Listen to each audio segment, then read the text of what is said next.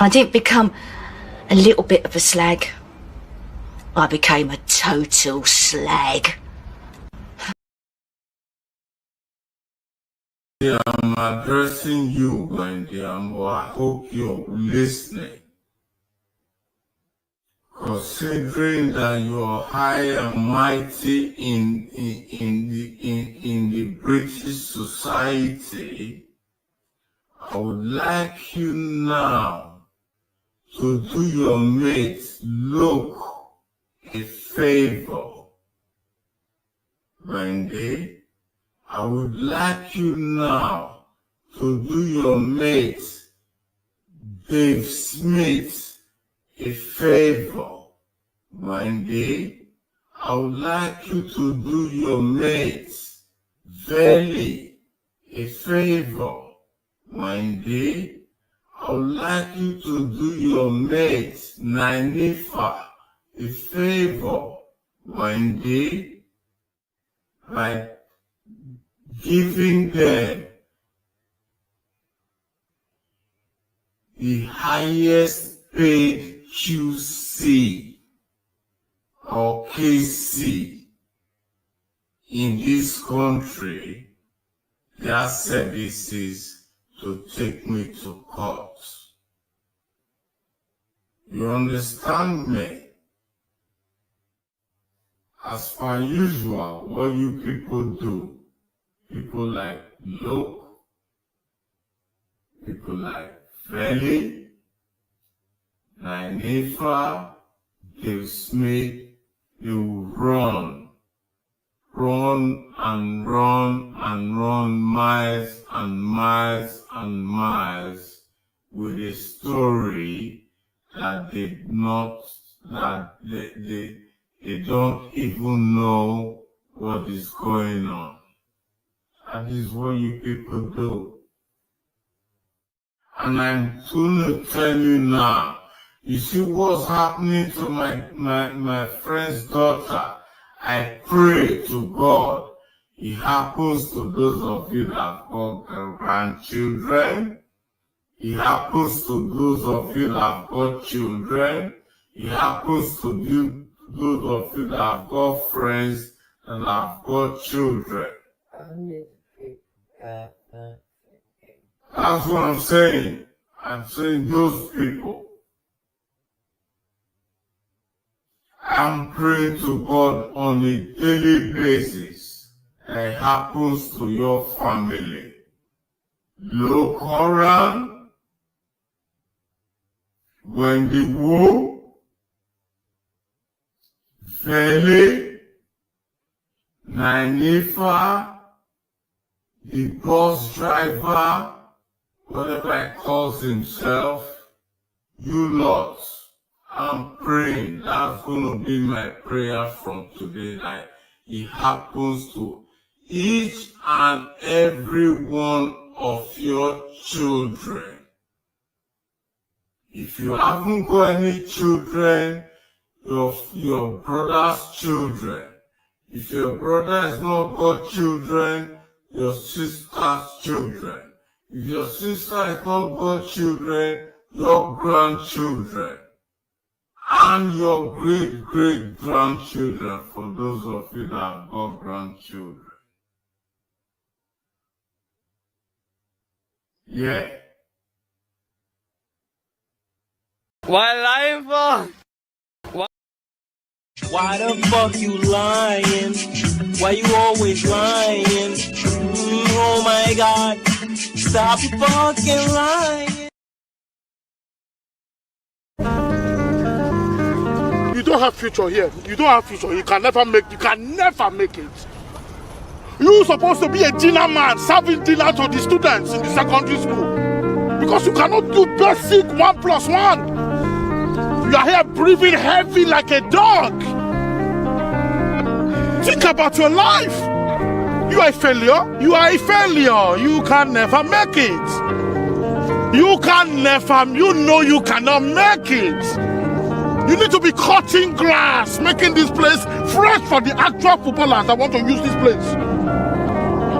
You are tired, you are here. What have you done? Useless. Me with my pregnancy, I'm better than you. Idiots. Jamaican food, but I don't really love Jamaican people. We don't like you neither. We don't like you neither. Matter of fact, we don't care what you like or dislike. Every blood clot minute in the company that come talk about Jamaican this, Jamaican that. You move your bum back. I do not give a fuck. I really do not give a fuck.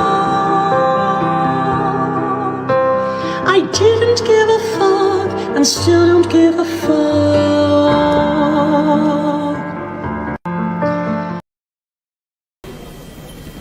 People will come and slap you down. Then you talk the truth again, they lock you in jail. Then when you are very strong and you talk again, they may kill you. They may even burn your house down, like they burnt my house down at home. Now, when they burn my house finish, some friends who are very Africans, you know, they are very afraid of life. Hey fella, yourself, don't talk truth again. You see, they come and tell you not to say the truth again. Then I tell them, I say, them never hear anything at all. Then go hear pansa pansa. Pansa pansa means they will hear more and more and more until they can hear no more. Because the truth can never die. When you are revolutionary,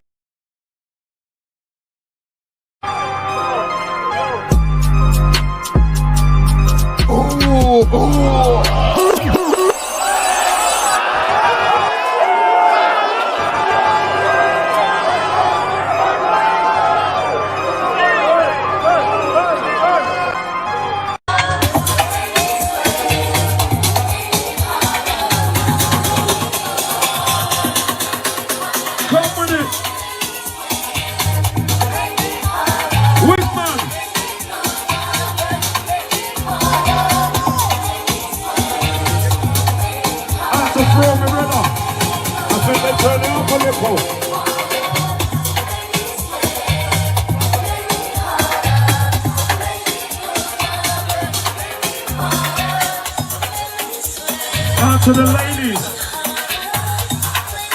beat settings, infinity.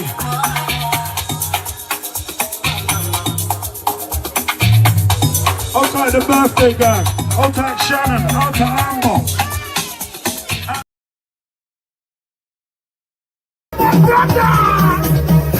I am a money maker, hand to the edge of a money maker. Move one time, you're a money maker. If you're on this train, money maker. Hand to the air, money maker. Move one time, money maker. On this thing, money maker. You see us terminal. You see me. You see me. I ain't watching you, I ain't watching her, I ain't watching him. I got to dance and bubble and sing. Terminal 4 with a terminal 3. Terminal 4 with a power nose. When you come to my house, just respect my house. Don't just out of the house, don't put me out of the house. When you come to my house, just respect my house. Blood clot, talk to them. What's wrong with them? What's wrong with them? Hold on, hold on. I'm like, no, no, no. I'm like, yeah. Play sleep, hold on. Play wiggy, hold on. I'm like, no, no, no. I'm like, yeah. Can I please have your attention? I said this is the captain's weekend, and I'm in the terminal 4. Can I please have your attention? Early.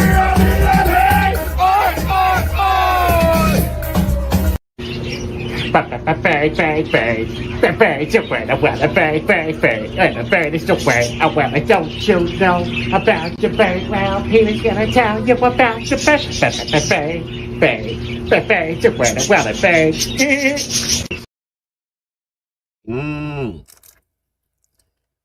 I could be lacking. I was having a sip of my drink right then, you know. I had to, you get me? Yeah, man, how you mean? Yeah, I got a day and a day and a day and a that. What are you telling me? What's popping? I'm on this up in this biddy hatch. How are them feel alright? Yeah, man. So we got one long ass video today.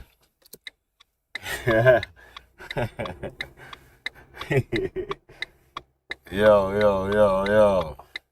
So I don't want to hear no balling, yeah. Remember I done 2 shows yesterday, yeah. So want to hear no balling about there weren't no evening show. There was 2 shows, man. That's good enough, man. You know, we fulfilled the contract of 1 then and 1 then at least. You see me?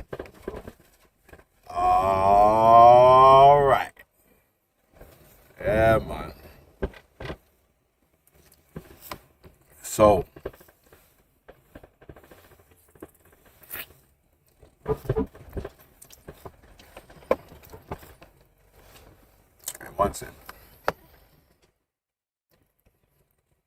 one sec.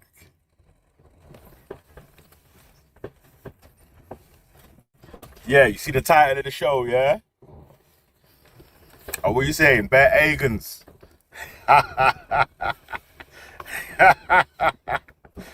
Oh, shit.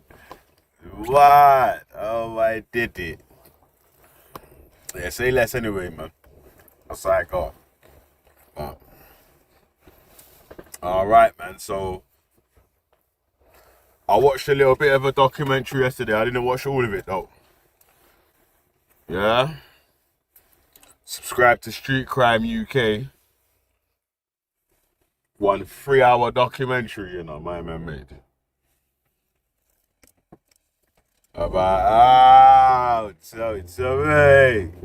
Alright. So, you know, we got quite a few Tommy fans around there. All that. Keep us little prying eye open around there. With some interesting parts in there, man. You know? So we're gonna look at some bits that I took from the documentary. And you know, yeah, like, I'm not pro Tommy or anti Tommy, yeah. So you get me? Really, my main argument against a Tommy Robinson supporter has really been on the Jamal Hijazi case sort of thing.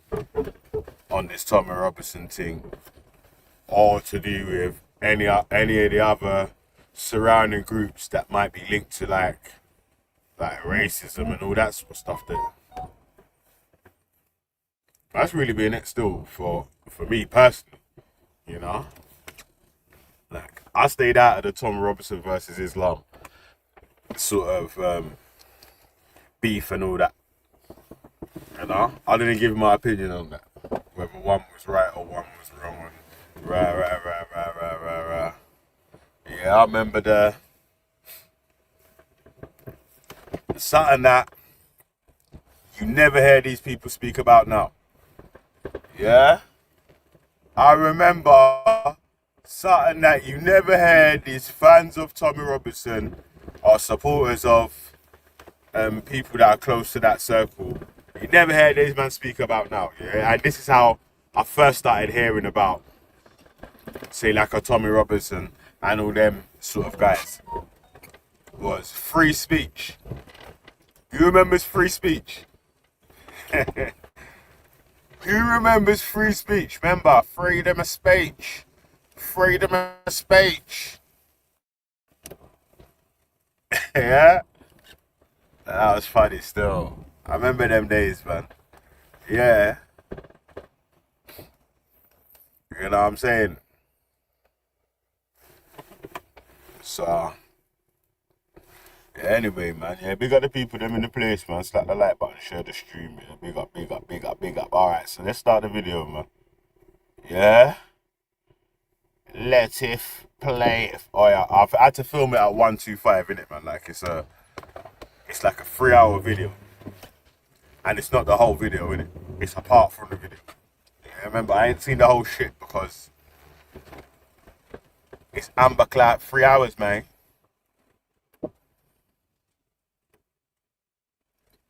Have you been sleeping? It's all about Nixie versus Sarah beef today.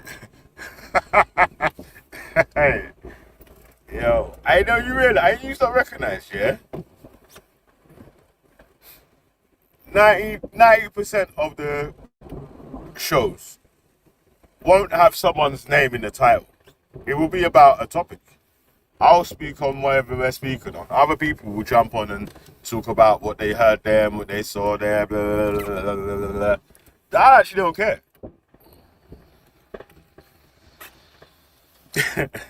Like, I actually don't care still.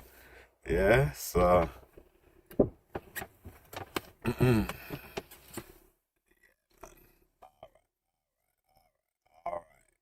Let it play. To watch possibly what becomes of it. Tommy Robinson made his name with the English Defence League. Those days are over, and so, he says, are the hooligan tactics. We made errors in the past. We were a reaction. It was born out of passion. The English Defence League was. I've grown up a lot and I see the way it needs to go. We need to appeal to the masses. This has to be an organisation that people feel proud to say, yeah, I support what they're doing. His rise to prominence was due to his powers of organisation. It's less clear. City that has a Muslim ghetto. There's no. That is rubbish. There is no. That is rubbish. No, it's not. There's no integration in this town. There's none. There is between all the other cultures and colours and faiths. There's none with the Muslims and non-Muslims. There's none. We're two polarised communities. It hasn't worked. And if Angela Merkel also said multiculturalism has failed. David Cameron said the same. Angela Merkel has single-handedly destroyed Europe. Look at all the things that she's brought upon her people, her country's people. In my lifetime, National Front been and gone, BNP been and gone, EDL been and gone. Pegida's going to be the same. They're very different organisations. You can't even put all them into the same bracket. I think you can. No, then you can't because the National Front, minimal electoral impact. The national. We're not on about it. I don't want to be an electoral impact with Pegida. It's not a political organisation. There's nothing the government fear more than a mass movement of people. Yo, so who remembers Pegida or Begida or whatever it's called?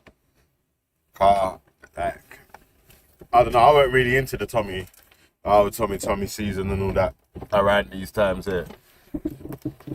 You know what I'm saying?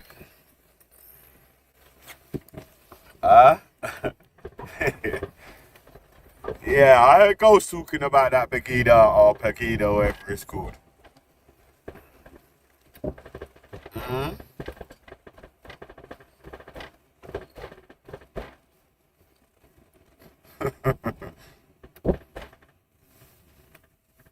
There was never freedom of speech in the UK, man. Stop it, I'm being silly. There was never a time where people had total freedom of speech, man. There's always been flipping hate laws. Certain hate speech you can't use.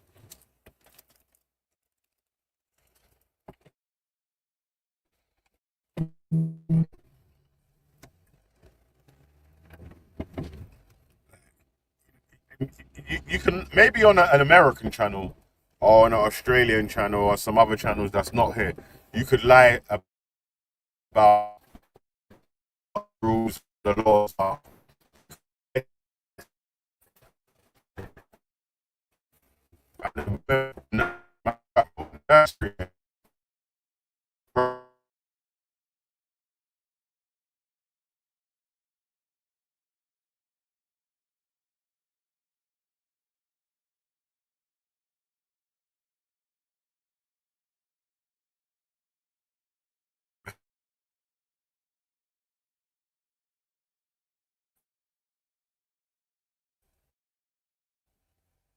Yes, and it's silly, you'll see in this here, yeah, that this call for freedom of speech got dropped when the people on the opposing side that they wanted to use the freedom of speech on started to use their air quotes freedom of speech to say stuff that the people don't like. The man them stop talking about freedom of speech then. You get me?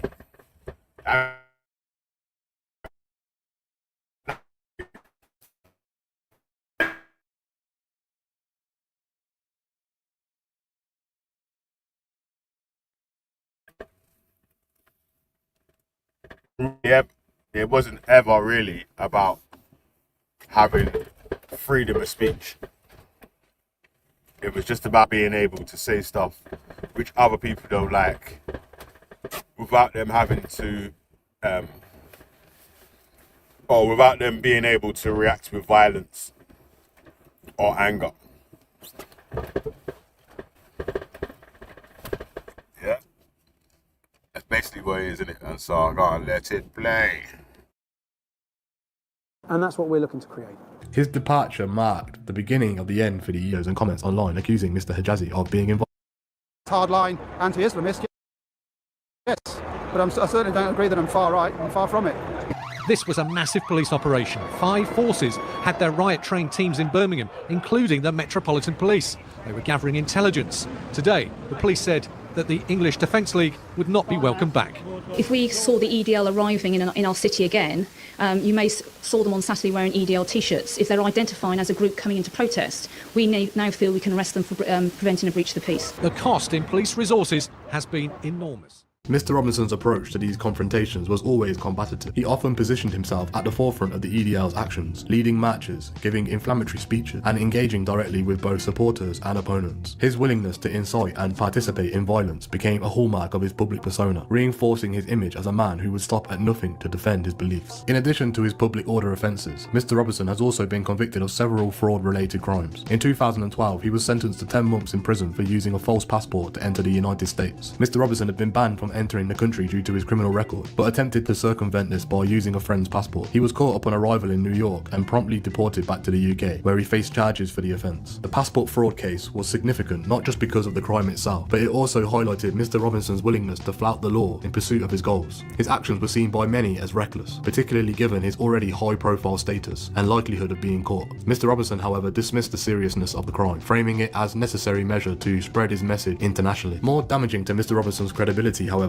was his 2014 conviction for mortgage fraud. In this case, Mr. Robinson was found guilty of conspiring to obtain a mortgage by deception. He had lied about his income to secure a £160,000 mortgage, a crime that resulted in an 18-month prison sentence. The fraud case was a significant blow to Mr. Robinson's reputation, particularly amongst those who had supported him as a voice of integrity against a corrupt establishment. It also underscored a pattern of dishonesty and opportunism that many critics argued was at the heart of Mr. Robinson's character. One of the most high-profile legal battles involving Tommy Robinson has been his repeated brushes with contempt of court. These cases have drawn significant media attention and have become a focal point for debates about free speech, the right to a fair trial, and the limits of legal activism. The most notable of these cases occurred in May 2018, where Mr. Robinson was arrested and subsequently jailed for live streaming outside a court in Leeds. Can you get me a solicitor? Can you get me a solicitor? Can you just turn off your live stream? Can you get me a solicitor? The case involved a group of Muslim men who were on trial for committing some of the most heinous and depraved acts imaginable against children, and Mr. Robinson's actions were deemed to have potentially prejudiced the trial. He was found guilty of contempt of court and sentenced to 13 months in prison, although this sentence was later reduced upon appeal. The appellant, Stephen Yaxley Lennon, was committed to prison for 13 months for contempt of court at Leeds Crown Court on the 25th of May 2018. The period of imprisonment included the activation of a 3-month suspended committal order made in Canterbury Crown Court a year earlier on the 22nd of May 2017 for contempt of court. The appellant initially appealed to this court only against the sentence imposed upon him in Leeds, but later he applied for extensions of time to enable him to appeal against the findings of contempt made against him in both Crown Courts. For the reasons given in the judgment which we now hand down, we refuse the extension of time in relation to the proceedings in Canterbury Crown Court. The appellant unequivocally accepted that he was in contempt of court in a way clearly identified to him, and the procedure that was followed was fair. We grant the extension of time in respect of the finding of contempt in Leeds Crown Court and allow the appeal against that finding for the detailed reasons set out in the judgment, essentially because the process was flawed. We direct that the matter be remitted for a rehearing before the Recorder of London, sitting at the Central Criminal Court, as soon as reasonably possible. In the meantime, The appellant will be released from custody. Mr. Robertson's supporters rallied around him, arguing that his imprisonment was an attempt to silence him and pervert the exposure of issues surrounding Muslim grooming gangs. They portrayed him as a martyr of free speech, unjustly persecuted by a system that sought to protect political correctness at the expense of justice. However, legal experts and critics pointed out that Mr. Robertson's actions were not about free speech, but about representing the rule of law. Contempt of court is a serious offence because it undermines the integrity of the judicial system process. By live streaming outside the court and commenting on the ongoing trial, Mr. Robertson risked prejudicing the case and denying the defendants their right to a fair trial. The case highlighted the dangers of populist activism that disregards legal protocols and the potential consequences of such actions. Mr. Robertson. Yeah, you see? So it's not to stop people from reporting. It's so if you're in trial, like say it was you on trial or one of your family members on trial, and even if they're guilty, even if there's a way that they can get out the crime or they can get off on a legal technicality and you give them that route, why don't you think they will take that route?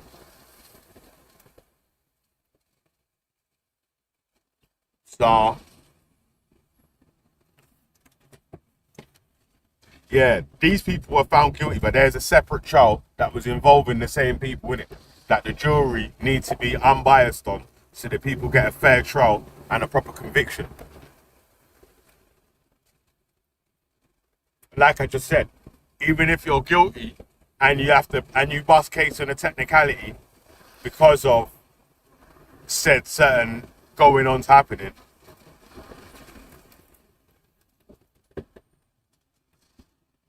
you're basically helping the people that you want to get locked up.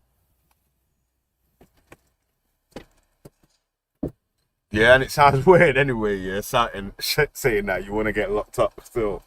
Like, it's mad, innit? You know, certain things are hard to shake, innit? Yeah, this snitching thing, informer thing, woo! Grass, all that, yeah, oh. You know what I'm saying? Alright. But again, yeah, them man are nonsense, innit? Like, so personally, I don't count anything like even going to court to testify against a nonce or a rapist. I don't count that as grassing.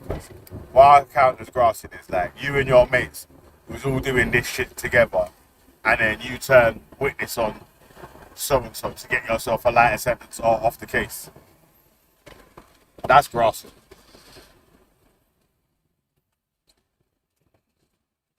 But anyway, let me carry on with the film, man, because you know, bare video left. Yeah, man. So obviously you heard the contempt of court Jamal Hijazi thing. Like, yeah, I went on Tommy Robinson's side for that one still. Yeah. I'm like, if anything, yeah, I try to be as fair as possible with that, yeah. Right, man watched that documentary way before man read the court judgment. You get me? And withheld judgment on it. Yeah, and then we watched the documentary again. And it was like, bruv, man wants to see some, like, what the opposing side are saying, innit? You know, there's my side, your side, and then what really happened in the middle, innit? But when we look at the court case, it's a whole different thing, innit? Like, so, right, if anything, it's a bad mind thing on the little youth Jamal. You get me, like, so I let it play. Robinson's confrontational style had also led to several legal actions against him for harassment and defamation. One of the most significant of these cases involved Syrian refugee Jamal Hijazi, who sued Mr. Robinson for defamation in 2020. Mr. Robinson had posted a series of videos and comments online accusing Mr. Hijazi of being involved in violent behaviour at school, claims that were proven to be false. The court ruled in Mr. Hijazi's favour, ordering Mr. Robinson to pay £100,000 in damages. This defamation case was a clear example of the dangers inherent in Mr. Robinson's style of activism, which often often involved making inflammatory and unverified claims about individuals or groups. While his rhetoric may resonate with his followers, it was also led to... Yeah, that was one of the main criticisms that the G Block members had, specifically, I would say, James Jones' scientific method, with a lot of the way that Tommy Robinson's investigations are done. It's like, as far as Tommy's concerned, the people that he's accused of, whatever they're being accused of, they're guilty 100%. You know what I'm saying? Yeah, it's not like could be, might have, so and so. The witness gives their story.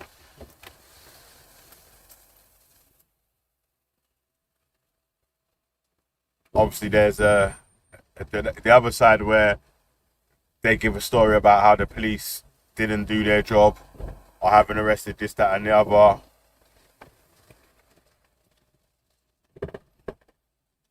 And then Tommy's done his documentary on these men are nonsense and so and so. Remember the gas engineer dude? the plumber dude. I was like, oh shit. he got plumber beat. Man. Yeah, remember that? I can't remember what ends it was. It was with the Egyptian girl. She's a little bit chubby, the Egyptian girl. The Grape of Britain or something like that, one of the things was called. They run up on the dude. But we ain't seen the police investigation side, innit? Because like, bro, how's my man on the roadside, gas safe, public liability insurance able to go in and out of people's yards if he is guilty or potentially guilty of said crimes? That will be something that will fuck up your... You hear me?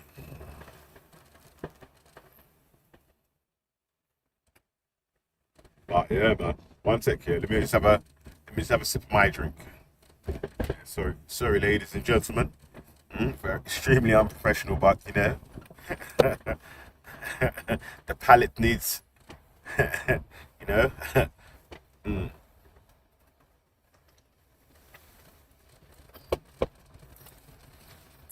You mean paletto? Yeah, man. Alright, big up the Christmas gang, though, man.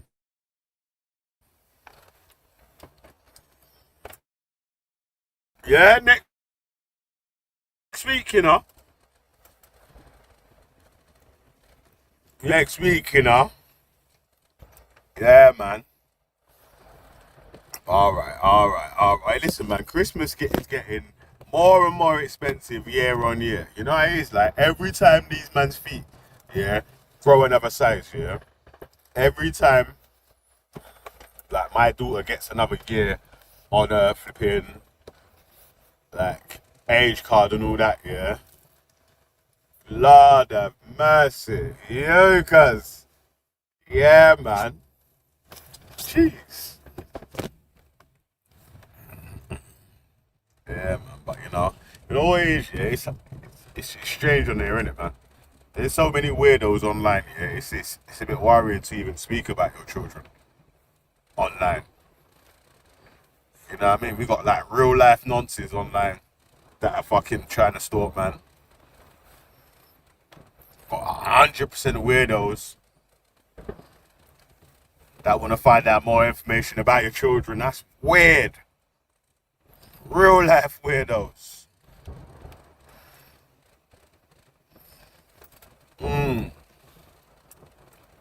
Know what happened, yeah? I thought I was wrapped still, man.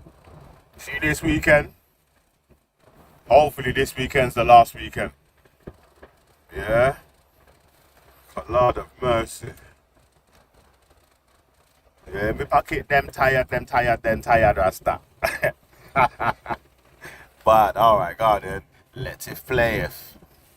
serious legal consequences, highlighting the fine line between free speech and defamation. In addition to defamation, Mr. Robertson has also faced accusations of harassment. His confrontational approach often involves directly targeting individuals, whether they be journalists, politicians, or ordinary citizens. These actions have resulted in legal complaints and further damaged his public image, portraying him as a bully who uses intimidation and harassment to silence his critics. The cumulative effect of Mr. Robinson's criminal activities has had significant legal and social implications. On a personal level, his repeated convictions have resulted in numerous prison sentences, legal fees, and damaged reputations. While some of his supporters continue to view him as a victim of a biased system, others have become disillusioned with his increased...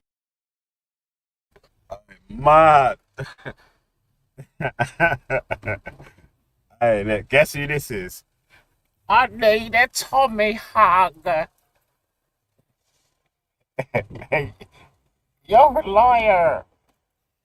Increasingly erratic behaviour and legal troubles. On a broader level, Mr. Robinson's actions have sparked important debates about the limits of free speech, the role of the media in reporting on sensitive issues, and the responsibilities of activists who seek to challenge the status quo. His contempt of court cases in particular have highlighted the tension between the right to report on public interest issues and the need to protect the integrity of the judicial system. Mr. Robinson's legal battles have also had a significant impact on his financial status. The defamation case involving Jamal Hijazi, for example, left Mr. Robinson with a substantial financial burden, leading to claims that he was bankrupt. This in turn has affected his ability to continue his activism at the same level, forcing him to seek alternative means of financing his activities. Tommy Robinson's criminal record is a testament to a life defined by defiance and confrontation. From his early conviction for assaulting a police officer to his more recent legal battles over defamation and contempt of court, Mr. Robinson has consistently positioned himself as a man who is willing to challenge the law in pursuit of his own goals. While his supporters see... Yeah, it's mad, isn't it? Yeah, because on one side, yeah, so from someone on the outside looking in, you might think that Tommy Robinson's a risky character or whatever, but someone that's fully Kool-Aid, subscribing, and so and so. I was going to look at man like a hero, right? Like, takes one for the team. Gets, you know what I'm saying? Gets arrested for the cause, all them sort of shits there. So it's mad, isn't it, man? Yeah, it's gonna be strange still. You know what I'm saying? Like, mad.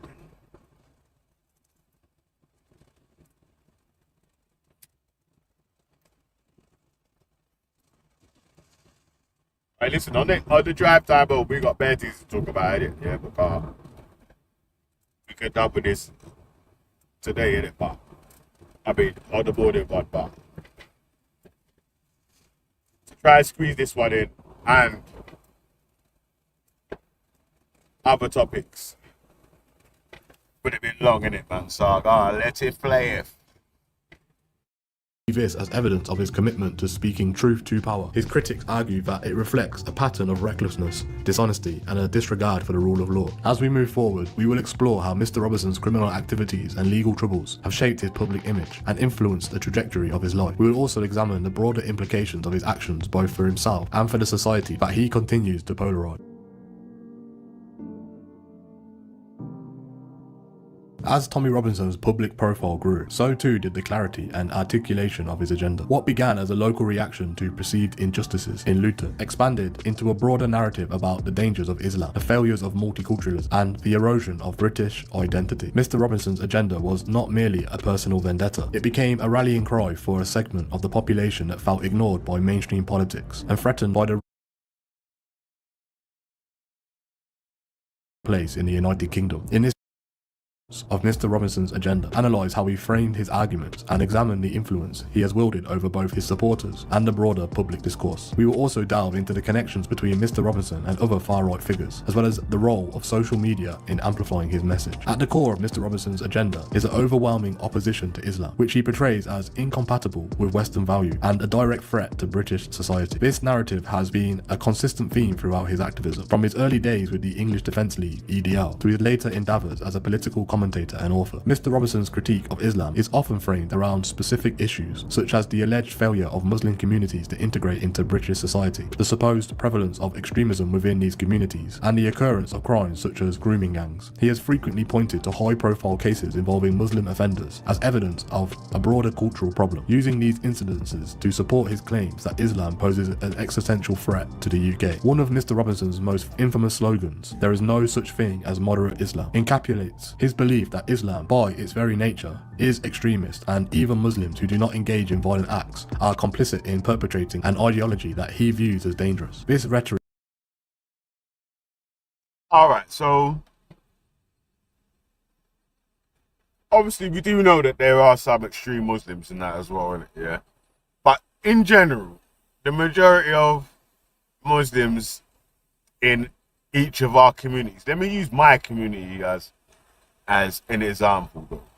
The majority of people in my community, from whichever community you come from, are people just trying to get on, get along, pay their bills, see if they can rise up in the class ladder, build up a little savings and tuck something away for their children so they can start or climb the next ladder up and see if they can uplift to the level above or whatever, the majority. Right? Even the people that in situations where you mix or you get on or whatever, it's like, so obviously the majority of Muslims that you know won't be going to the pub, but there might be other things that you lot might do or whatever, or you might see that them and they might come through up or whatever, really, like.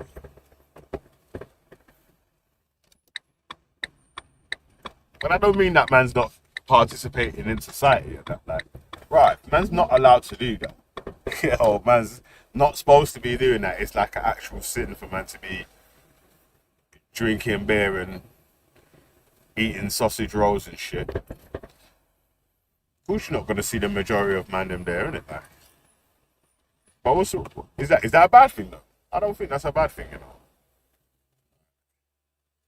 But in that saying that every flipping English person drinks, and every English person doesn't drink. Not every English person drinks. Some people do other things for fun also, you know what I mean?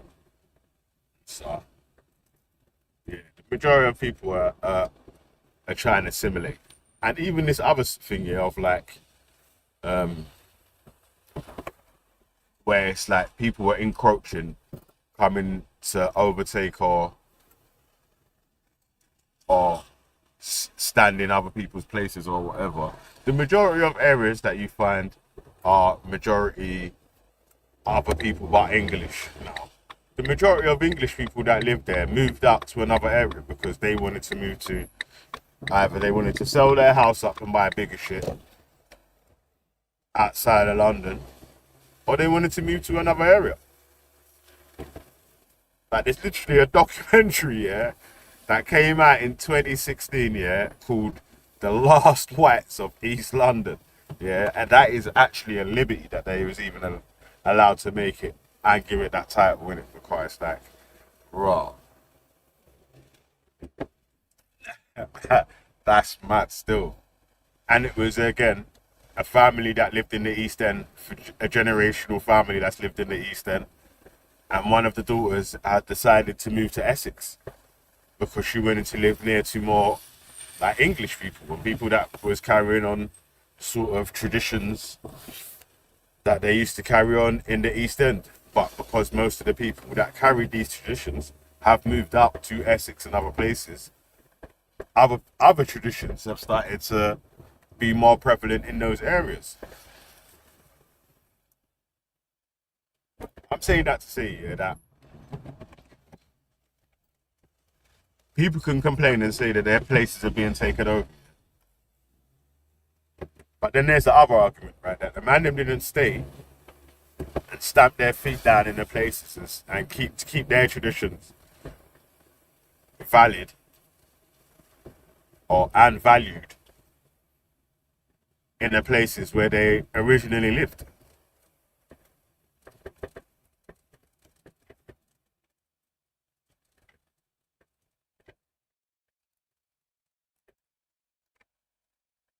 The argument's never made. It's always like made on the thing of like the people have come over to invade and take over and encroach on.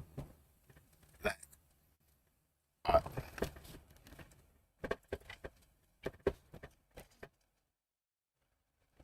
if you did a blind questionnaire, yeah, the majority of people wouldn't have that view in it. Obviously, you would find some people that might say that shit or whatever, yeah, but the majority of people wouldn't have that view in it. That's not why they.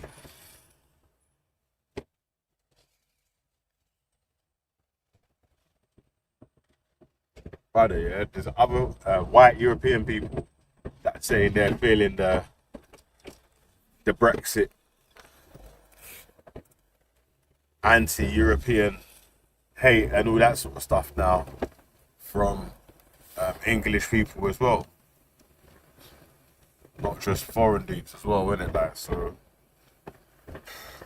it's mad still, like, right, man want people to keep traditions and so and so, but don't want to be in the places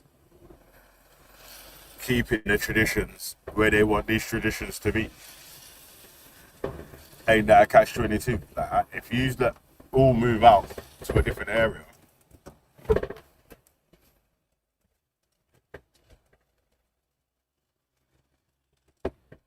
how does that area that you lot are leaving stay as a majority English area?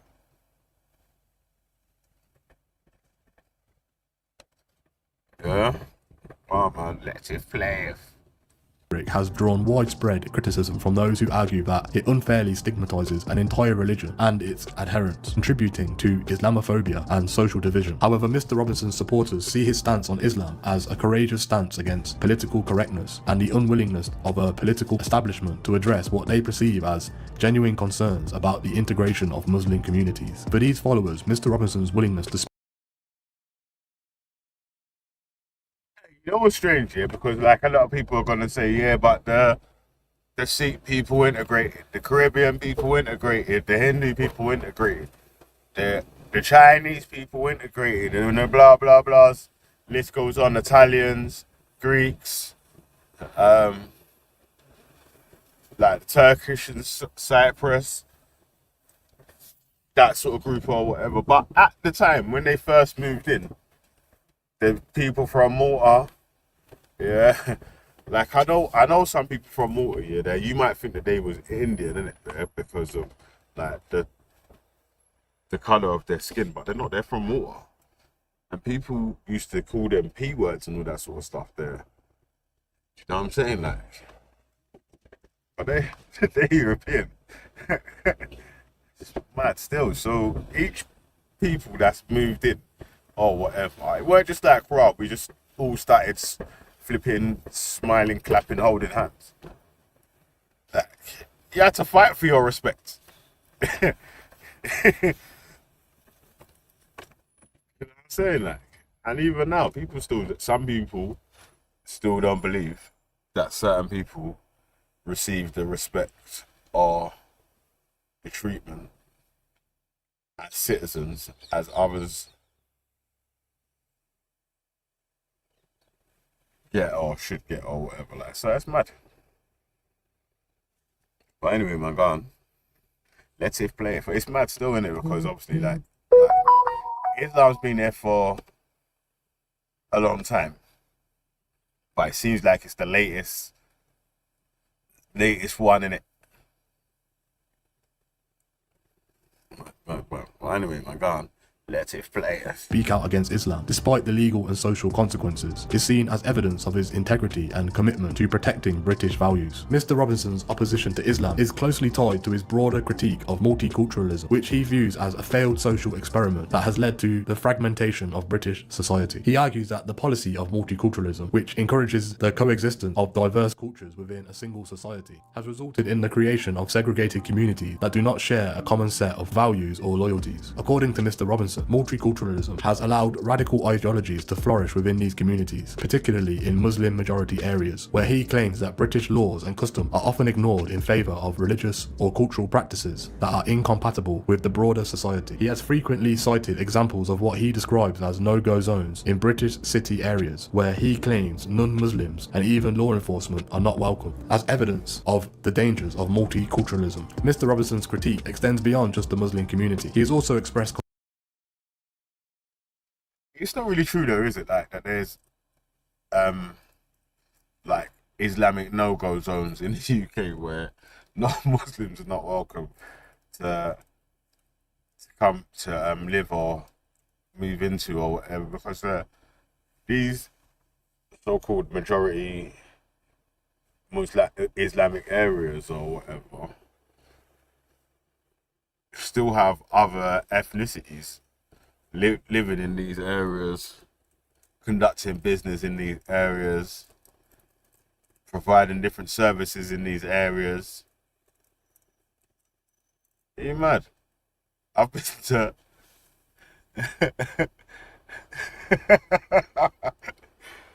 reporting me for hate speech.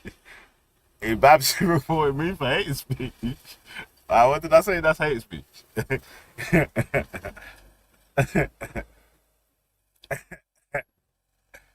Because I done a Babs impression and said, I want a Tommy hug. That's not hate speech, bro. Trust me. But anyway, yeah, like I was saying, yeah, there ain't no Muslim no-go areas or whatever. There used to be no-go areas, and there probably still is some no-go areas, yeah. But it really means that if you ain't from that area, you just can't walk around, go to that pub, you'll get run out, bruv. You know what I'm saying? The man will bust your head. Yeah, me try to sit down on the local OG's chair.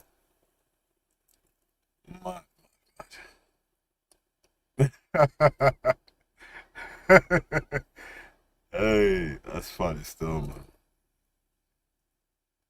man. So, yeah, I don't know where these Islamic no-go zones are in the UK, but personally, I've not seen them, innit? Yeah, like right now, where am I? On Bishop's Way in fucking Bow. Up right outside Borrard House.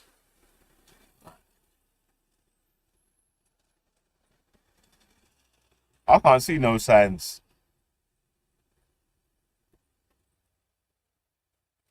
There are no-go areas, but not no-go areas for Muslim right here. There's no-go areas for like ethnic minorities, cause like, right, if the man them try to run up in certain towns and cities and just feel like that they can just run into even McDonald's, the local pub, and sit down and have a little pint.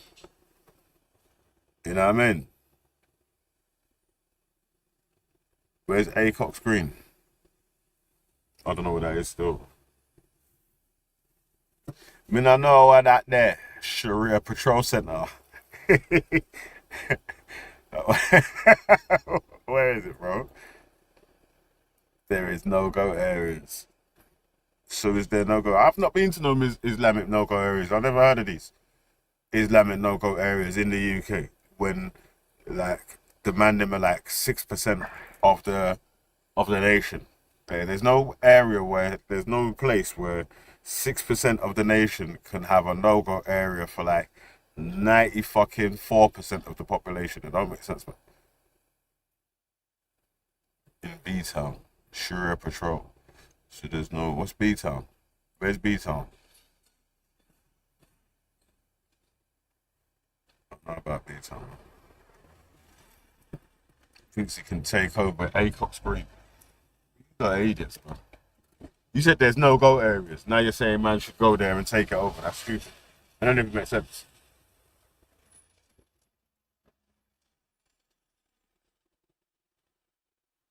What's B-Town?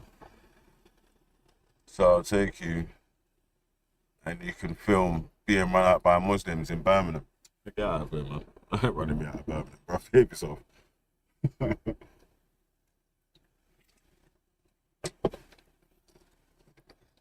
Idiot. You ain't taking me nowhere, bro. What you think this is? Idiot. You got up there yourself, you idiot, bro. So I'll take ya. And you mean take Nixie? I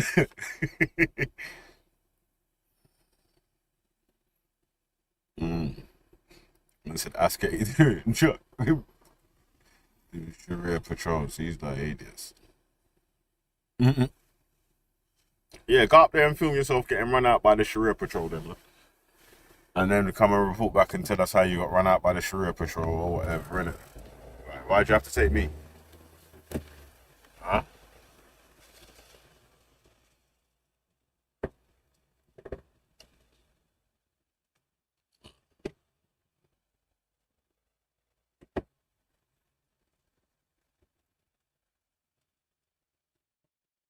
I'm calm in Birmingham though, still, bro. Not still. BI, you're mad. Take Eunice. Yes, it is, but take who?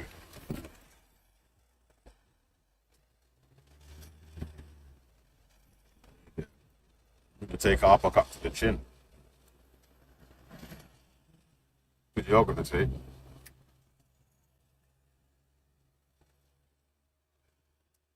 Take Betty's brother. Take your mom. Take it.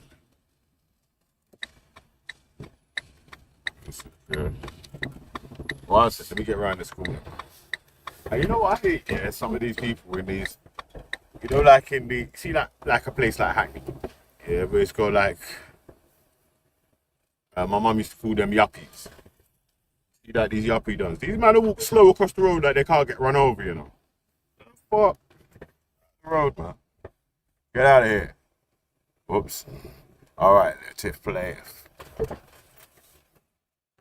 Concerns about immigration in general, arguing that large-scale influx of immigrants has diluted British culture and created economic and social pressures that are unsustainable. This anti-immigration stance is a common thread among far-right movements in Europe and has resonated with those who feel that their national identity is under threat. Critics of Mr. Robertson's views on multiculturalism argue that his rhetoric is simplistic and ignores the complexities of integration and cultural exchange. They point out that his claims about no-go zones and the incompatibility of certain cultures with British values are not supported by evidence and contribute to fear-mongering and division. Another central pillar of Mr. Robertson's agenda is his advocacy for... Yeah, that's facts, man. Like, these managers saying, oh, you can't go to so-and-so place because they'll run you out. Yeah. Go up there and get run out, let me see them, man. How about? You men are making the claims, provide the fucking evidence. You talking about? You men are idiots, you know. I'll take man for some fucking senate. How about you can send me out around the country to go get run out around this place, that place, or the other, or just test if I'm gonna get run out around it. Are you mad? That's how I know none of you man didn't grow up with the man then, bro. You try to take man for a senate. Try to send me out and that, cuz like, yo, yeah, send him cunch. You hear me? Yeah, mad. Man try to send me cunch, you know. Idiot. You dumb. Man, shut up, bro, man. Let's send him down this place, that place, and the other. How you mean, man? Yo, I don't think I ain't got a dad. Get out of here, cuz, man. Hey, what? Oh, wait, days. Yeah. Hmm?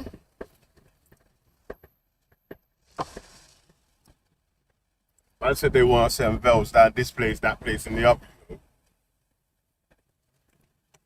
To test who get run out of where. What?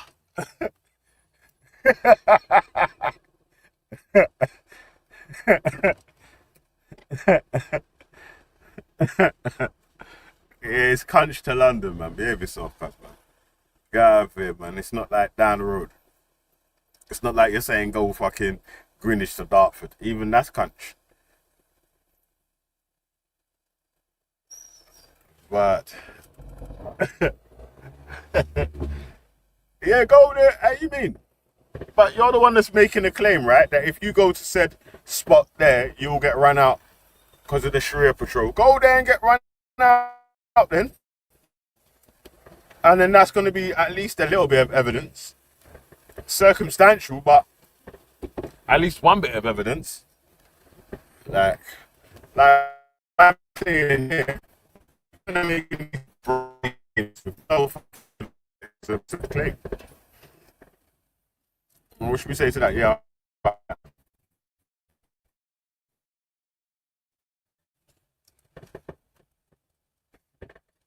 Dartford. I can show you what. What?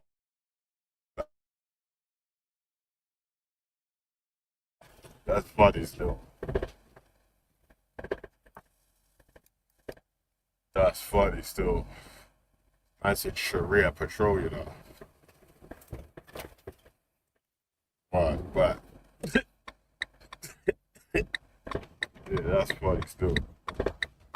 But yeah, man, like, bro, I don't know how you know about all these Sharia patrol hotspots, but you ain't got no footage to show us about these Sharia patrol hotspots. I'm saying, like, bro,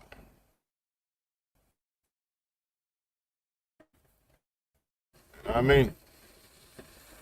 I do the Two Coconuts podcast in the local halal chicken shop. You know what I mean?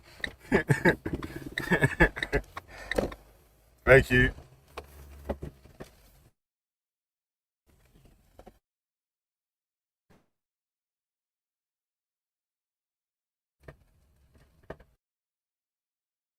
It's funny stuff.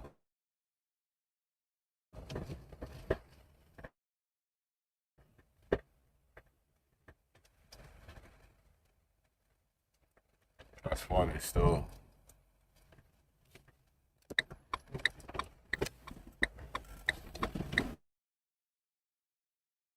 Yeah. You know them little fucking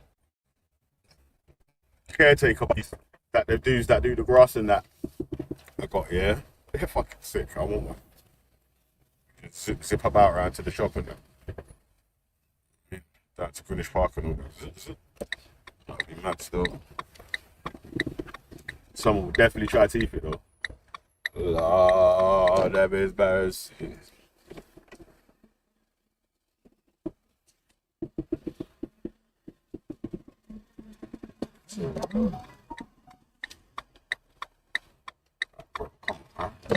Damn. Oh, what you doing, bro? I swear, man, this dog was. Come. This dog was saying, oh, bitch, get out the way. Cause I move bricks, get out the yay. How you mean? Yo. Yeah, man. Alright, so we should send down here them man Cunch, bro. So they can check out, getting run out of certain Sharia areas. You know? Say, oh shit, you know what? They're still in the truth, you know. That man got dust out. Got ducked down.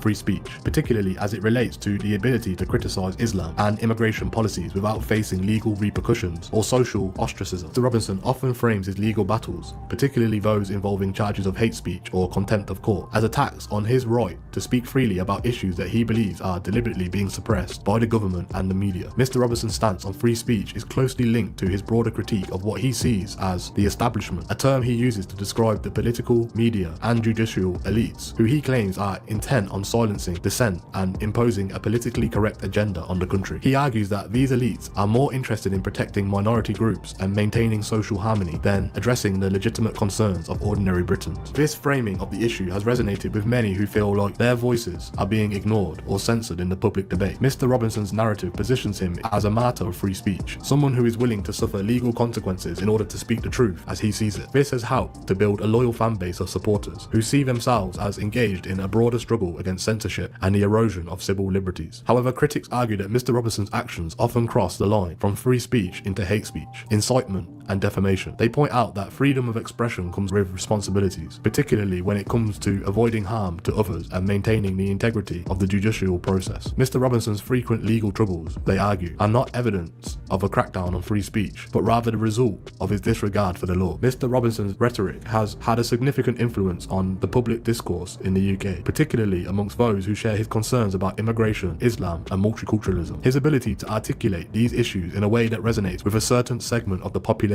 has made him a key figure in the rise of the far-right movement in Britain. One of the ways in which Mr. Robinson's influence can be measured is by the extent to which his language and ideas have been adopted by other far-right figures and movements. Mr. Robinson has often collaborated with or been endorsed by prominent far-right personalities, both in the UK and internationally, and his ideas have found a receptive audience amongst those who feel that mainstream politics no longer represent their interests. Mr. Robinson's use of social media has also played a crucial role in spreading his message. Platforms like Facebook, Twitter, and YouTube have allowed him to reach a global audience, bypassing traditional media outlets that he claims are biased against him. His online presence is characterized by a blend of personal storytelling, political commentary, and proactive statements, all designed to engage and mobilize his followers. However, Mr. Robinson's influence is not limited to his supporters. His rhetoric has also had a significant impact on the broader public debate, particularly around issues of free speech, extremism, and the role of the media. Mr. Robinson's ability to generate headlines and provoke reactions from both supporters and critics has ensured that his ideas remain a part of the national conversation, even as his actions continue to polarize public opinion. Mr. Robinson's influence extends beyond the UK, as he has cultivated connections with far-right figures and movements across Europe and the United States. These connections have helped to amplify his message and position him as national network of right-wing activists who share similar concerns about immigration, Islam, and the preservation of national identity. One of the most notable of these connections is Mr. Robinson's relationship with the American far-right media outlet Breitbart News and its former executive chairman, Steve Bannon. Mr. Bannon, who played a key role in the election of Donald Trump and the promotion of nationalist movements globally, has publicly supported Mr. Robinson and praised him as a fighter for the people. This endorsement has helped raise Mr. Robinson's public profile internationally and has provided him with a platform to reach an American audience.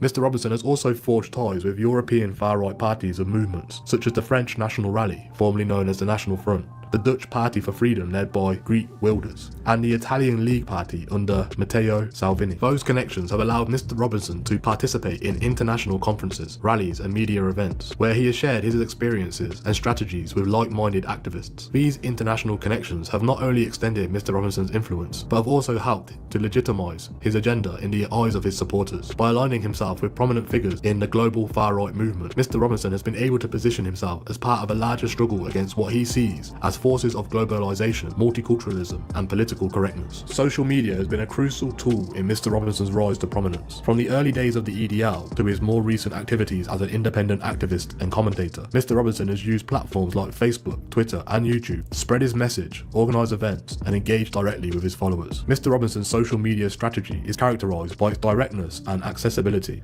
Unlike traditional media, which often portrays him in a negative light, social media allows Mr. Robinson to present himself in his own terms. He frequently uses live streaming and video posts to share his thoughts on current events, respond to critics, and provide updates on his legal battles and activism. This unfiltered access to his audience has been a key factor in maintaining his relevance and influence. However, Mr. Robinson's use of social media has also been controversial. His posts are often inflammatory and provocative, designed to elicit strong reactions from both supporters and opponents. This approach has led to multiple suspensions and bans from various social media platforms, which Mr. Robinson and his followers have framed as further evidence of a conspiracy to silence him. Despite these challenges, Mr. Robinson has continued to find ways to reach his audience. He has used alternative platforms such as Telegram and Parler, which are less likely to censor his content. He has encouraged his followers to support him through crowdfunding and subscription-based services. This adaptability has allowed Mr. Robinson to maintain a strong online presence, even as the major platforms have sought to limit his reach. The impact of Mr. Robinson's agenda on British British society is complex and multifaceted. On one hand, his rhetoric has undoubtedly contributed to the rise of far-right sentiment in the UK, emboldening those who share his views and inspiring a new generation of activists who see him as a role model. His influence can be seen in the proliferation of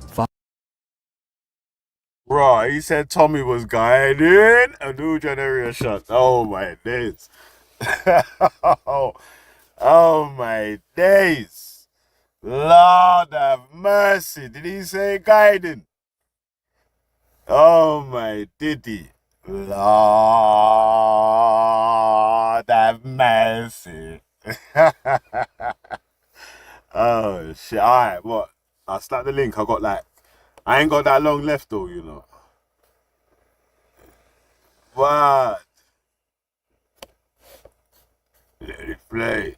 far-right groups and movements that have adopted similar language and tactics. On the other hand, Mr. Robinson's activities have also sparked significant resistance. Anti-racist and anti-fascist groups have mobilised in response to his actions, leading to large-scale counter-protests and campaigns aimed at countering his influence. Mr. Robinson's legal battles and public controversies have also prompted widespread debates about the limits of free speech, the role of the media, and the responsibilities of public figures. Mr. Robinson's influence has also had a polarising effect on British politics. His critiques of Islam, multiculturalism, and immigration have formed mainstream politicians to address these issues, often in ways that reflect the growing concerns of a segment of the population. However, this has also led to increased tensions and divisions within British society, as Mr. Robinson's rhetoric has often been seen as inflammatory rather than addressing the underlying issue. Mr. Robinson's agenda, characterised by his opposition to Islam, critique of multiculturalism, defence of free speech, and use of social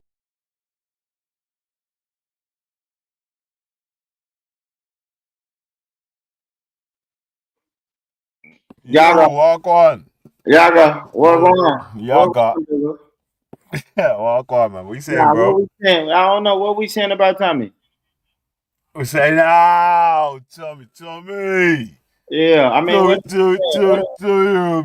hey, let me say this, man. I don't know what we saying about Tommy, but we know that Tommy is number one, a white supremacist, right? Any person that's going to say like black people have a lower IQ, and anybody who's going to say black people are inferior, you're just a white supremacist. Like I mean, I know that he's he's popularized in the UK, and I know people fuck with him in the UK, but we know what Tommy is at his core. He's a white supremacist. Yeah, and I don't care. Yeah, I'm. You know what? Yeah, I'm not a pro or anti-Tommy yet, but I'm not 100% sure that he said that black people have got low IQ and Okay, so what happened? What did he say to the African brother that he got into a altercation with? He said that Somalis are backward savages. Come on, bro. I mean, Somalis, West Africans, Nigerians, Black Americans, Jamaicans, same deal. Same deal. Like he didn't just randomly think about that because he was in a fist fight with a Somali guy. Like he just saw a black guy. I think it was about Mo Farah. No, he's an anti-black racist, Valley. Come on, bro. Yeah. Come on, bro. Yeah, he's an anti-black racist. Like we're not going to act like Tommy is not that, bro. Now he might say, "Hey, I go against the Zionists." He may pick a side to where white people or Europeans. So some Europeans aren't going to agree with Tommy because he goes back and forth. But that's just like me, Bigger, right? That's just like me and you. When we go into our little circles and we have our arguments, then we have our arguments. But at the same time, when we come out of our little circle, guess what? The one thing we agree on, we're anti-black. He's already right. How does he feel about black people? he may dress it up. Obviously, me and you, we're not anti-black, but he was just using it as an example. No, what I'm saying is, bro, he may come and say, "Hey, all immigrants need to leave London or Britain," right? all immigrants need to leave Britain. Of course, anybody can say that. It sounds good. I'm anti-immigrant and everything. But at the end of the day, if he can link up with an immigrant from Switzerland, or you know what I mean, or you know what I'm saying, or an immigrant from Belarus, then he's going to make sure that that they're going to be anti-black. Period. He's anti-African. He's anti-black. He's anti all of that. So we're not gonna act like Tommy. Say all that, yeah. Yeah, all man. Yeah. No, all of them. Yeah, we don't. You know what I mean? But salute. If anybody, and that's why the black community had a problem when was it Callum? When Callum, did Callum interview, or was it Sarah that interviewed Tommy? Sarah. Yeah, when Sarah interviewed Tommy, that's why the black community in Britain had a problem with that. Because it's like, bro, you're gonna sit down with the anti-black white guy. You know what it was? Yeah, it was that I don't think that yeah, I think maybe at that time that may have been the only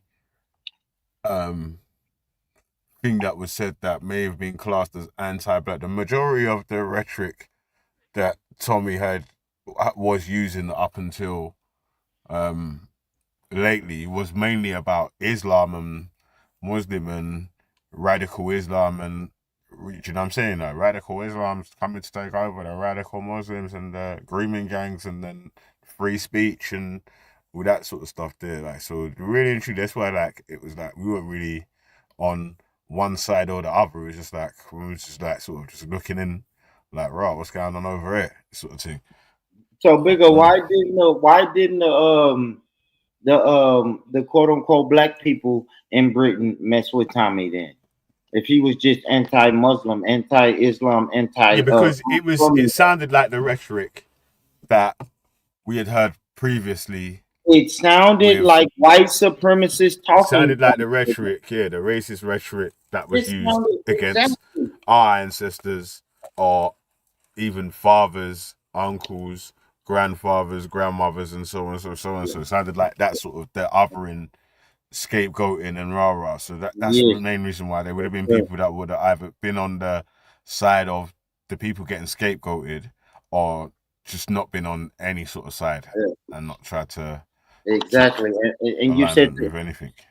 And bigger, you said a crucial point. You said it sounded like, right? So if it sounds like a duck, it walks like a duck, and it quacks like a duck, what is it? I'm just asking, bigger. Come on, bigger. What are we doing, bro? I mean, but shout out to him though. You know what I mean? Shout out to Tommy. I guess shout out to him. But we know anti-black racism when we hear it's just like I don't know about shouting out any of that anti-black racism or whatever. Yeah, it was the same sort of thing. It's like people were saying that Tommy's a hero. Some people say that he's a villain. So I thought, well, I don't know. And let's play a bit of a. There's a 3-hour documentary that was made, and I clipped about 45 minutes worth of the documentary. And I thought that we could play that and see what the people then think after they hear them bits and pieces still. So I mean, we can play it. I may play it bigger, but you know, we should be biased. Like, bro. I'm just being honest. We should be biased. Media had left a lasting mark on British society. His influence extends beyond his immediate followers, shaping a broader public debate and forcing politicians, journalists, and ordinary citizens to confront uncomfortable questions about identity, integration, and the limits of free expression. While Mr. Robinson remains a deeply controversial figure, there is no denying that his ideas have resonated with a significant portion of the population. His ability to articulate the frustrations and fears of those who feel left behind by social and political changes have ensured that his message continues to be heard, even as he faces legal challenges and social opposition. As we continue to explore Mr. Robinson's life and influence, we will see how his agenda has evolved over time and how he has adapted to the changing political landscape. We will also examine the long-term impact on his rhetoric on British society and the challenges it poses for those who seek to build a more inclusive and coercive nation.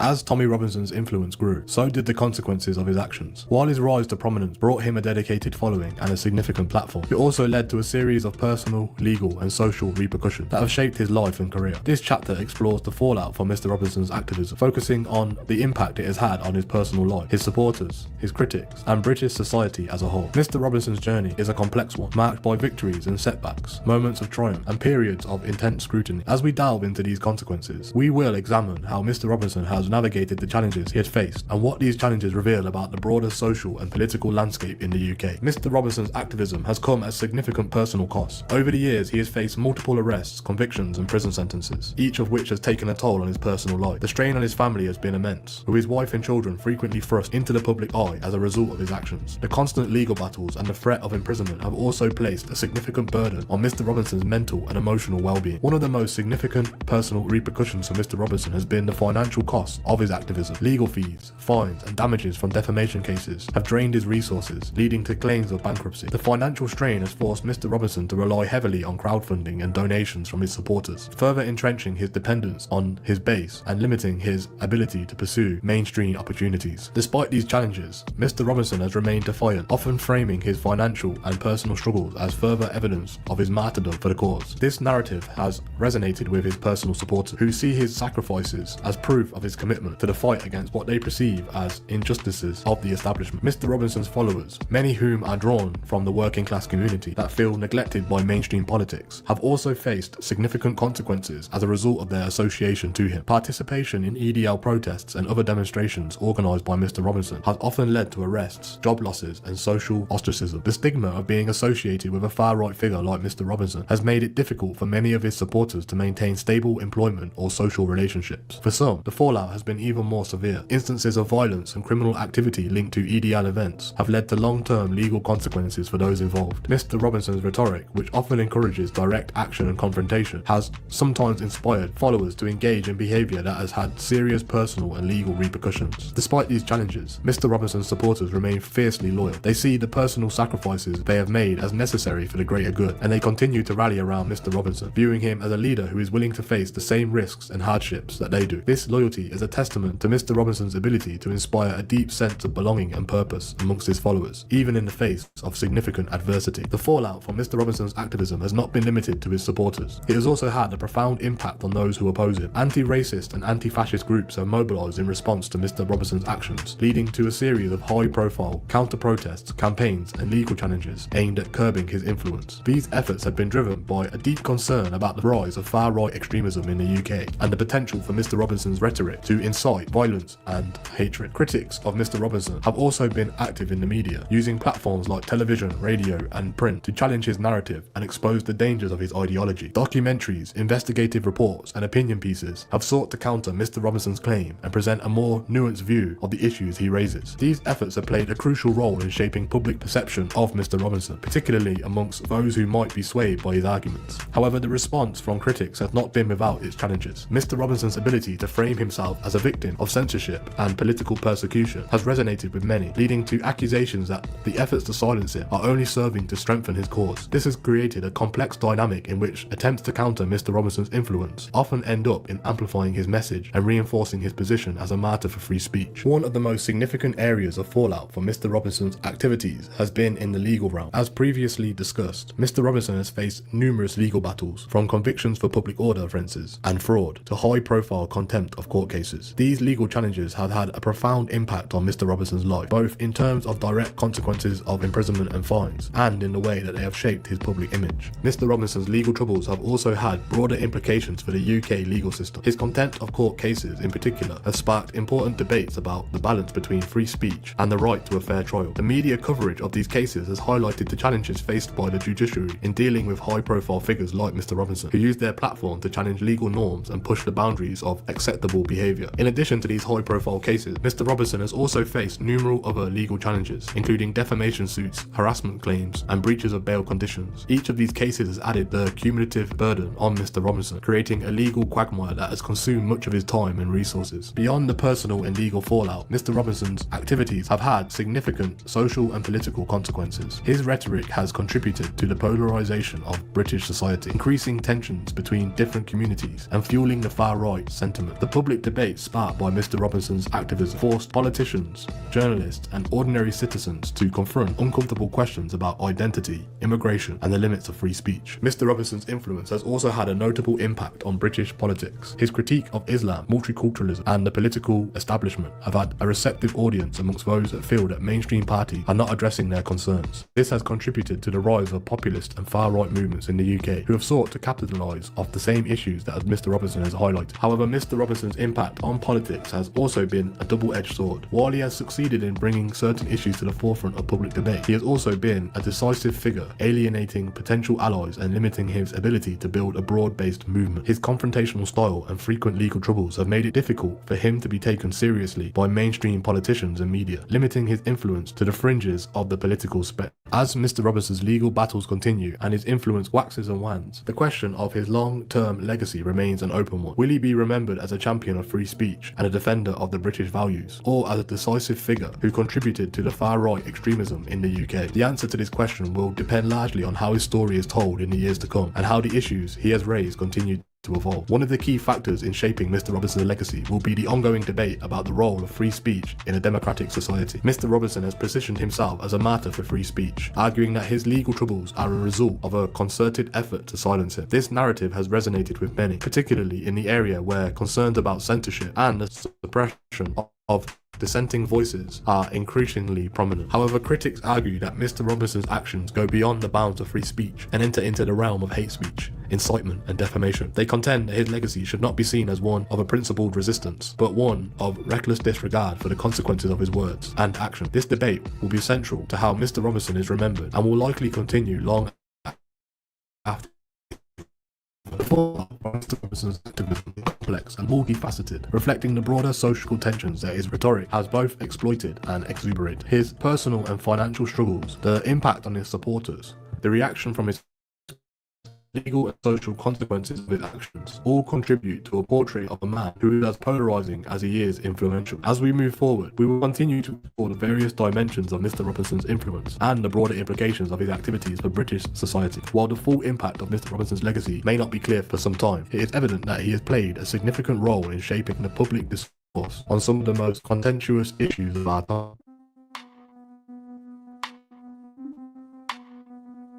Tommy Robinson's rise to prominence has been as much as a product of media coverage and public reaction as it has been of his own actions. Throughout his career, the way he has been portrayed by the media and perceived by the public has played a crucial role in shaping his influence, his agenda, and his legacy. This chapter delves into the multifaceted relationship between Mr. Robinson, the media, and the public, exploring how different narratives have been constructed around him and the impact these narratives have had on his influence.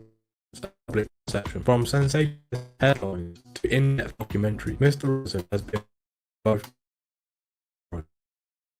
the media. Public reaction to him has been equally polarised, with some viewing him as a truth teller and others as a dangerous agitator. This chapter will explore those dynamics, examining the strategies Mr. Robinson has used to manipulate media coverage, the ways in which different media outlets have approached his story, and the broader social implications of how he has been portrayed. The mainstream media has played a significant role in shaping public perception of Tommy Robinson. From the early days of the English Defence League, EDR, Mr. Robinson has been a fixture in British media, often featured in news reports, interviews, and documentaries. The coverage has been overwhelmingly negative, with many outlets portraying Mr. Robinson as a far-right extremist, a provocateur, and a criminal. Newspapers such as The Guardian, The Independent, and The Mirror have consistently highlighted Mr. Robinson's criminal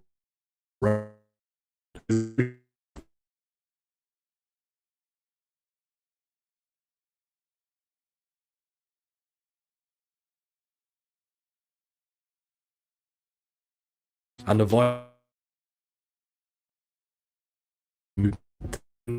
BBC exploring his background. These programs often expose the darker side of Mr. Robinson's activity, including his connection to violent social harm caused by his rhetoric. Despite his largely negative coverage, Mr. Robinson has proven adept to using the media advantage. He frequently appears on talk shows and news programs where he portrays himself as a victim of the media bias and censorship. By engaging directly with hostile interviewers, Mr. Robinson has been able to position himself as a fighter for free speech and a defender of ordinary Britons against the perceived elitism and mainstream media. This narrative has resonated with his supporters, who often view media criticism of Mr. Robinson as evidence of a concerted effort to silence dissenting voices. While the mainstream media has largely been critical of Mr. Robinson, media outlets and social media platforms have provided him with a more sympathetic audience. On platforms such as YouTube, Facebook, and Twitter have been instrumental in Mr. Robinson's ability to bypass traditional media gatekeepers and communicate directly with his followers. Mr. Robinson's use of social media is this direct engagement with his audience has allowed Mr. Robinson to cultivate a loyal following that sees him as a truth teller in a world of media manipulation. Alternative media outlets, particularly those on the right, have also played a key role in amplifying Mr. Robinson's message. Websites like Breitbart News, Rebel Media, and various far-right blogs have provided Mr. Robinson with a platform to articulate his views on Islam, immigration, and the British political establishment. These outlets often portray Mr. Robinson as a courageous figure standing up for political correctness and the erosion of national identity. They have helped to legitimize his agenda in the eyes of his supporters. Mr. Robinson's relationship with social media has not been without its challenges. He has faced multiple bans and suspensions from platforms like Twitter, Facebook, and YouTube, often for violating terms of service related to hate speech and indictment. However, these actions have only reinforced Mr. Robinson's narrative of being persecuted by powerful elites, and he has used these bans as a rallying point to galvanize his supporters. The role of alternative media and social media in Mr. Robinson's rise highlights the changing dynamics of how public figures can influence public opinion. In an era where traditional media is often viewed as suspicious, figures like Mr. Robinson have been able to leverage the democratizing power of the internet to build significant followings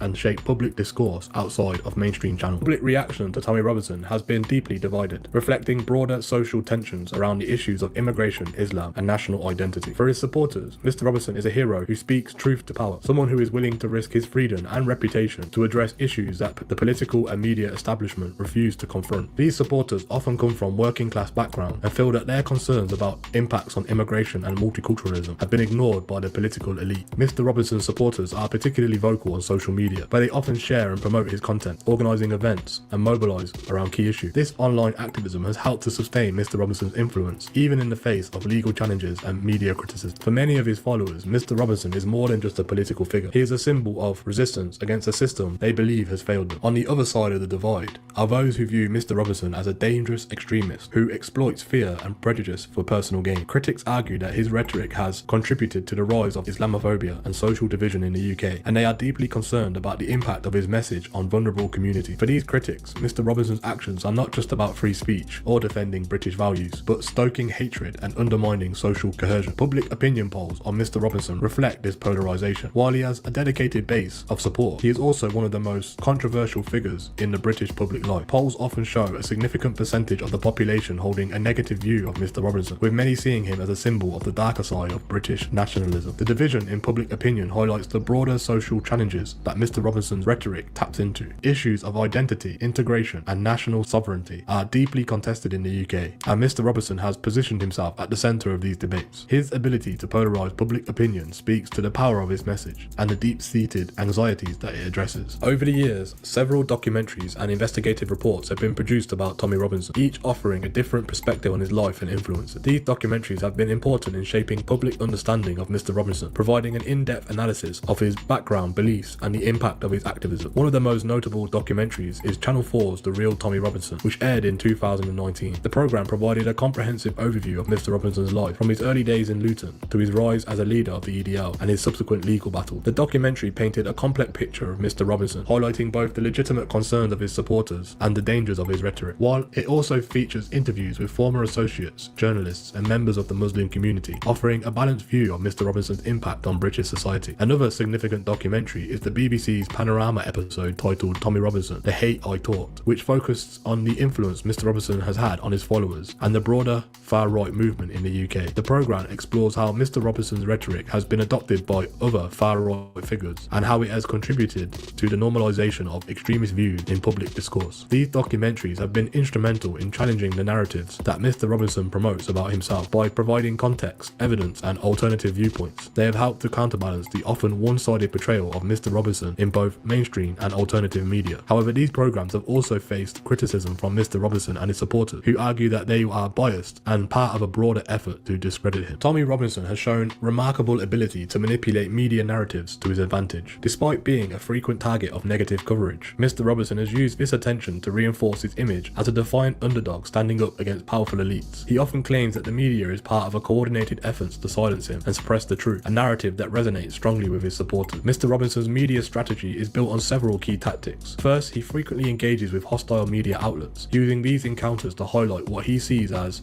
the bias and hypocrisy of the mainstream press. These confrontations are often framed as battles between an ordinary man and the corrupt establishment, reinforcing Mr. Robinson's populist image. Second, Mr. Robinson is adept at using social media to control the narrative around his actions. By posting his own videos, statements, and commentary, he's able to present his side of the story directly to his followers, without the filter of traditional media. This direct communication has been crucial in maintaining his base of support, even in the face of damaging media reports and legal setbacks. Finally, Mr. Robinson has sought to position himself as a victim of media persecution. He frequently cites negative coverage as negative as evidence that he is being unfairly targeted because of his views, and he uses this narrative to rally his supporters and solicit donations. The victimhood narrative has been particularly effective in galvanizing his base and sustaining his influence. The media's relationship with Tommy Robinson has broader implications for both journalism and society. Mr. Robinson's ability to exploit media coverage and frame himself as a victim highlights the challenges faced by journalists in covering controversial figures. In an era where the traditional media is declining, figures like Mr. Robinson can use claims of bias and censorship to undermine the credibility of the press and build their own platforms. For society, the media's portrayal of Mr. Robinson raises important questions about the role of journalism.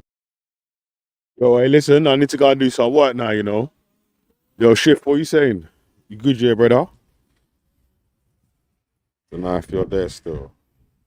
If you did, Yo. from the mic. Yo, What you saying, cuz? they are. I mean, that's a listen. You know what, yeah? I ain't got my charger on me still, man, so I'm going to use the brother's charger in the flat, but I'm going to be in bad fucking reception area. So I ain't even going to be able to play the rest of this video. If you want to stay on, I can leave you on for a bit and see if someone else jumps on or whatever. I can add them. But if not, then I'm going to have to wrap it now still. Say that, man. I can support the team, but I don't watch nothing. I was just using the toilet, to be fair, so I was on mute. Alright, you wash your hand? Yeah, of course. You wash your hand? Yes, brother. You know, everything rushed. Clean. Alright. So what are you saying? You're gonna stay on for a bit, or? Yeah, I can stay on for a bit still. I find this stuff interesting that people are still even talking about this, man. This stuff's crazy to me, bro. Cause I think you said it a long time ago, like all of this selective outrage. Like, where was this energy when Stephen Lawrence got killed? Why weren't you talking about the corrupt establishment then, Tommy? You know, like that. It's like, it's very tactical. All of this tactical stuff, and that's why, like, I find it hard to take them serious, bro. Trust me. But obviously, I know people do take them serious. What makes it dangerous and what makes it quite powerful, to be fair. But for me, it's like this is the biggest joke of the century. You know, you got the downtrodden, impoverished white folk who think the corrupt establishment is against them. But when they was chasing on our aunties down the street, the establishment weren't corrupt then. They was quite happy with it. Do you know like that? When they unalived Stephen Lawrence, they were quite happy with the establishment. A lot of these people, none of them weren't campaigning for the establishment to change. So, you know, this selective outrage leads me to suspect that at the core of it, there may be some what do you want to call it? Some racial motives. Man, I can't stay. I'm gonna leave you still on the panel, yeah. Yeah, I think. I'll be listening. Yeah, big up for that though. But I just think, from my point of view, that part of it is troubling. Still, that part of it is troubling because. Yeah. Remember, you man can see the whole documentary. I did put it on the community page. It's on Street Crime UK YouTube channel. Shout out to them. Yes. Anyway. Yeah, big up yourself, Khan. Oh, go on. Big up. Yeah, man, just come to keep the company, innit? Yeah. All right, big up, man. All right, back in a bit. Cool. Are you still going to go mad in it, Mike? This is going to be a review of reviews. And this is going to end up getting reviewed by reviewers. Reviewed by reviews. Massive in Hey, just don't say nothing that flipping. Tell you what, yeah, no one Too is allowed to controversial. speak. Yeah, no one is allowed to speak about anything to do with the thing that we had a lockdown for 2 years. Don't even mention it. Yeah, because any sort of talk around that is mashing up this place.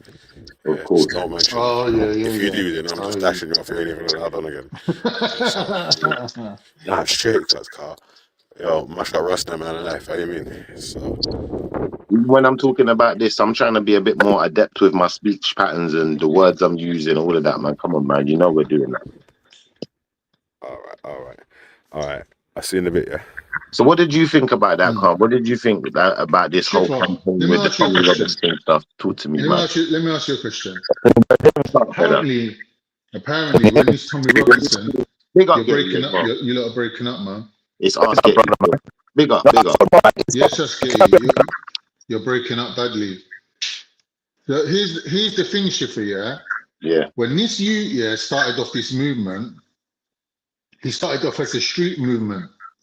So what he done, he wanted to get black people on board, and he tried to clear it with the black gangs that were running his area. So he started off this whole black and white unite thing.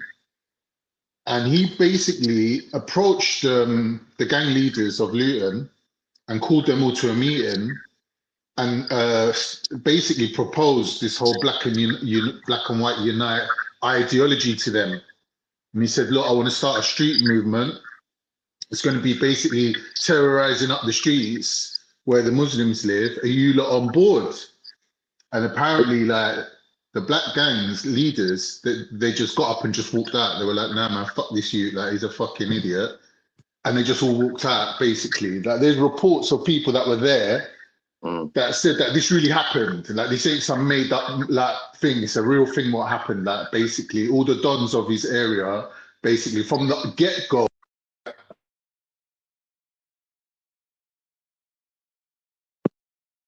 Yeah, you're cutting out as well, Khan, man. Everyone just cutting out.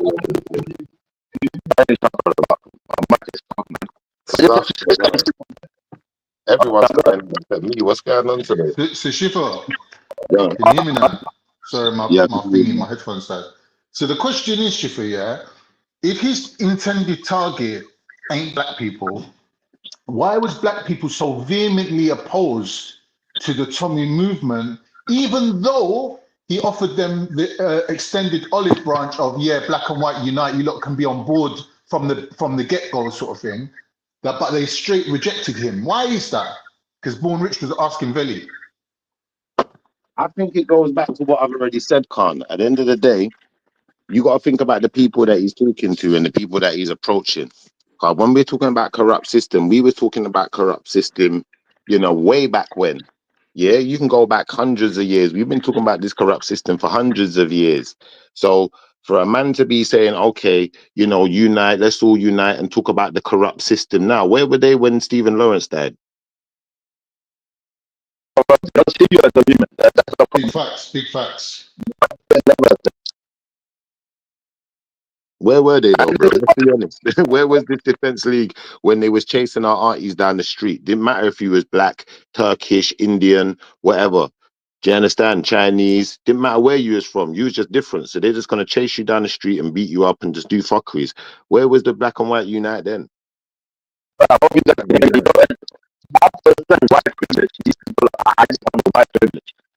say this, when we talk about immigration coming over, like you said, but what about when we talk to the country that will never understand what they have done to next man's country, It's because we are white and they are something else. What are they even talking about? How this is, brother. And all of you also say, why are we not getting hit with more cases than children? If you want something else, I bet you that would just every week say, you know what? Some of you are not like it comes up. Every week you don't sign up, right? Can I be honest, bro? Your microphone sounds absolutely crazy. I think you need to get better reception. You got to find that, go near to the signal box or something, because we can't actually hear you, cuz. Just being realistic.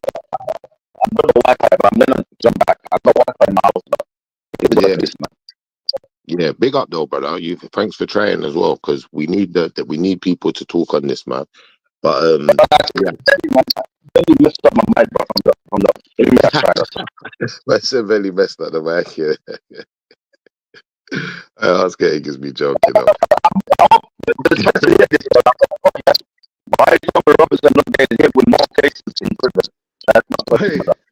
His mic's so bad you could just spit a beat to it. Bro, I can't actually make that way. I'm just trying to make something of it. It's like a bass line, bro. Mad still. It's mad, Askey. I'm not gonna lie, it's mad, bro. That's the worst it's ever been. That's the worst it's ever been, Askey.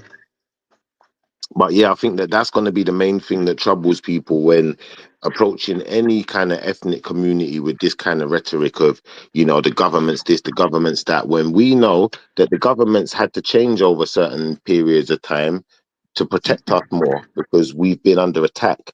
So at that point, if you're saying the government's corrupt, it's going to be difficult to get those people behind you because, whatever you're calling corrupt, whatever it was before, whatever you want it to go back to, did not work for those people. Do you know what I'm trying to say? Yeah. So at that point, that's why I believe it's on that side, on that front, you're always going to be fighting a losing battle as Tommy. Like, if we're going to talk about the corrupt government and then we're going to start targeting particular communities as well, then for me, that's where it does become a bit of a racial agenda, bro. And it's hard for me to ignore it and paint any other picture of it. Does that make sense? Of course. Because all of this thing with the groomers, that's it, the groomers, isn't it? So I'm saying that when my man done the groomers thing, it's a thing where now there's so much groomers out there, bro. Like, you see, if we're talking about groomers, let's say we all got locked up and we're riding a bird, we're riding a 5 or a 6 or a 10 or whatever we're riding, isn't it? And then they bring one of these groomers on the wing. We don't care what color this bacon face brother is. Do you understand? We don't give a damn, innit? He's a wrong one, innit? As far as we're all concerned, innit? Do you see where I'm going with this now, cuz? Yeah, fully. So when a man targets certain particular people, it's like you need to target all of them, bro. When you watch the Peter Hunters, yeah, have you ever watched that? Yeah. Yeah, so them man, they target everyone. They might catch a white dude on Monday, a black dude on Tuesday, Asian guy on Wednesday. Could be anyone, innit? Whoever falls into their trap. They set a trap, innit? Yeah. You don't know who's going to be on there, but these men are on job. Anyone. You know what they're doing. They catch disabled people, mentally ill people. There's anyone. They don't discriminate, bro. You understand? They catch anyone. Yeah. And that gives it that authenticity where it's like, for me, your plight and your plan and your mission statement seems more believable to me. Whereas when you just target certain people, it's like, yeah, it definitely changes your mission statement. And I think that's what kind of made me say, now, do you know what? This guy, definitely, there's something to be wary of with this guy. Something's going on here. There's definitely some type of plan in action. And it's not necessarily... It's a little bit suspect, side-eye. Yeah, he's in favor of who he's in favor of, but I don't think he's being totally honest about who he's in favor of. Yeah. I should laugh. Because when you say, like, for instance, when I hear people in America, when they're talking all of this Donald Trump stuff, make America great again, whatever, like, for me, that, don't get me wrong, I understand the energy behind it, but it's like, we know what America's come from, and you don't want to go back to that now, do you? Well, we know some what people saying make America great again. It's a bit scary. They want to You turn see the it? clock back. You see it? And this is what I'm trying to say. When you're saying do something again, we're bringing back the past. And bringing back the past, like, to me, like, in any country right now is scary. Imagine Germany starts saying make Germany great again. It's gonna get peaked. Like, come on, man.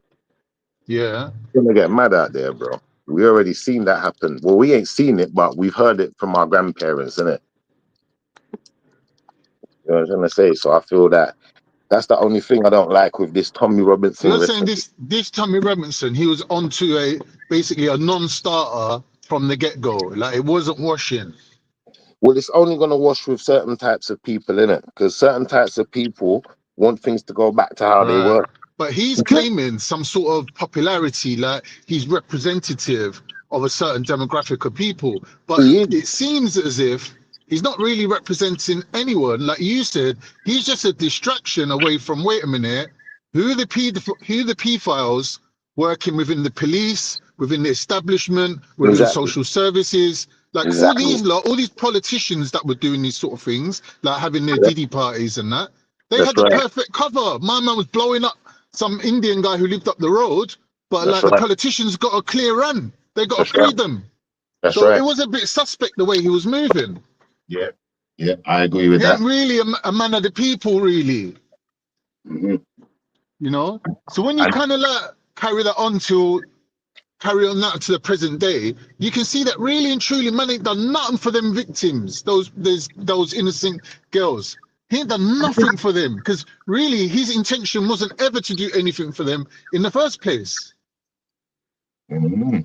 I agree. You get me? I agree.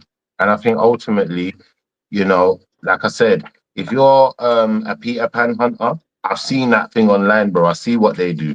These people do not discriminate. They're out here to make changes and to catch anyone and make sure everyone knows what time it is, innit?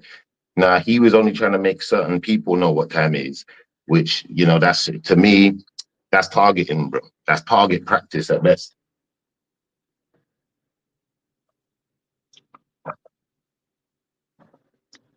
Yeah, man. So this claim of it, he's like coming with some street movement, some grassroots community action. It does seem a little bit like as if it don't really 100% tell the whole story. And that's what makes people suspicious. I don't trust him, bro. I feel that when you look at a lot of his people in his defense league, I can't remember what it's called, something defense league anyway, but this defense league is made up of a whole load of football hooligans and, you know, angry people. All right. And there turned out to be over 100 P-files working for them. All right.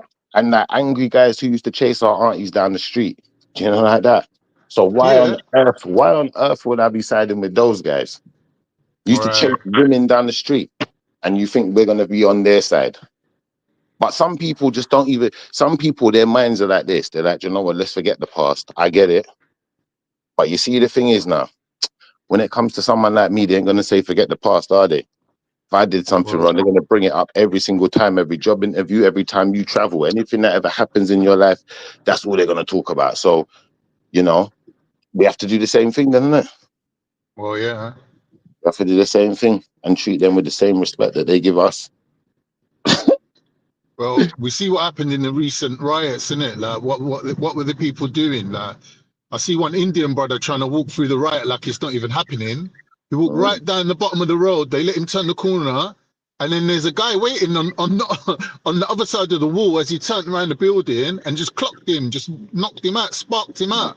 And I was like, all right, what? Just for being Indian, walking through the rioting, like, man didn't even do nothing, bro. He weren't involved in nothing. He's like, do you know what? You lot get on with your riot. I'm just gonna walk through like I'm invisible. Yeah. And they were just watching him walk up the road, some long road. And they were just walking up the road, and everyone's just ignoring him. And I'm thinking, right, this is weird. Man's walking through the battlefield like he's a ghost, yeah. But as soon as he turned that corner, there was one youth just waiting there, just clocked him with the right hook, took him clean out, bruv. Clean out. This is what I'm trying to say to you. Like, this ain't the people that's behind Tommy. The people that want to run behind Tommy's back ain't the type of people that you want to be friends with, Kes. Nah. You know what I'm trying to say? So I think that, you know, it's like a double whammy of stuff that you just don't want to get involved in. On one side, you got all of these jobs and crazy folk that, you know, used to chase our aunties down the street and their sons and daughters, and then on the other side, you've got a load of folk that want England to go back to what it was previously. What they want to go back to the 80s when they could call us an N-word and no one would do nothing. The police would come and have their back. I've got you, but no, that's not what we want. Why on earth would I want something like that? Exactly. You know, like that. Because this is the thing now, what I think doesn't get alluded to a lot of the time in the conversation. And sometimes this is why I will just jump off. I ain't even talking no more, because what will happen is we'll miss a trick. And then you got all these people standing around talking about, English culture, this, that, the other. But they're forgetting the parts of English culture that made them great, that made them so-called great then, or made them powerful. Do you understand? And then when we put that in perspective, bro, like, that don't work for none of the rest of us, does it? Nothing that made them powerful works for the rest of us, does it? Let's be honest. Can you think of one thing? The only thing I can think of, okay, bring back them factories, stuff like that. Like, if they was talking like that, I can understand it. Like, bring back them factories, yes. Bring back proper pensions. Yeah? What are we talking about here? Yeah? It's true. Make life easier. If they were talking like that, cool. I'm with them. I'm with your defense league, because we need to defend the people who's living and growing here, and their lives and their livelihoods. We need to defend that. When you look at certain other countries, that's what they're concerned with. That's why when you go to France, they got defense league, and their defense league is making sure the people's eating. And even if it ain't all the people, they make sure whoever's eating's eating, innit? And the bills ain't high. Do you understand? And then we pay the extra. Imagine that. We pay more for our electric and gas so they can pay less. Imagine that, bro. But people think that we're not flipping in the same position as America. Do you understand? The same way America is like kind of positioned underneath England, because England's the one that, and France are the ones that made America what it is. Let's be honest. You understand? Yeah, of But course. everyone wants to act big and bossy. Everyone wants to be big and bold and big and bossy. No one don't want to talk about the truth. You know what I'm trying to say? So why are we paying more so that France can pay less? Because we're some idiots over here. France got us subjugated.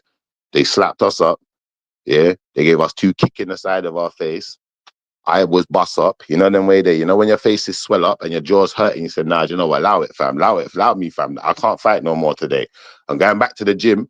When I trained up, I'll come back for you. But the day when you came back never came. It never arrived. You just got slapped up. Do you know what I'm trying to say? Now, what's going on there, fam? Because that don't make no sense, does it, Con? How much is electric and gas and them prices right now? Food prices right now? How much is the price of everything right now? Crazy.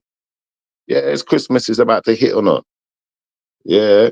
And when your pocket's broke, remember Uncle Schiffer told you, behave on yourselves and start rampaging through the street talking about Tommy Robinson and foolishness.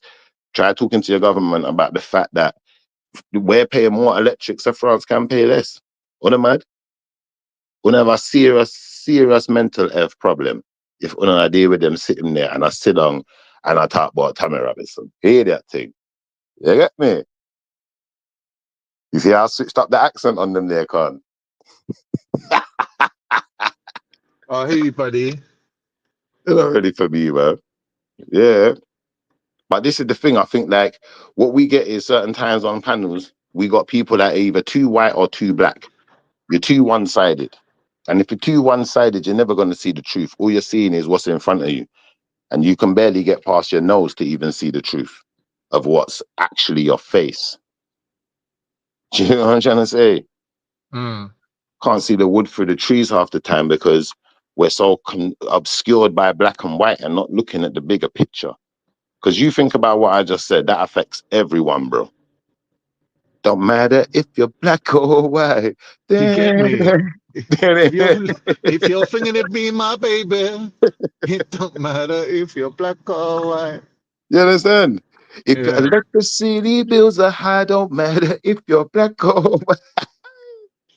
I should love them dead Michael Jackson tunes, but it's the truth. And this is where people get lost because they're so lost in their blackness or their whiteness that they forgot that, you know what, we've got certain things that all of us are going to have to deal with regardless of your black or your white. There's a point where none of that don't even matter no more. Do you think the tax man cares? He's just going to tax your blood clot, your bum bucket. Yo, send me the money. Send the money, brother. How much you make? I want me 20% on my foot. If you make over a certain amount, 50%. 45. But here's what I don't understand. Yeah, here's what I don't understand, Shifa. Right? How is the lowest of the low working class white English people making any kind of offer to black people saying, yeah, jump on board with our thing, innit? Like, bro, you're the lowest of the low. Like, what deal are we cutting with you? Like, where's the offer? Like, what's on the table? Like, what are you saying to us? Like, oh, we'll relax with the racism.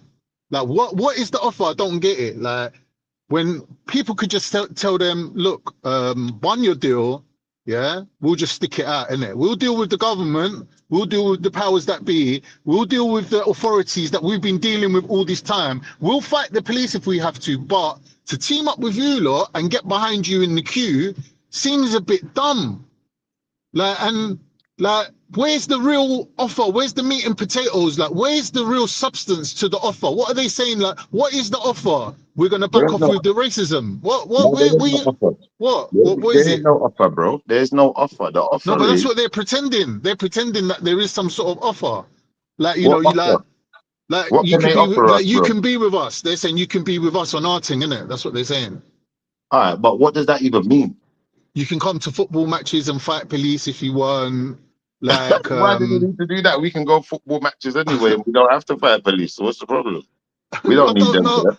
Like, I'm just trying to look at it from both sides, isn't it? I'm trying to say, like, what do we need them for, Carl? It seems that there's a real short-sightedness on their part where they don't really even understand the psychology of what it means to be black. So for them to make your offer, like, they've got to think, wait a minute, what are these people interested in? Like, what is their deal, innit? Like, how can they also got to think, what do we need from them? What have they? Yeah, that's what I mean. But that's what I mean. But exactly, that's the thing. Like, number one, they ain't got nothing to offer in the first place, and number two, they're not really tailoring the offer to the person that's in front of them. Because when Sarah Garvey, like, bless him, asked Tommy Robinson, like, what do you think black people want? He couldn't even answer the question, bruv. This is the same Tommy Robinson that he's 20 years into this black and white unite movement, and he could not come up with one thing what he thought black people wanted. I think his answer was something stupid like, yeah, they just want to be treated equally or something like that. In other words, he's saying that black people just want to be like us. They want to be like in the position that we're currently in. Like, basically, that is partly true, though. Black people do want but why would black people want to be equal or the same as white working class racist thugs? Well, the thing is that I wouldn't say necessarily white working class racist thugs, but I think there is a point where black people do want to be treated equally and fairly, and I think that black people want to have adequate opportunities within the community to be able to support their families properly, just like every community does. You know, and that's just normal. So I think there's a point where Mr. Robinson, you know, he's so concerned with particular subjects and particular agendas that he doesn't even have any time to talk about these type of things that are really affecting the community that he wants to reach out to. But it's not even that. It's like he can't relate to any type of community. Like, if you ask him about any kind of demographic within the UK population, it seems that he's only aligned himself with the Sikh people, and he's saying, "Oh, Sikh people, they're anti-Muslim. They're on the anti-Muslim thing with us, innit?" Like, really and truly, you could say that the Sikhs were on the anti-Muslim thing before Tommy was. Why'd you say that? Why'd you say that? Because they were. In what regard? Because they were having like their gangs, the Sikh gangs and the Muslim gangs were having big street fights, and it was all over the fact that Muslim dudes were moving to Sikh girls, and the Sikhs weren't happy about it. And even with the grooming thing, their girls were getting targeted before the white girls even got brought into it. Like, the Sikh girls bore the brunt of the beginning of the. Like, we got to be fair to them, innit? Like, their girls were targeted. They were looked at as easy targets for these, people that were practicing these unorthodox, what's it called? Like, sexual predatory actions, let's call them. So, when was this going on? It's been going on. Like, the thing. The tension between the communities has always been there, innit? But it just started getting heightened. It just started getting worse. Get me? So, you know what I mean? Give me 1 second. Let me just 1 second. I'm gonna go on mute for 2 minutes, innit? 1 sec. So then, the Sikh community that's been obviously privy to this behavior, you're saying, I've joined up with the Tommy League, and I don't understand, like, what does that even mean to me? What does that mean to the rest of us, though? Because don't get me wrong, I get it. Like, you know, if you've had a particular group targeted, you want to talk about it, you want to highlight it, but we want to get to the root of the problem. We don't want to, you know, just pull on a part of the plant. We want to pull the roots of the plant and pull it out from the earth completely. Then it can't come back, can it? And it seems like if we're only targeting branches, then for me that doesn't work either way.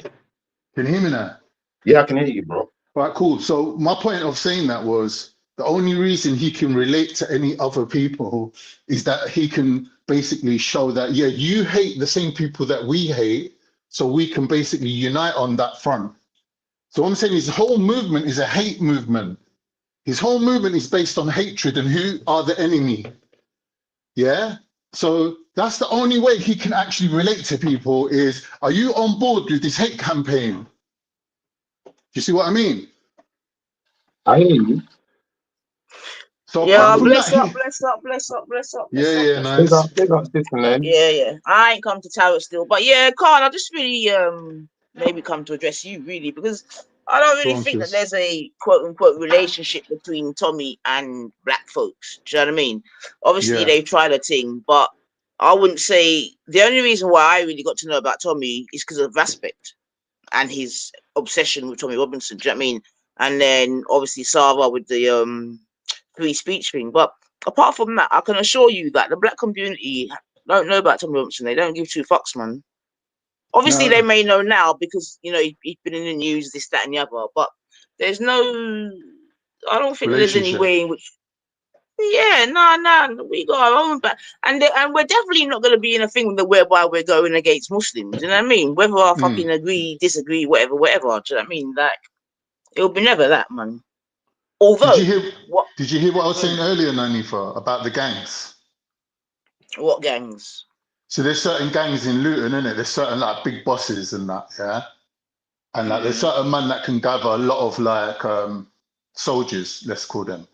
So Tommy Robinson, when he started off his movement, if Tommy gathers any black soldiers, then no, I'm talking about black gangs in Luton, right? So Tommy approached them and said to them, "Do you want to be in on this street movement and they got up and left. Yeah, of course they're gonna get up and leave. Yeah, but what I'm showing is Tommy doesn't even know why they got up and left. He doesn't realize because he's such a white supremacist. He's thinking as soon as I open the door for you and say, "Do you know what? We're going to relax with the racism," that you're going to come running through the door, going, "Yes, join me to your movement, please. I want to be just like you." Like that's what they really believe. That's why that's their offer is based on. Yeah, you get to be like us now, and it's like they don't realize that the people that they're dealing with really see them as abhorrent and disgusting people. That we don't want to be like you. We don't want to put our foots on the necks of the next bunch of immigrants that's coming in. Like that ain't what we want to do. And they can't understand that. They're saying, why? Like if you got like mistreated when you was the newcomers, why don't you want to mistreat the next bunch of newcomers that are coming in? They can't understand it because that's their MO. That's their modus operandi. That's how they operate. And they can't understand, they can't get their heads around it. They're saying, we're giving you the opportunity to be the ones that deal with these new lot that's coming in now. Like the new lot that's coming in off the boats, yeah, you lot can whip them into shape and deal with them. That's the offer that they're offering people. That's how the caste system works, isn't it? The caste system that they're trying to predicate. That's how it works. So that's why they had someone like Sarah saying that huge state. Go on. Yeah, but in this point in time, Tommy hasn't even got that sort of power anyway. So yeah, of course he hasn't. It doesn't even matter, man. It's just chattings, man. It's just chattings, man. Anyway, he's a grifter. It is what it is, man. But yeah, there's no worry about and any black community that go and join. They're not part of the community, obviously. So I hit that, man. On to the next.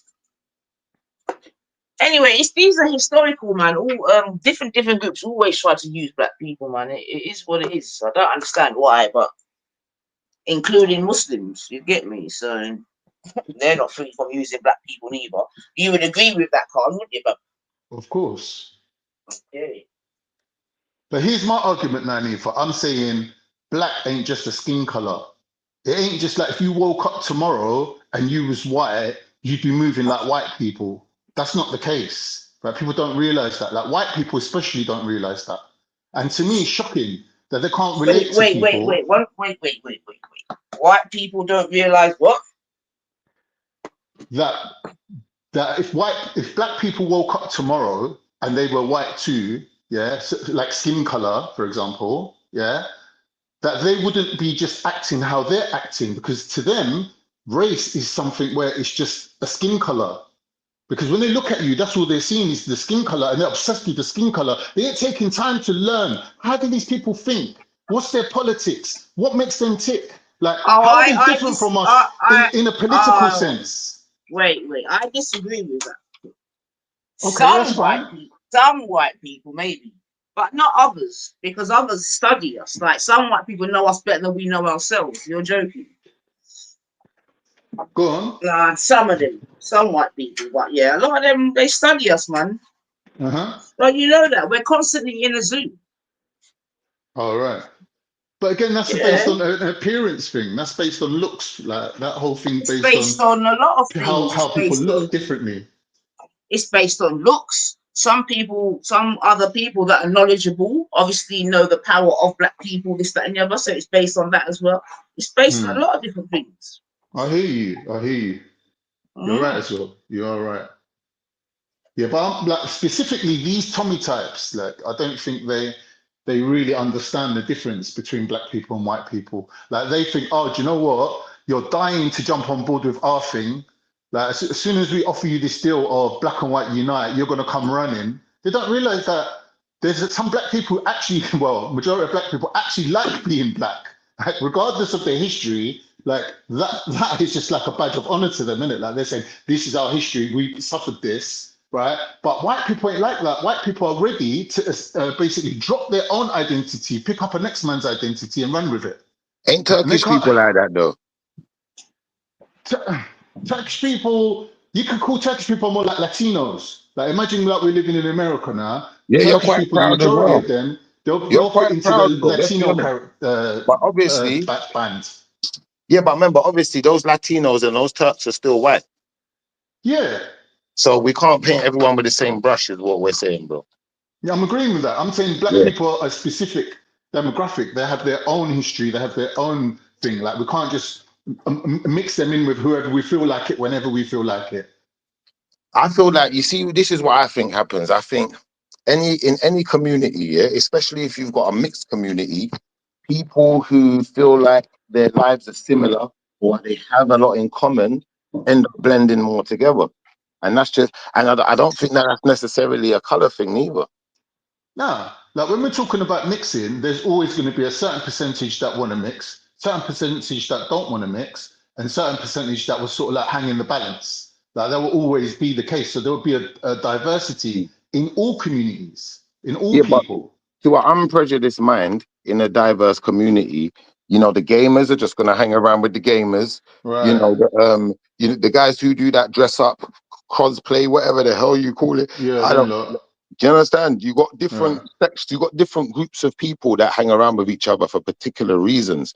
And that's what I'm trying to identify. Like all of this other stuff is more to do with you know, prejudices and, you know, people wanting to protect themselves from certain types of prejudice. Do you understand? That's why we're identifying all of these colors and things in a certain way.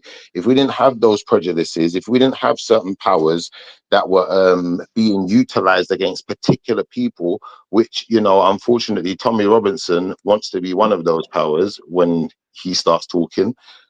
If we didn't have them, then, you know, maybe there'll be less of a need to be so, or to have any kind of segregative kind of mentality, where we're kind of still kind of putting ourselves in brackets and keeping ourselves at kind of an arm's length then from each other. Do you know what I'm trying to say? Because that's what we're doing. When I'm saying I'm black and you're white, I'm keeping you at arm's length because we're not the same. We're always identifying that we're not the same. But there's a point where, you know, Shiv, being on these panels these whole times, yeah, there's always been people, I don't want to name them by name, but they've always been saying that it's only a race issue because you keep mentioning race. If you left race out of it, it would be about class. And they say, let's make it a class issue, right? Let's leave the race issue behind, right? And if you stop talking about the race issue, then it will just disappear. Now that's their ideology. That's what they believe. We can't. Well, this is the thing. I'm My saying ideology to me, anyway. that's a fantasy. That's a fantasy. I'm not going to say point because of I'm view. not speaking for the group. I'm speaking for myself. But I'm going to say my ideology is I can't stop talking about it until it no longer exists.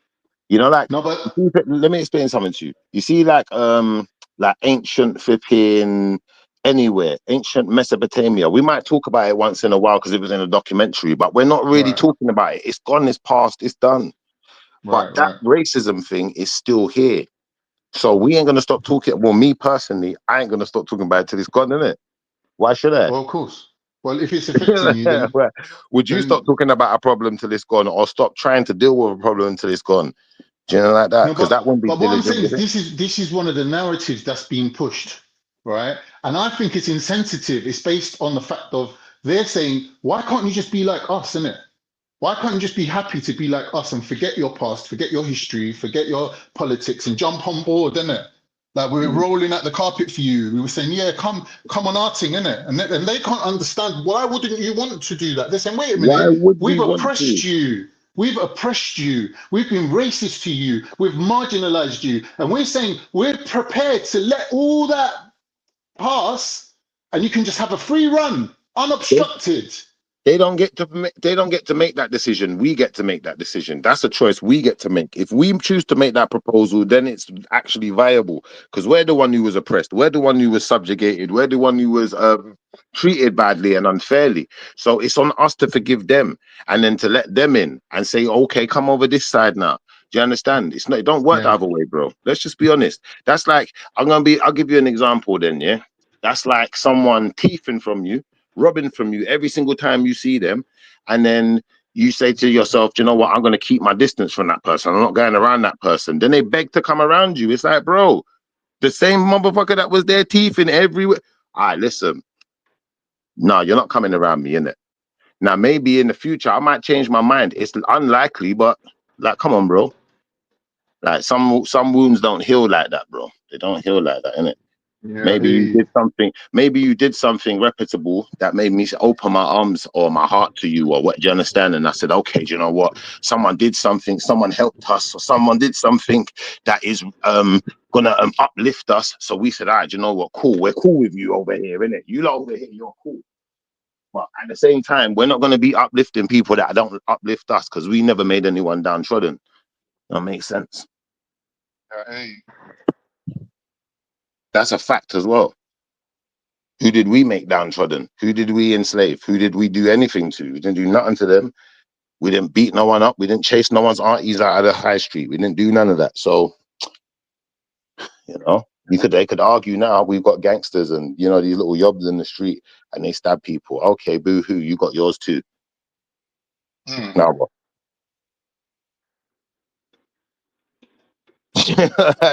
How wicked it is. I should love. But Khan, on this thing though, I think that with this whole Tommy Robinson thing, it's played out now, man. That's my honest opinion. I think it's played out now. It's at a point now where, like, Tommy's more like a comedian now. He's more like a Rolf Harris. Do you know, like that? He's just a household name now. Of all people, he's more like a Rolf Harris, isn't it?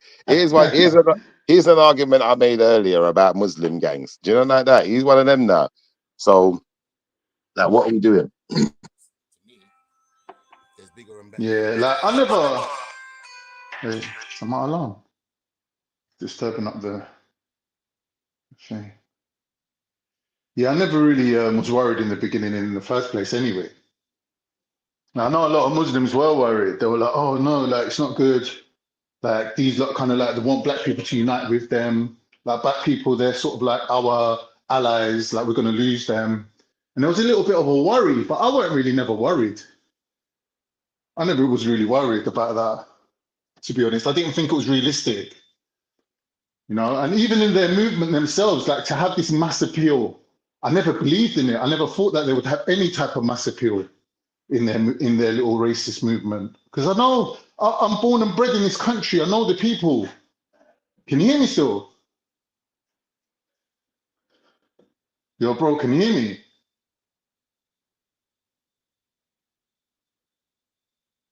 These headphones, man, I swear to God, they're the bane of my life right now. Yo, Shift, you're on mute. Yeah. I can see it moving.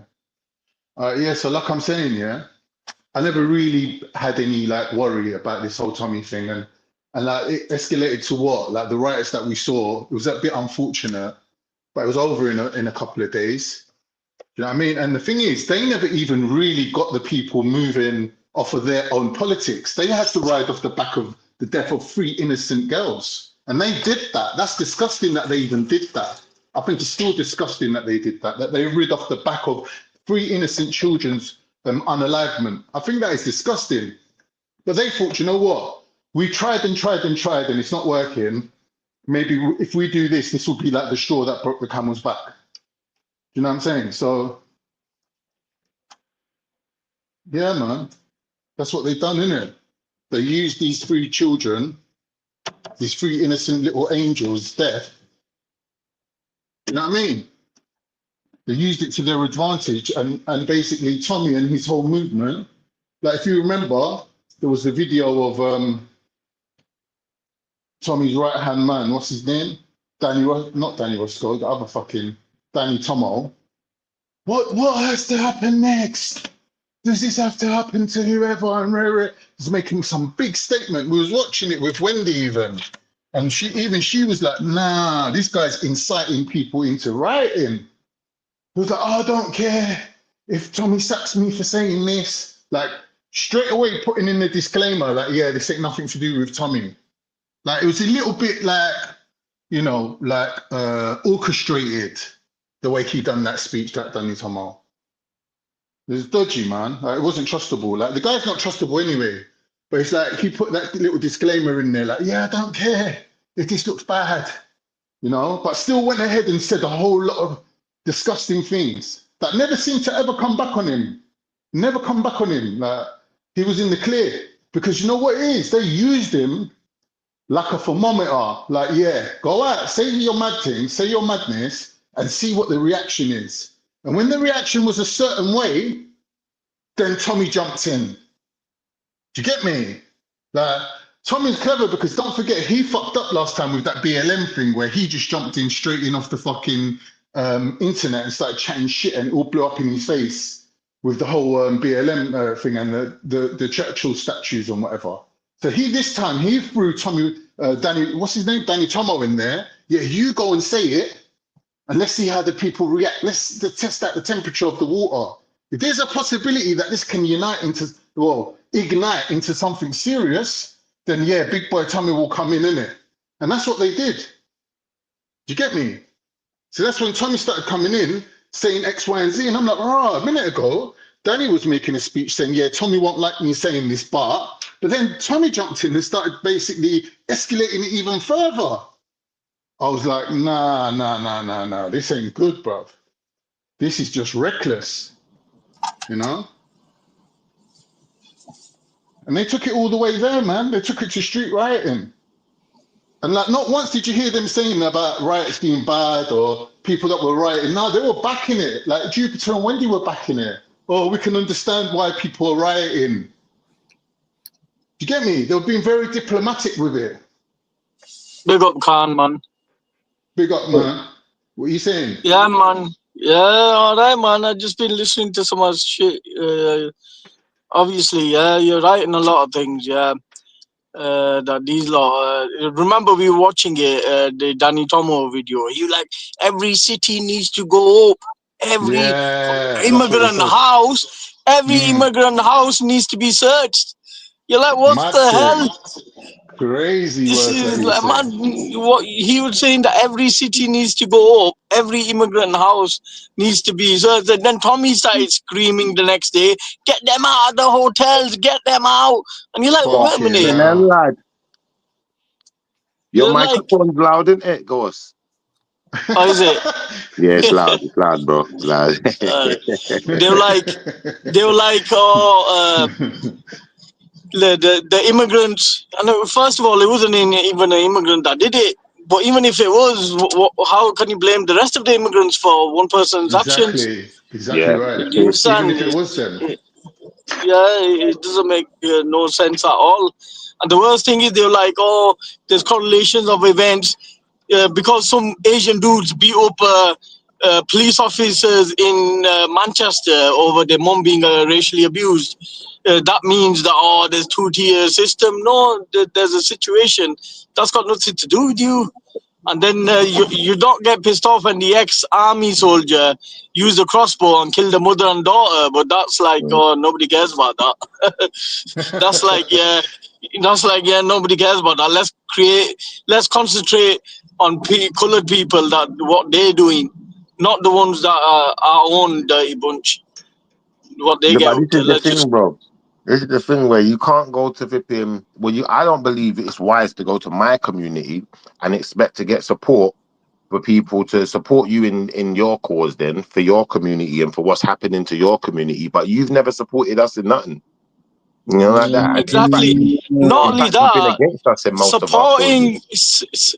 any Asian man that supports people like Tommy Robinson is like chickens voting for KFC. They don't fucking like you either. They'll use you because you're saying the right things and you're brown. So, you can say it. But realistically, they don't give a shit about any Asian man that goes to these events. They see you as an idiot. They see you as a peg, innit? Idiot, you know, Because they've got a supremacist ideology. They're looking at you as a peg, bro. Yeah, and thing is, they're fighting for their own community, and you're throwing your own community under the bus. How the hell does that work out? That's crazy, bro. See, here's the thing. Like me being me and growing up the generation I grew up in the school that I went in, it was very much divided with, well, I can't say black and white because there was black and white on both sides, but one side seemed to be this working class football thug hooligan mentality, and the other side was just like immigrant mentality, right? But both sides had black and both sides had white, right? But I grew up knowing the difference in terms of politics of how these thugs move. Like, I've seen people ally themselves with these people thinking, yeah, I'm cool with my man, oh, Martin and Bradley and these guys, they're cool with me, you know? But then one day, wait a minute, they're turning on you. You're getting bum rushed. You're coming to school with a black eye. And people are like, what happened? Oh, yeah, well. Look at Black Van Man. What happened to him? He thought he can go in the Tommy movement. And, I've seen a lot of that stuff growing up, bro. I've seen a lot of that stuff. And they were like, it only takes a couple of them idiots to be off their head and be like, you're a black guy, and they'll just do you in. They won't even care twice. They'll be like, yeah, just do him in, man. Hold on, did you say they done him Black Van Man? They done him in, yeah? Yeah, they did him in, yeah. They done him? Oh, no. When did that happen? That happened in one of the Tommy events. Back in the day. Yeah, back in the day when this Tommy movement were going on. And you had people like Sada going there, and then you had Black Van Man saying, yeah, this, that, the other. And then them racists didn't him in. They beat him up at one of the events. They've never been seen after that. Don't know where the guy's gone. Well, it would have been a bit embarrassing for him, innit? I don't know how he was going to explain that away. Yeah, because he was championing them, and then they were like, you're one of them too, man. Don't think you're getting away with it. That's rude.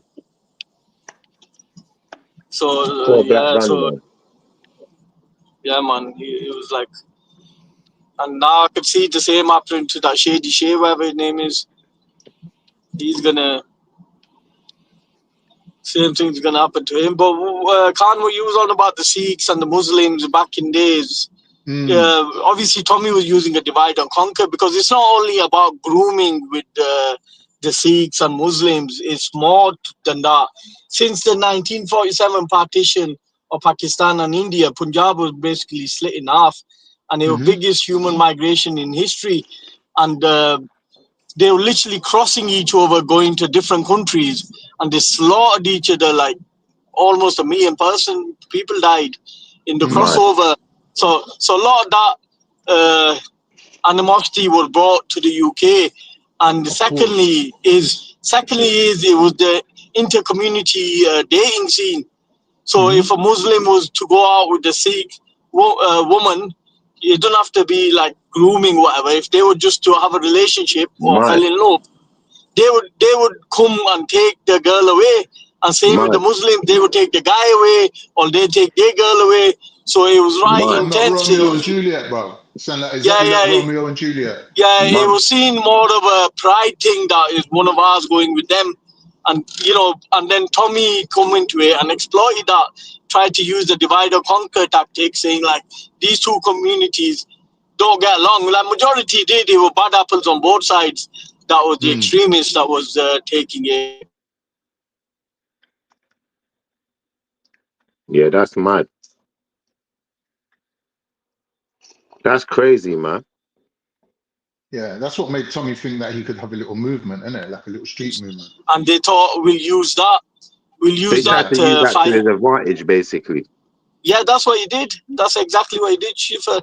He exploited that, just like he exploited the grooming victims. He exploited that. He thought, wait a minute, there's some natural historical tensions here. Let's stoke the flames and divide them even more and make them fight each other.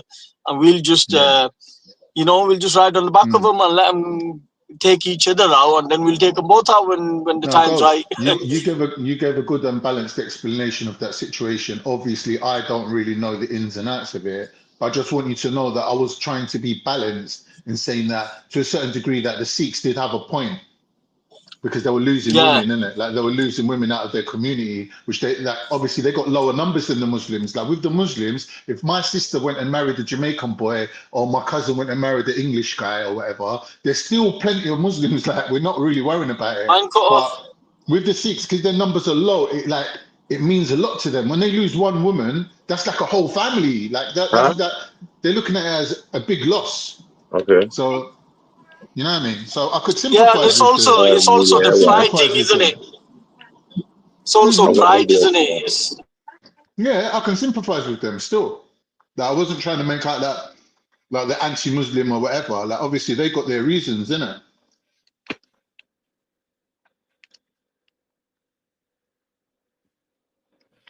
Let me ask y'all this though. Why do y'all think so many people side or support Tommy Robinson? They don't. It's a myth. They don't. I'm still trying to figure out why they let Born Rich on the radio. Why they let that boy on the radio? No, Con. Because when he has rallies and speeches, then a lot of people show up, bro. What that is, that's the legacy. That's the legacy of football hooliganism that he's adopted. But why do we use all of these words, bro? That's the legacy of white supremacy. You know what I'm saying? Yeah. White supremacy is the law of the land, whether it's Britain or whether it's America or whatever.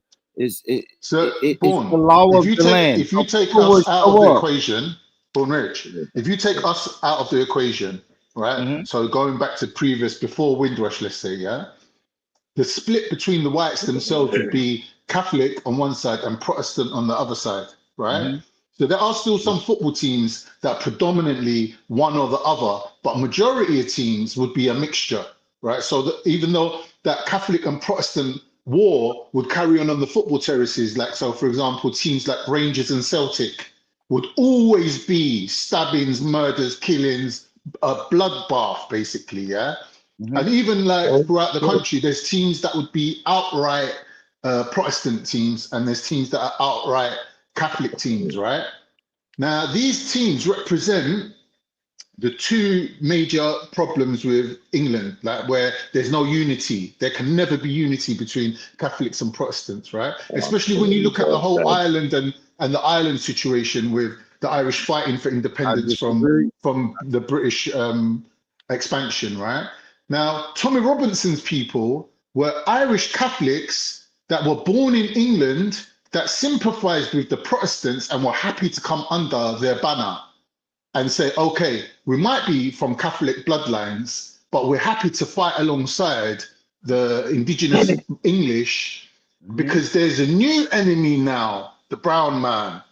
So this is his whole thing of when he's saying black and white unite, really what he's saying is the unity that they're trying to create is all focused against brown, like predominantly Asians and Muslims, basically. That's their movement. It's an anti-movement. It's an aggressive movement, a hate movement, basically. So he's saying that all these people ain't got nothing in common with each other. There's no real allegiance apart from we all recognize that Islam is the biggest enemy. That's what they were pushing.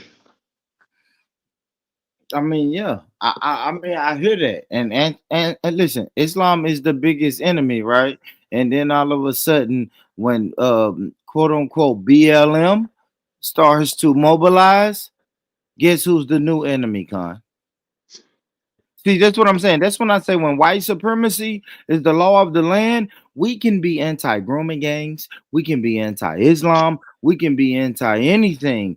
But when quote unquote Black Lives Matter, which is just an acronym for black people, when black people start to mobilize, we know how to get on code and say we are anti-BLM, which means we are anti-black. You see what I'm saying? Even black people who don't support BLM, you will still get rounded up, thrown in that circle, and say you're BLM. So it means, hey, when the black people start mobilizing, let's get on code and stop them. We're gonna stop everything else we're doing. BLM want to take down statues. So let's ride for the statues. Come on, bro. We know it ain't about no freaking statues. We know what it's about, bro. And I ain't even gonna lie. Even and let me not even say that, because white supremacy will mobilize against the brown man. I'm not a brown man, so that's not my struggle or my fight. But yeah, yes. When I say white supremacy will mobilize against the brown man, the black man, is if you're not white, then we will ride against you. I don't care if you're a Protestant or Catholic or whatever. They know how to get on code when it's time to get on code. Exactly my point. That's what I was trying to say. Yeah, we can fight against a little football game. That's just what we do. It's just like when I'm at the family reunion, right? Or the barbecue with me and my family. Yeah, me and my uncle may get into a fist fight. But Khan, you can't come to the barbecue and get into a fist fight with anybody. Because then we're going to round up and we're gonna get into a fist fight with you. Right. Yeah. Why though? It's a caste system. It's hierarchical. What if someone violated him? What you mean, Sheffield? I mean, what if someone violated him? Or what if he didn't do nothing wrong? Someone just violated him. You can't get in a fist fight. You can't get a one-on-one. No, we'll break it up and we'll say, Sheffield, why did you violate Khan? Come on, Sheffield, you tripping. But I'm not gonna let Khan. We ain't gonna let Khan get the best of you in the fist fight. So what if a man R his sister or something? You're not gonna let a man take a one-on-one, and a man just committed a R. Are you mad? Let me say this: it's a one-on-one until the person that I'm biased for starts losing. What even if that person committed? Even if that person committed a heinous crime, even if that person committed R, you're still running with that. I'm just saying, man. Listen, Sheffield, people get on code. People get on code and say yes. I'll give you a hypothetical, bro. In America, a white guy just strangled a black, mentally ill black guy on a subway station in New York, right? And guess what the white guess what the white supremacists said? What? That black guy was a threat. And we're like, no, hell no, he's not a threat. He was just, he just got loud on the subway station. He wasn't threatening anybody. And then the white supremacist was like, nah, yes, he did. we don't like black people getting loud in the subway station. And it's like, but everybody gets loud in the subway station. It was like, yeah, but he's black. Yeah, but we don't care about that. He strangled him, and let's make sure that he goes home to his family. I hear you. I just can't support anyone that's committed certain types of crimes. If you haven't committed certain types of crimes, then maybe I'm with you like that. But if you've committed certain types of crimes, then I'm more than likely to let you just get what you got coming to you, man. Yeah, but you're not biased? Like I'm biased to a point. I'm biased to a point where there's certain things you can't do.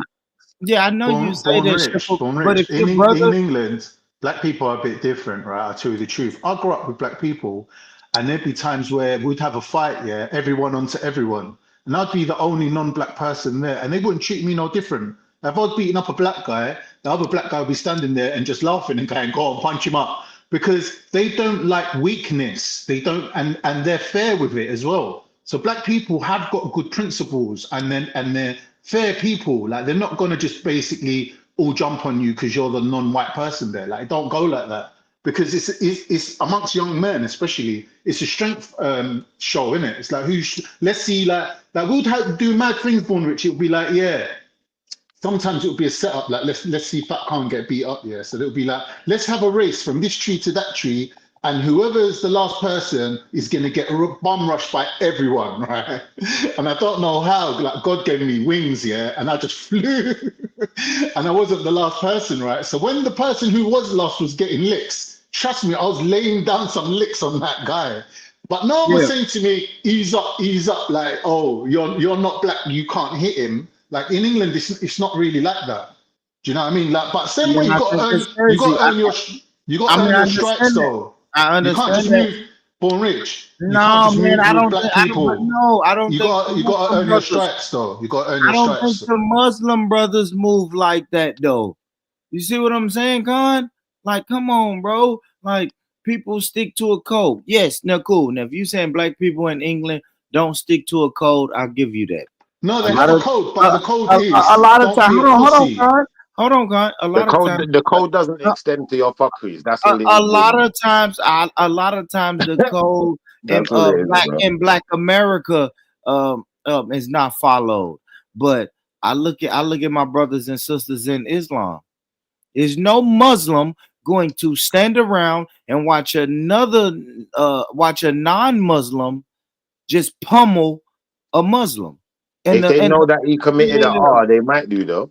I mean, but committed something like what? England's not like Born. England's not like that. Of course, a heinous crime. Let's don't be extreme. Yeah, that's what I'm talking about. Yeah, let's don't be extreme. England's different. No. England's different, bro. It's not like that. No, bro. I've been on these. I've been on these panels. I've been on these panels, Con, where I can get into a back and forth with a Muslim, and any Muslim on the panel. That's if you're arguing over Islam. That's if you're Born. No, that's a specific situation where you're arguing over religion. If it was anything else, like if we was on a bank robbery and it was me, you, and Shifa, like me as a Muslim, I'm not looking. I don't know why y'all going so extreme. I'm just talking about a regular case where people are back and forth. What I'm saying is the Muslim allegiance is there. I agree with you, but it only applies to religious matters. Yeah, if we're on road, and me and Shifa is moving in a certain way, and we come across another black guy and another Muslim from another ends, and we rock it out with them, ain't like me and the Muslim are going to sit on the side and say, well, let's just let the two brothers fight it out. No, it don't go like that. Okay. See, but England's different, Born. England's a bit different like that. If me and you grew up on the same street, and I've been coming to your house and your mum's like my mum, and you've been coming to my house and my mum's like your mum, it don't matter what color you are or what religion you are. When we're on road, and something happens to you and I don't throw down, then I'm a pussy, and then I'm a scumbag, I'm a nobody then, innit? Like, don't even chat to me, spit in my face when you see me in the street. That's London for you. Yeah, my real brothers don't even run. We don't even run, because if certain man are involved, I ain't even running. We're waiting, we're right here, bro. We ain't going nowhere. Yeah. Yeah, not everybody gets that same protection. But if you came out with me, anywhere else that take anyone with me, you're going home the same way you came. And Yeah. if you don't, we're going home the same. I agree with Unless you that. done I some do type of agree with fuckery. that shit. If you done a fuckery, then maybe you're gonna have to get your ass whipped, and I'm leaving you right there because I'm not being part of no one's fuckeries, innit? Don't expose me to that. Hold on. Now that's what we differ. That's what we differ, Shipper. We know about you, Von Rich. We know about Von Rich. If I come out with you, bro, I ain't gonna lie. If I come, all right, let's just use my brother or a relative, right? And we go out together.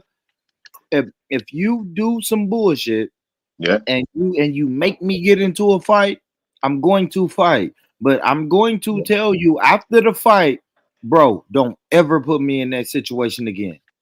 Don't ever do that again, bro. But I'm going to fight, bro. Like if I come to the event with you, I'm going to fight with you, regardless. Is there no situation where you wouldn't fight?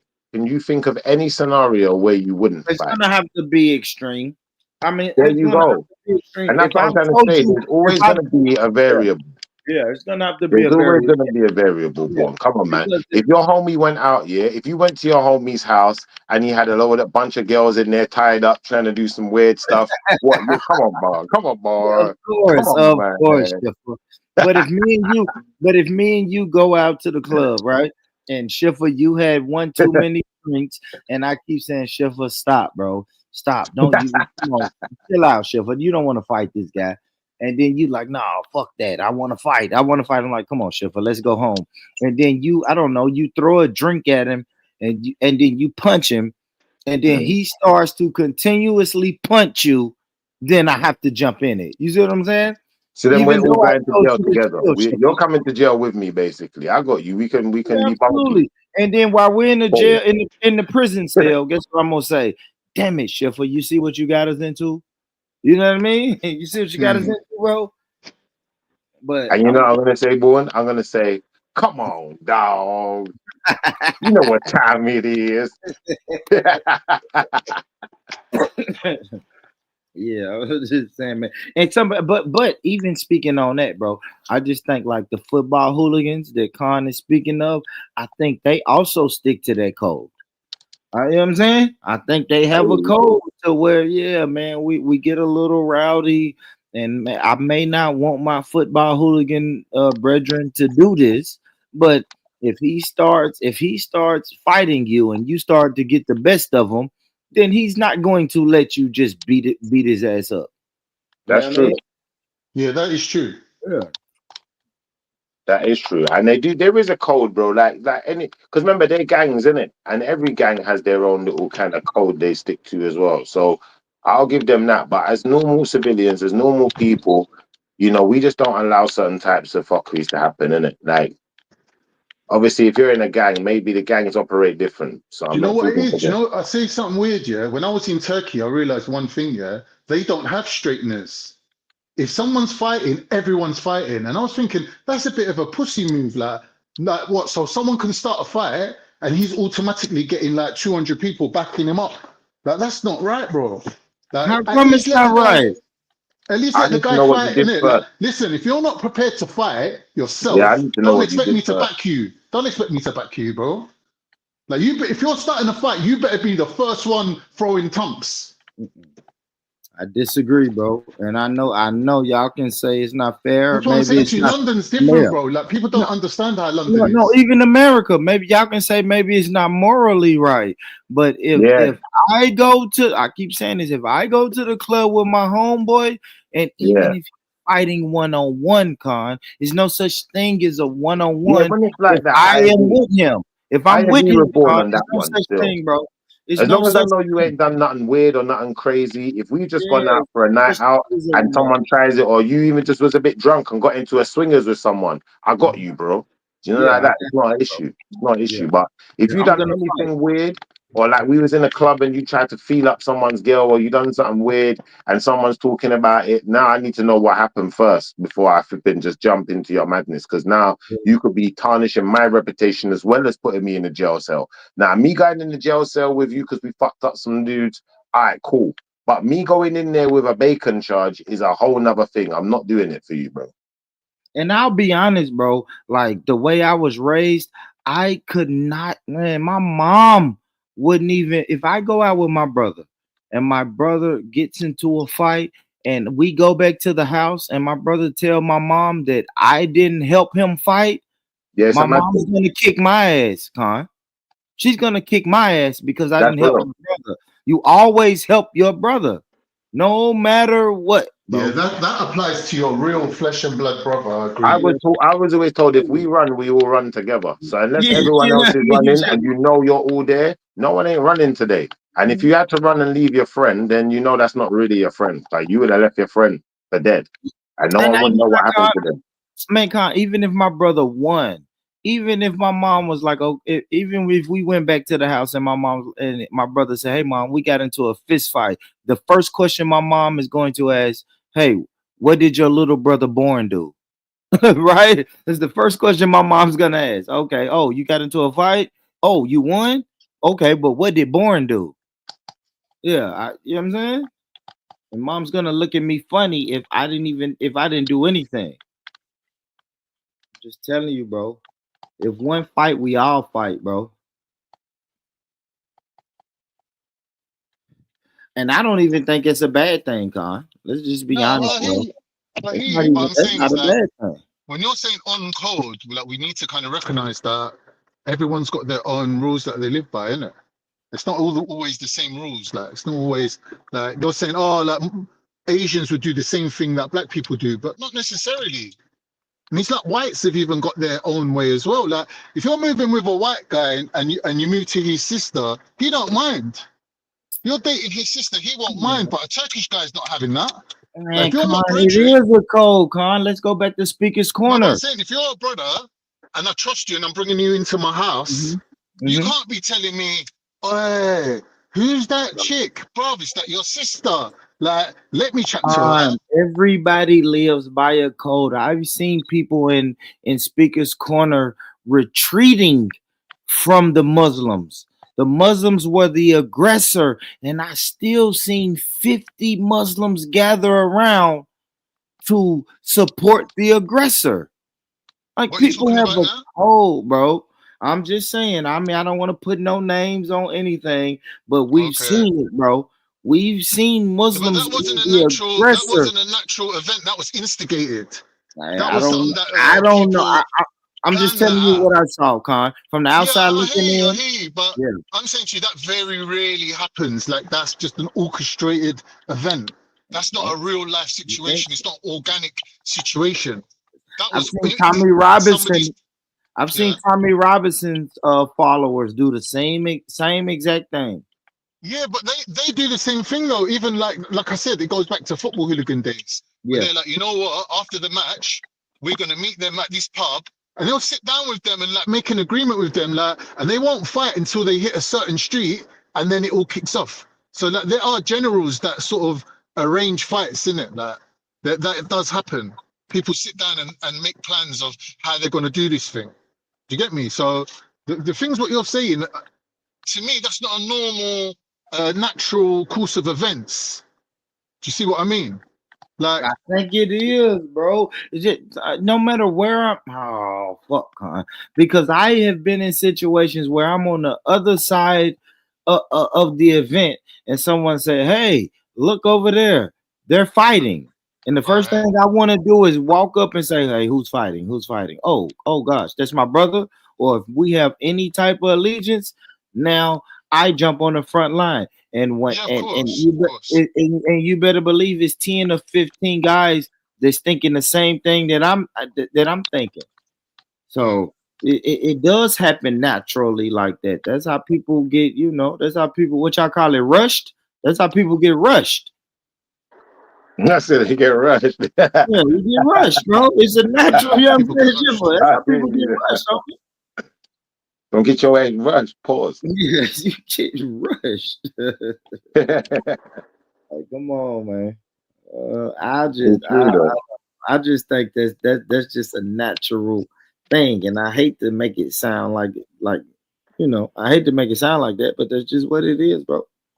Nah, you're right though. You're right. At the end of the day, like in normal circumstances, we're not allowing you to beat up our friends, innit? We're just not allowing it to happen, innit? Let's be honest, bro. That's a fact. And sometimes people will jump in even if the friends is winning. You know what I mean? Start stomping on guys and stuff. It's the mob mentality, but it's the mob mentality, bro. I hear you. Yeah, the mob mentality. Oh, Schiffer and Khan is punching up this guy, and these are and Khan and Schiffer, they're my guys. Shucks, I want to jump in too and get a few punches. Listen, hey. And sometimes you just gotta make sure that boy's not gonna come back. Brother. My man was so hardcore, yeah, that if somebody even troubled me, I would turn the other cheek and not get into a fight because I knew my man was itching. Pause on turning cheeks though, but yeah, that's a fact. That's a fact. I think we all got. I think we all got that homie that's like, all right, bro, chill. Like, chill out, bro. Yeah, exactly. Yeah, there's that one as well. But this guy's the opposite. He was the opposite. He ain't chilling at nothing, bro. Yeah. Oh, okay, I understand that too. I always say that we all got that home. We all got that homie that you can't tell him. The mad guy that wants to get us all sent down. He wants us all going to jail together and sitting in the jail cell just smiling. Just yeah.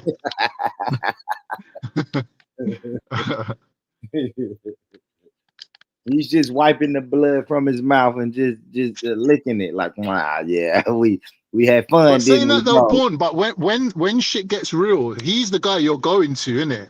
That one-man army. He's the guy you're going to check him and be like, yo, bro, I need to go and deal with the situation. Have you got me? And he's like, yeah, come we roll. And you're like, do you know what? I'm rolling with a one-man army right now.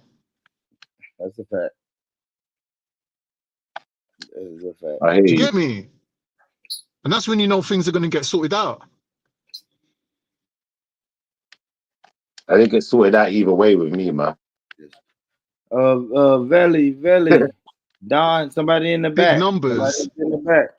And certain brothers are just stood. You breaking up, Con. Somebody's in your back, Veli. Pause. Wow, somebody's on your back. Somebody's in your backside, Veli. Somebody is in your backside. I might keep cutting and going through some shit areas right now. Go put some pause button and sitting there. Yo. Might say somebody in your back and on your side, yeah, black. Hey, listen, that check shit was your funny. backside, Veli. Check your backside. It's a man back there. So what happened with the radio, Born Rich, man? Talk to me about the radio. Oh, I went out. Yeah, man. I went and killed it, bro. It was you always gonna make it seem like a pause moment, but it was shorter than I expected. Pause. I gotta say. Yeah. What did you even do on there? What was you on there to do? Man, I went on there. I thought I was going on there to talk about topics, but it was mainly just to promote my podcast. Yeah, it was mainly just promote. He asked me, the name, how long I've been doing the podcast, how can people find the podcast, and what made me start the podcast. And that was pretty it. Radio is a minute and 30. Yeah, I mean, like a minute and 30-second segment. So it was real quick, bro. And I was just like, oh, okay. Wow, we done? Okay. Yeah, I see what you're on. Yeah, but I'll probably do a live stream when it airs. I'll probably just be live the entire time that it airs tomorrow. And we'll listen to it live. Okay. Yeah, it's gonna air tomorrow. It's gonna air tomorrow, and I think his radio show is like 4 hours. So I'll probably just be live those 4 hours. But it was dope though, Schiffer. I ain't gonna act like it's not. It was dope. I appreciate it. You know what I mean? Yeah, I'm really proud of that, man. Yeah. What else is good though, boy, man? Man, I'm chilling, bro. I'm chilling. What was y'all thoughts, Schiffer? What was y'all thoughts on the video and stuff that Bigger was talking about? The question: Tommy Robinson, is he a hero or a villain? What are y'all saying? What are y'all saying to that? Man, he's a money grabbing villain. Boy, when you say villain, I wouldn't even class him as a villain. I think that's giving him too big a title, man. You're more like some type of idiot. I don't even rate him, because I think they should work out how much them riots cost the country and then charge Tommy Robinson for it. They should give him the bill. Say to me, congratulations, bro. You started the riot. Here's the bill. Okay, what was the? I want to ask y'all, what was the reason for the riots? Like, what they did, Born. Yeah. This madman, this crazy psychopath madman, went and unalived 3 children, and they turned around and said it was a Muslim that done it, and they went and burnt the mosque down. When really it wasn't the Muslim that done it. It was some next dude. Hold on, next dude. Hold on, come on. Let's be honest. Come on, Con. Next dude. What was his? Apparently he was Welsh. What was his country? Apparently he was from Wales.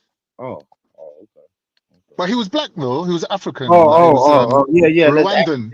He Now, was a there we Rwandan go. guy. There we go. What was his continent of origin? I guess that's He was a Rwandan. He was from Rwanda, I think.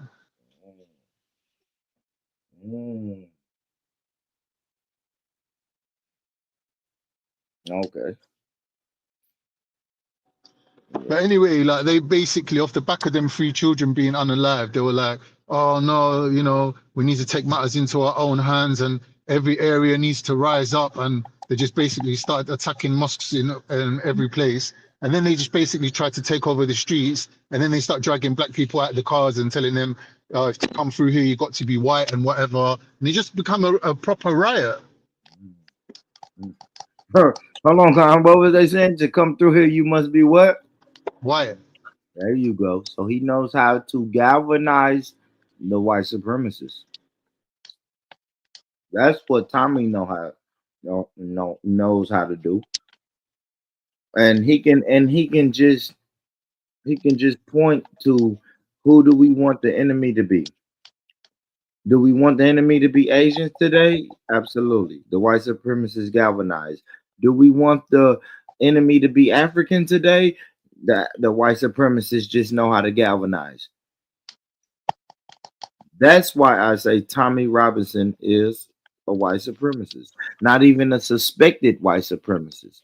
Full-blown white supremacist. And the British love a good old homegrown white supremacist. Love it. They love it.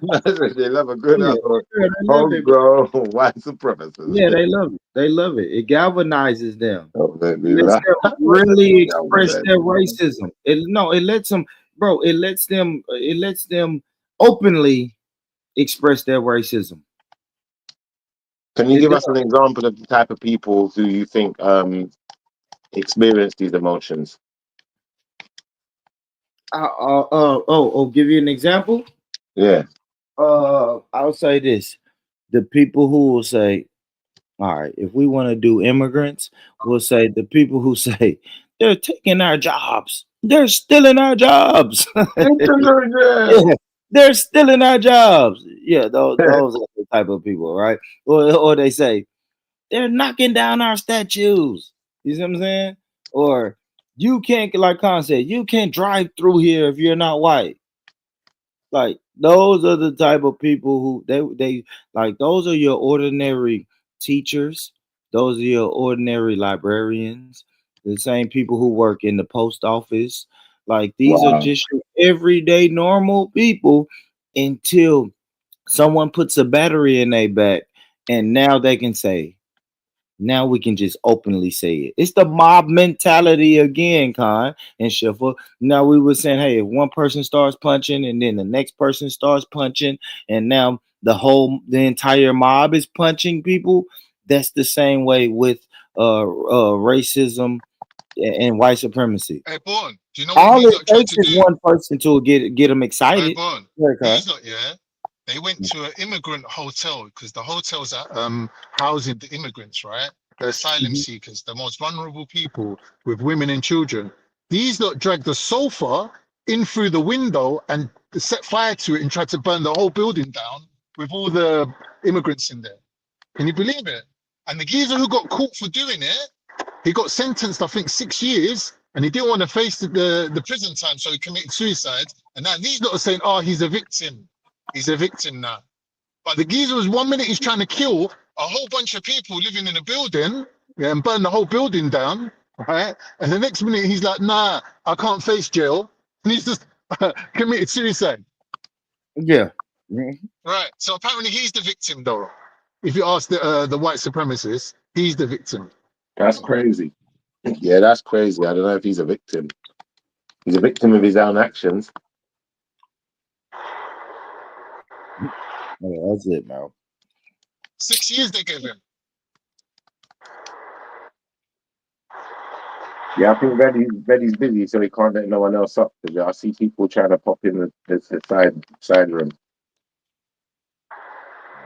Yo, Reddy Vision, were you there? No. But yeah, man, I think there's only so much to really say about Tommy. Like, there comes a point where it's like it's just a stagnant conversation, because what is he actually doing? He's not really achieved much other than just getting people upset. He's made a few people riot and do some dumb stuff, make some life-changing decisions that are not for the better. But yeah, outside of that, what has he really done, though, Khan? I think, to be honest, Shafar, the elites, like the people, like the government, let's say, they allowed this to happen, right? Now you could tell that it was them that allowed it to happen, because when the time come to put a stop to him, they put a stop to him Al Capone style. They're putting him in prison for some made-up crime, when really they know what they wanted to put him away for is something completely different. Yeah. But they know that he's cost the country money and he's a scumbag. So like, do you know what? Just throw the book at him, bro. Whatever the sticks, like, just bang him up in it, get him off the streets, lock him up for a good 2 years. And that's what they've done to him now. And Tommy knows that. He knows that if he makes the wrong move, they're just going to do the same thing to him. Just some whatever charges they can make stick, they're just going to get him banged up like another 2 years, another 2 years. He's going to waste his life away. His movement's just like gone to pots. Like there's no one to carry. That's crazy, bro. That's crazy about he's him. in prison. Like, that's crazy. It's just basically a cult personality. It's a cult, basically. Let me ask you this, though. Tommy, innit? Once Tommy's gone, the whole thing's gone, right? No, that's a fact. That's a fact. No, I hear you. I hear you, Khan. You go on. You got an echo. But hey, with a sidebar, Khan, I didn't know y'all start letting Cone come back around. Come back around, y'all.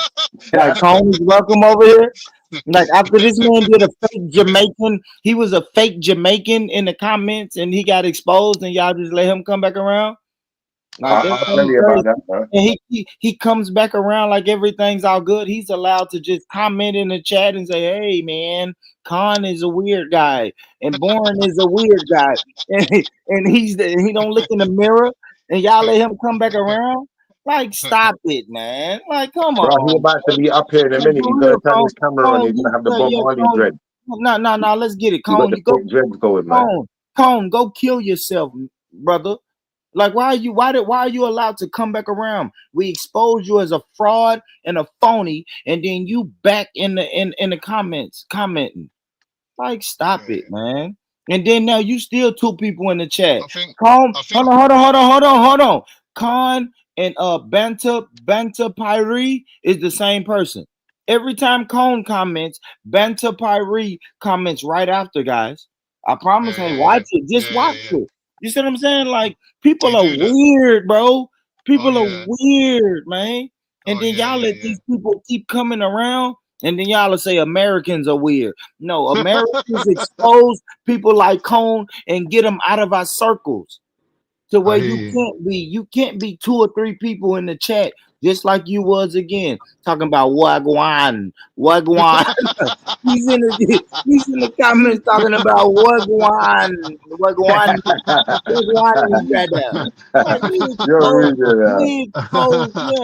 We expose weaklings like you, and then you still get the you still have the audacity to comment. Man, get out of here, bro.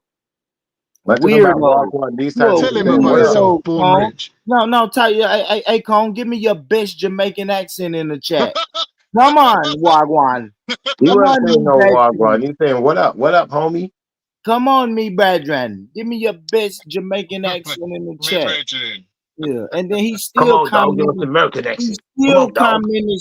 He still look at it. Cone. I promise. Look, you got a cone You know what it comment, is, dog.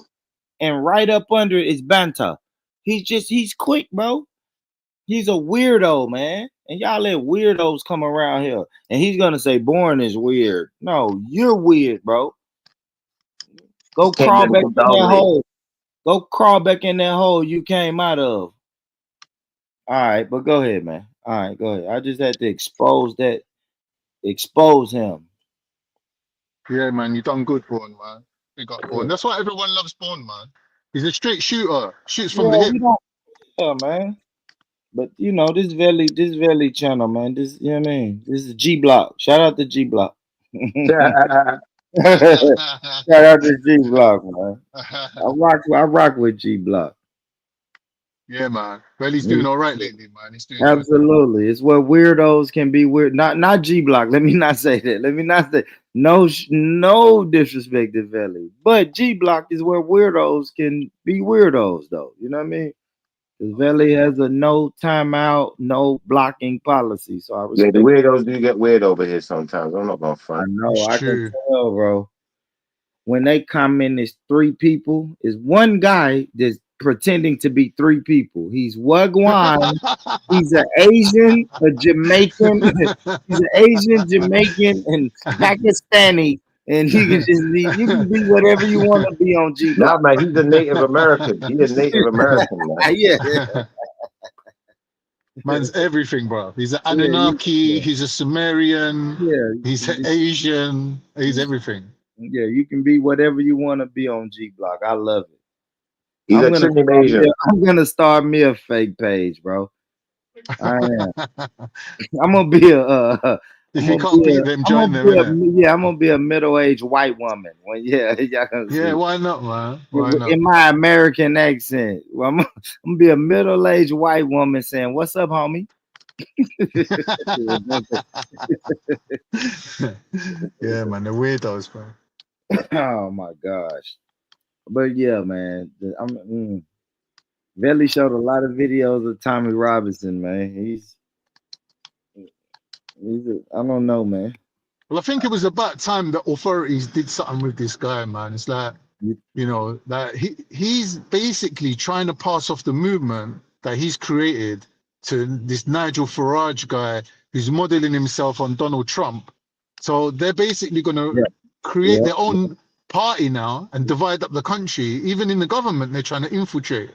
So they're trying to give this demographic of white supremacists a little home and some representation in the government, which I find that worrying, to be honest.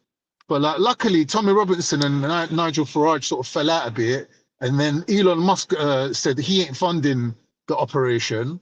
So it's sort of fallen on its face a little bit. But you can see that they lined up the dominoes and they just wanted to kind of like have a little something going on, and just didn't pan out that way. But it wasn't from the lack of trying. Maybe they didn't find the right face for it, right? You have to have a face. You have to have a face for it, bro. Yeah, it's true. Maybe Tommy Robinson wasn't the right face for it. No. But it'll be another Tommy Robinson in 4 or 5 years. Hope not. It's cost the country so much money, and he's been so divisive. It's like Man, he said, man, think about it, like the racists have been emboldened. Like we spent a generation getting these people back under the stone they crawled out from, and now they're just fully emboldened and outright racist again now. I'll even say that in America, right? Yeah, Trump makes people feel emboldened. It's crazy. Yeah, man. It's going you don't need it, bro. People put a lot of work in to kind of, you know what I mean, get a bit of headway. Yeah, but boy, enough of your homies over there supporting Trump, though. Nah, nobody really ain't supporting. You know, I just think a lot of, especially like Black Americans. Who's that boy you had on your panel? He definitely a Trump supporter, man. It don't matter, but what I'm saying is, I don't even think Black people are more so Trump supporters.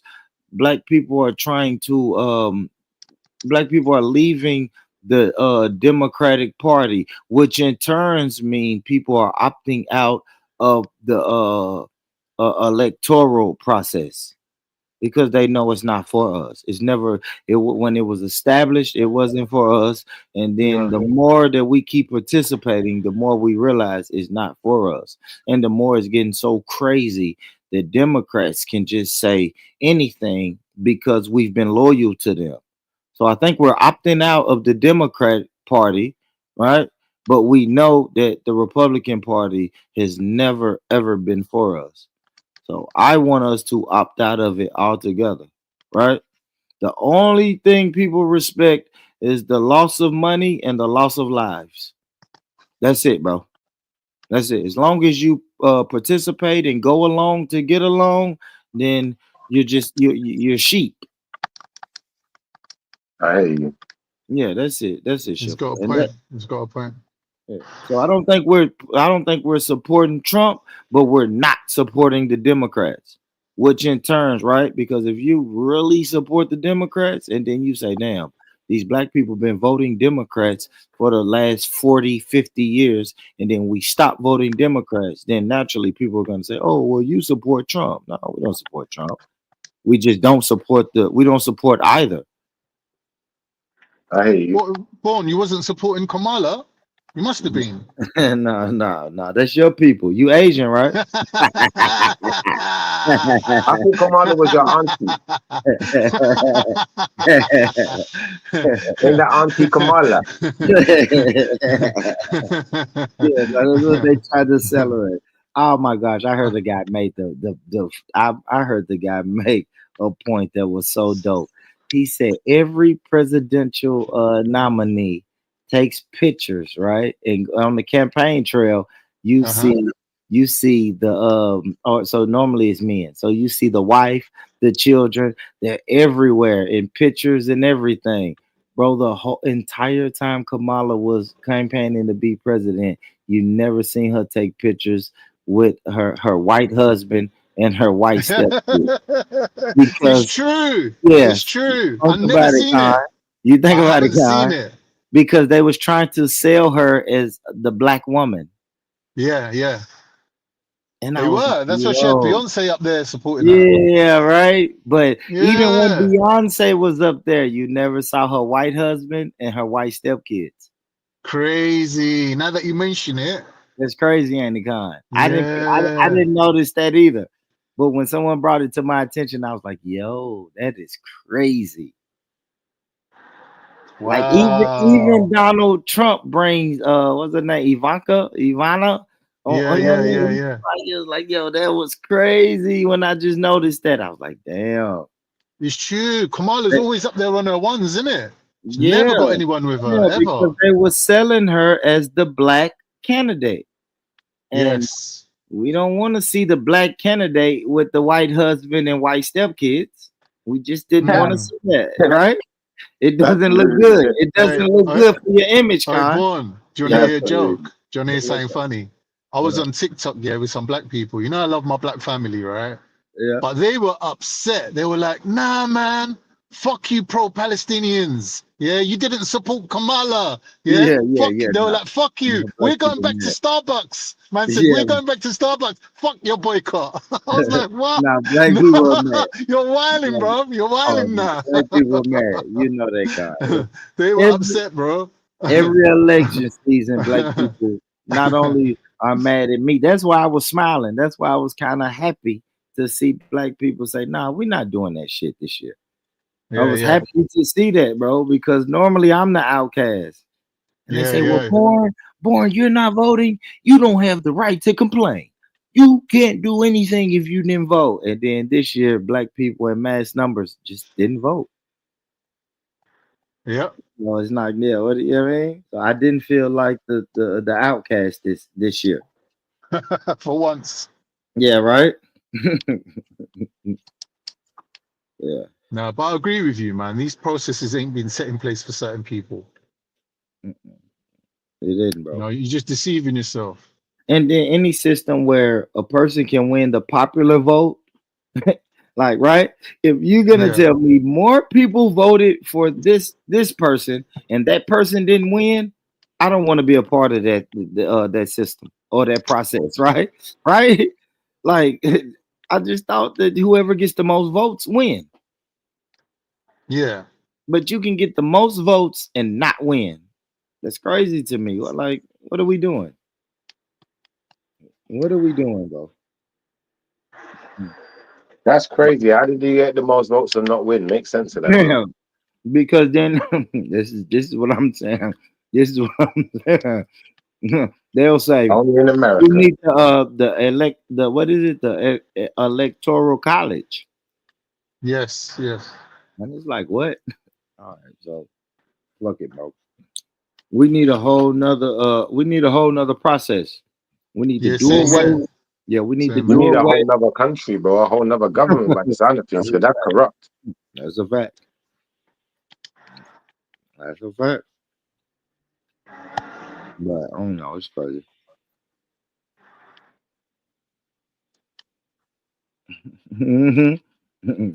Shout out JD, man. JD always on it. What was that guy on your panel that was talking with that Donald Trump stuff again? I'm trying to remember his name. The rapper. Who was the rapper that was on your panel again, born man? Turk. You saying Kev? Yeah, that guy there. He's a Donald Trump fan. He's a fanboy, a proper fanboy. Yeah. He's an older guy though, man. I noticed that like more older people really are involved in the in the electoral process. Processes. Yeah, they love the Trump, man. They love the Trumpster, man. They do. Yeah, they do. That's because our grandmother told us that stuff and our mother told us that stuff, man.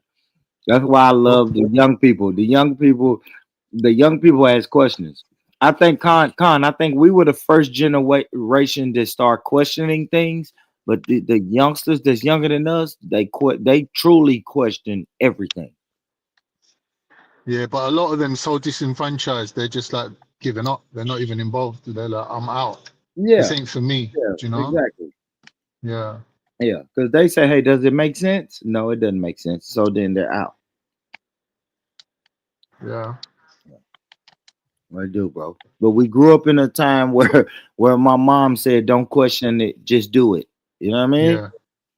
Yeah. But like I said, Con, we were the first generation that was like, hold on, mom. That doesn't make sense. You know what I'm saying? Like, hold on, I don't know if I'm gonna do that, mom. It doesn't make sense. Hey. You know who would have been a good candidate? Who was that? Tupac. If Tupac would have survived, yeah, I guarantee you Tupac would have been an amazing president. Why? What does he know about government policies? No, because Tupac's a man of the people. Like even like the little bit of music he put out, you can see what he's about, innit? They might as well make Arnold Schwarzenegger the fucking president then. That's what they wanted to do years ago. It was a thing. I'll do you one better, Shiva. They might as well make Donald Trump the president. Yeah. Or fucking just make Snoop Dogg the president, man. Make Snoop Dogg the president. Nah, Snoop Dogg ain't no they president. Smoke weed now anyway. No. Yeah, like come on, bro.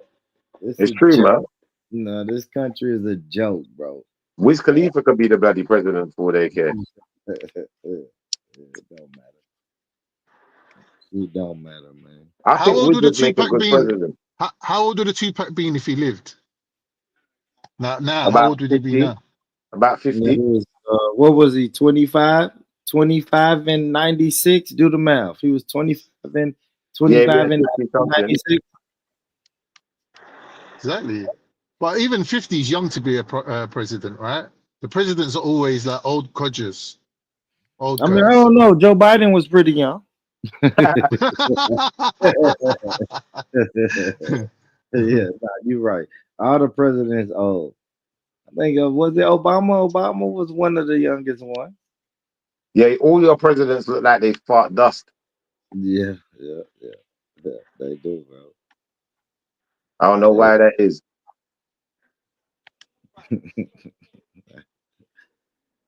What is it with these dusty presidents, though, boy? Can you understand it? I can't understand it, man. It's just old white man, bro. That's it. Old white men do whatever they want to do in America, bro. The good old boys. Yeah, the good old boys. And why don't they allow female president? You think the country's ready for that, Shiva? I don't know. Is it? I have no idea. I don't think so. I think they just voted on that, right? Yeah. They just had to vote on that. Yeah, I don't think so. I don't think so. I don't think that's why one of them has won. It's going to happen eventually, but I don't think they're ready for that yet. Not this close to a quote unquote black president. I think America, people don't realize how chauvinist and male dominated America is really. Absolutely. Hold on. We're not just gonna point the finger at America like come on, man. Like Why Britain, not? man. What's wrong with pointing the finger at just America? Hold on. Why do we think the British are not chauvinists? We had the female because the Queen. Yeah, the Queen. We got Boadicea, Joan of Arc. Europeans got a history of strong women. Margaret Thatcher. Boadicea, do you mean Boudica? Do you mean Boudica? Yeah, do you mean Boudica? Yeah, Bogey. Boudica. La Boudica, man. He went too far with it. He went is crazy. He went all the way there. That's my full name, Boudica, man. Yeah, boy, and a dick. Who else? We had Theresa May. There was another one that she lasted about a week. What was their title? Prime Minister? Prime Minister, yeah. Like she run the country. Yeah. Imagine that we've had Boudica, David Bowie. We got so much Boeing business going over here, man. Americans love David Bowie, though. All right, brother. Making me move the car. Nedy's job's worse, bro. Fucking hell. There's not even point arguing with the man. You should have parked your car legally then, mate. Still got an hour. I was apparently in the ambulance bay. Yeah, it's mad if you live in London or any city now, though. The parking is just non-existent now. I don't know how people do it. Can't drive in them places. You got to have flipping bus pass. Was it Oyster card? You have to have Oyster card for them place there. We ain't about Oyster card, boy. Yeah, I don't know anything about that. I don't know anything about that shit. You don't even know about Metro card because you're in the countryside, isn't it? Tennessee and that. Yeah. Metro card is big cities for big cities. You're right. Yeah, Metro cards is for big cities. That's what we're dealing with. We got we got a thing that's like the Metro. Yeah. We don't have any type of train station or anything here, man. We're in the country, buddy. See, that's where London's better than Tennessee, bro. Cause we got all that big city living shit, man. That you ain't got, man. It's not better than Tennessee, man. Come to we're spaced out. We're spaced out, back, motherfuckers. Yeah. You guys are on top of each other, and I'm not gonna say pause. Y'all are on top of each other. Literally. Yeah, but you guys are riding on horseback and shit.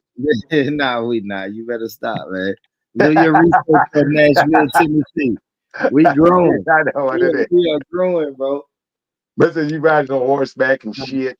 Nah, we about to be the next big city, man. Country music. If y'all like country music, come to Nashville, Tennessee, man. I love a bit of country music. Yeah, you Dolly Parton loving motherfuckers. I love a Dolly Parton. Yeah, Dolly Parton. We love Dolly Parton. Islands in the stream. Dolly, that is what we are. No one in between. How can we be wrong? Shout out, Nani. Come away with me to another place. I couldn't believe Nanita knew about Dolly Parton. Nanita's a very yeah, she is. Yeah, she knows her music, man. Yeah, she knows her music, bro. Yeah, big up Nines. What know about Dolly? No about Dolly. You know, one tune is where you know. No, she did the one that Whitney Houston remade. What the bodyguard one? I will always. Oh yeah. That's from a film. That's from a film. You know, The bodyguard. the best little Bodyguard. The bodyguard. Nah. The original is from a film. The best little whorehouse in Texas. Where, I don't know that film. There's a film called The Best Little Whorehouse in Texas, where Dolly Are you Parton trying is to the give Dolly a madam. bad name? She's the madam, and she falls in love with the police chief, who is Burt Reynolds. And Burt Reynolds. Hey, let me say, Burt Reynolds. Shout out Burt Reynolds. Yeah. So Burt Reynolds has to shut down the brothel because the media is watching. Yeah, they're like, "Oh, have you got a brothel running in your town? So you got to shut it down, right?" So he shuts her down, puts her out of business, and then he turns up on the last day and he's like, "Forget working in a brothel. Like, I will marry you, innit? Like, you can be my wife and all that." And then she's like, "Nah." And then she's like, "Nah. It will never work." Because obviously she's a prostitute, right? So she's like, nah. Like, I'm not the marriage material. That's why she sings that song to him, "I will always love you." In other words, like, we can't be together. But I love you. you. I'm a hoe, but I still love you though. What in the Burt Reynolds, bro? Burt Reynolds was the original Captain Save a Hoe. That's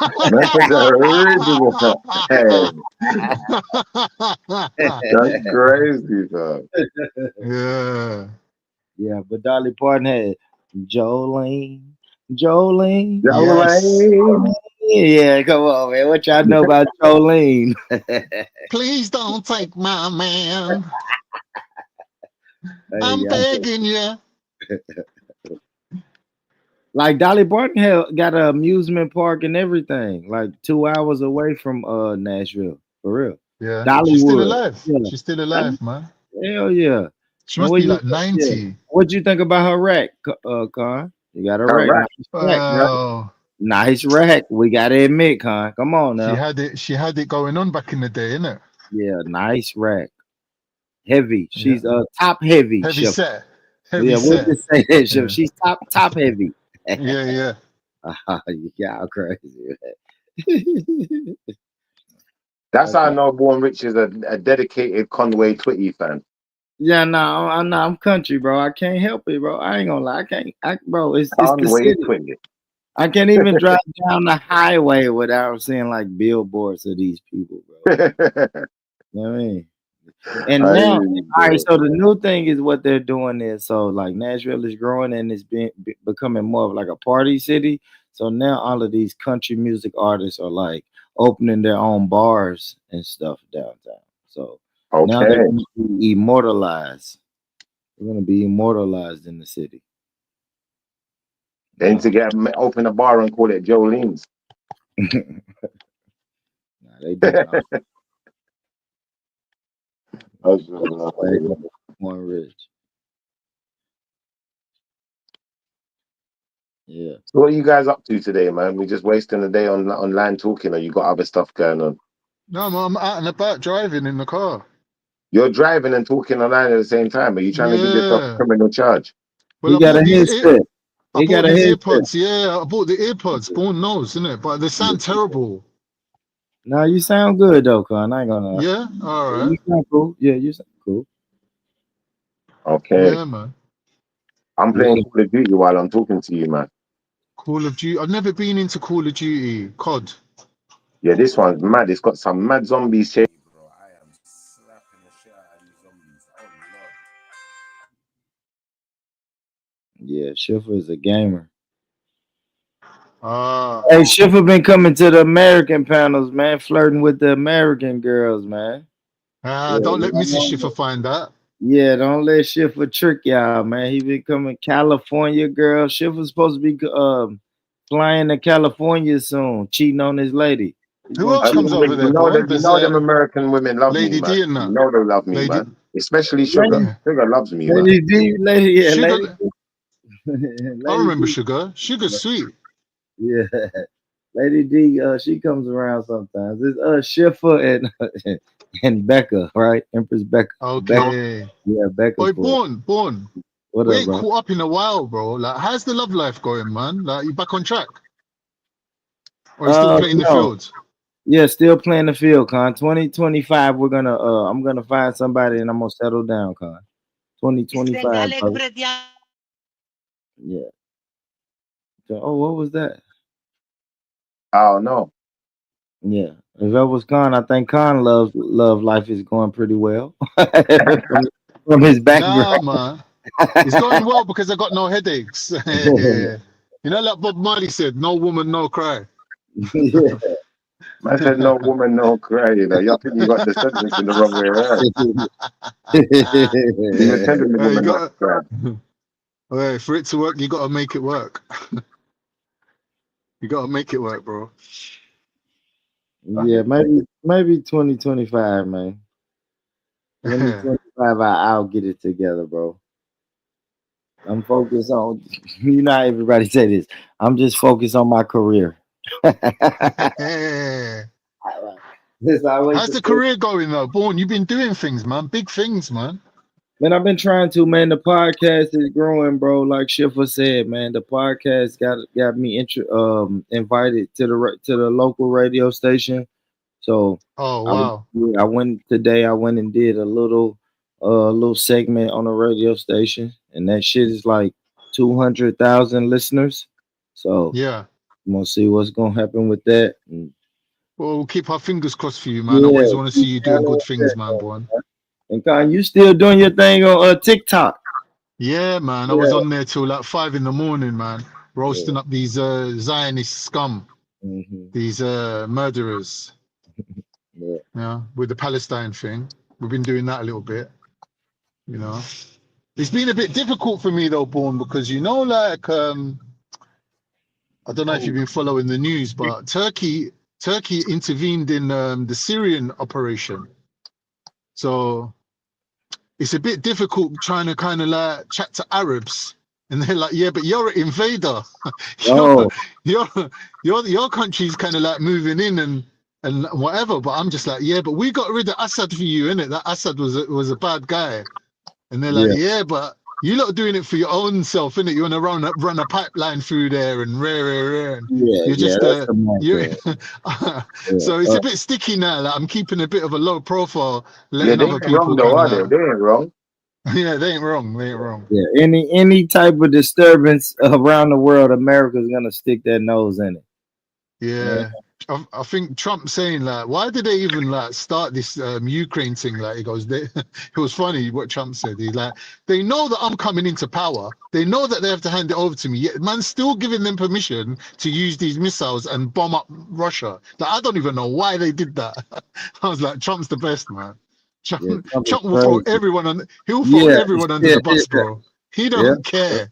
He don't care, bro. Yep. And Veli's in the chat, y'all. Anybody want to join the panel? Veli said, join now or forever hold your peace, man. Pause on holding your peace. Yeah. Cone, you should join the panel, bro. Yeah. Why not, man? Be a man for once in your life. For once. Yeah, for once, bro. Like a man's never been a man before. Never, ever. Be a man. Join the panel.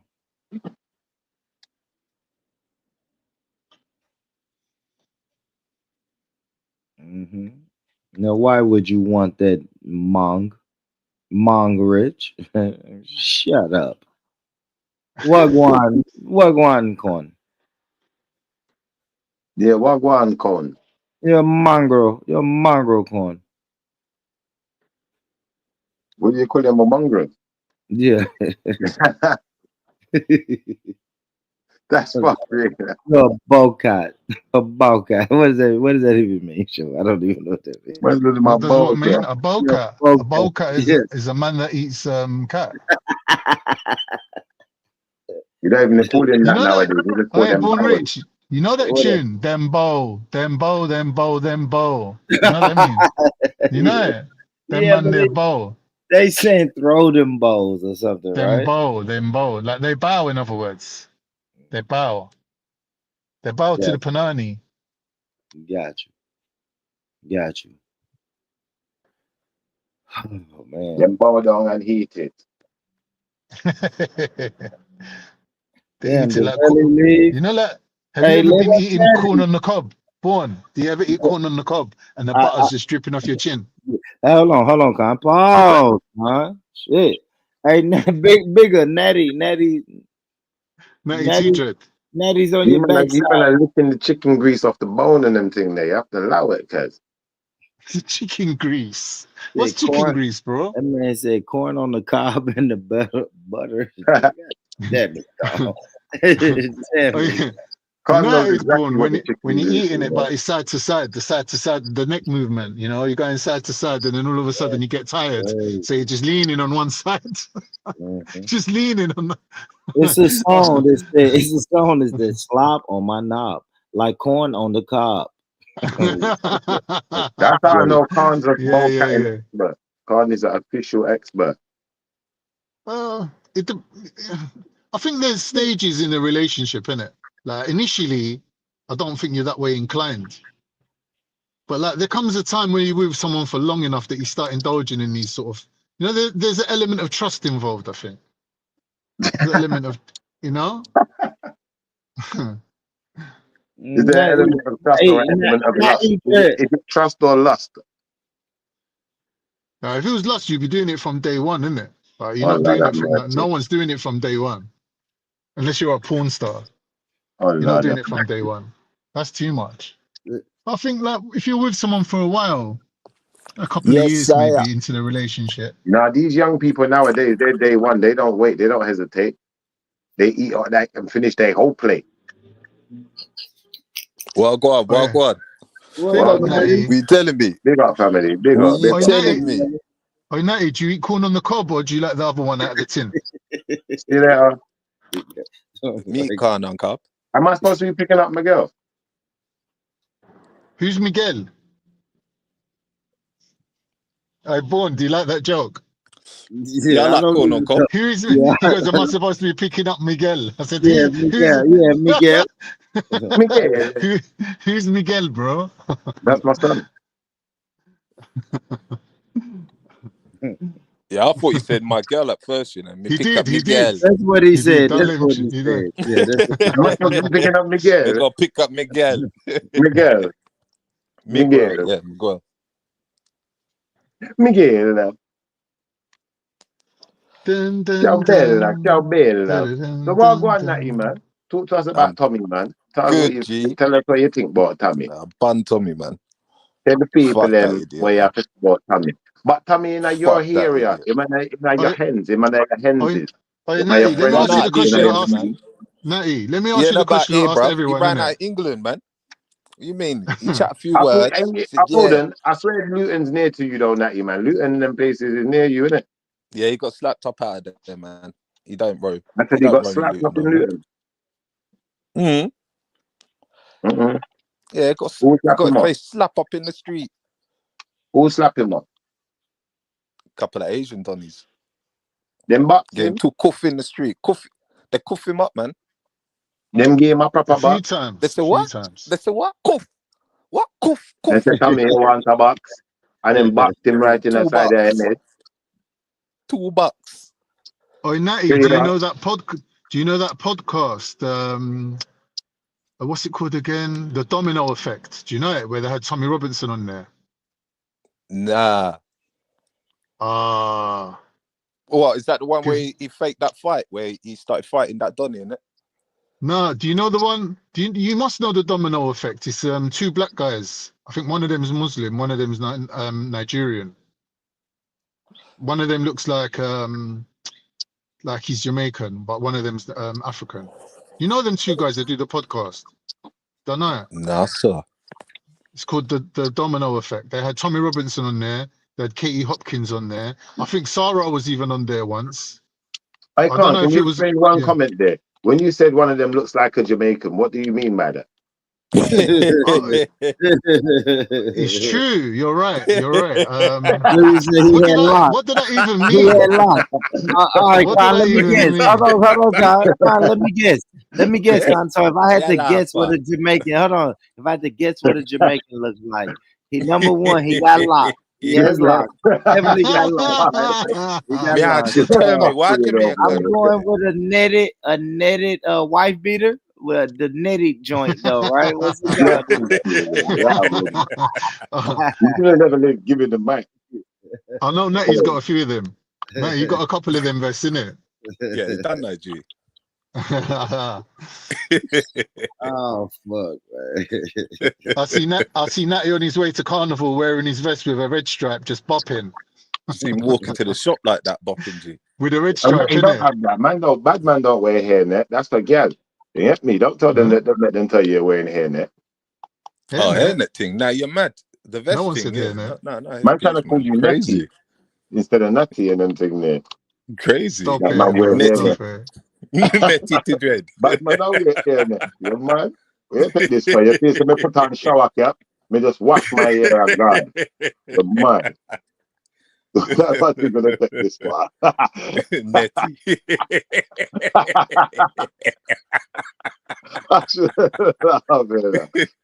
Netty, why is a petty? No, Oh, Natty, do you play what's it called? COD as well? Do you play that COD?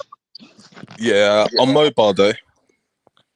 Hey, this new COD is mad though, bro. What does mobile? What does mobile mean? On your phone? Yeah. Yeah. Okay. This new one is mad. This zombies thing, bro. I'm on level 31. And these zombies are going absolutely crazy, bro. Like they if I want start on the computer thing, man, my girl's gonna get vexed, bro. I remember last time I had a PlayStation, bro. I didn't see daylight, man. I hear you, though. Like, yeah, you know the ones. Now you know the ones where you got the headset on and you can hear next man's wife blowing off. Get the fuck off that game, you. What about the little racist white boys though? The N word with the hard ER though, right? You know what? I'll go one better with you, bro. You know what they just did? They just made the whole game free for like 5 days or something. So every motherfucking their grandmama's on this game right now, bro. Jeez. Right, you're not gonna make the internet crash. That's what we're trying to do, Ted.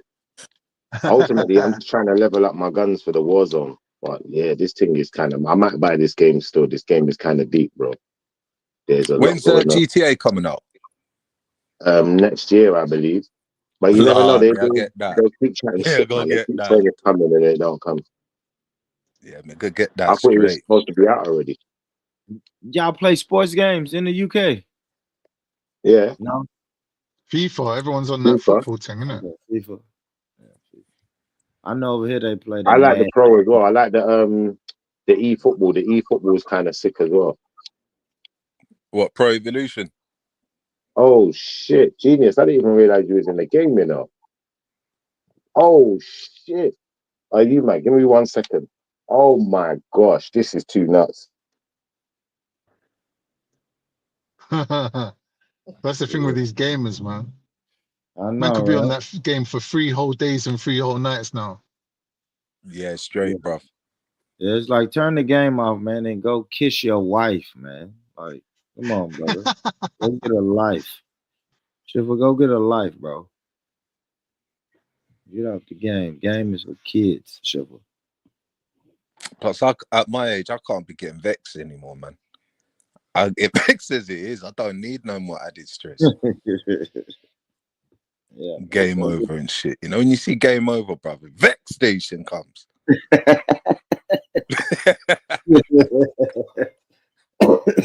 That's start smashing up the yard and thing. You got a bad day because you lost on the game, so now your whole day is just fucked.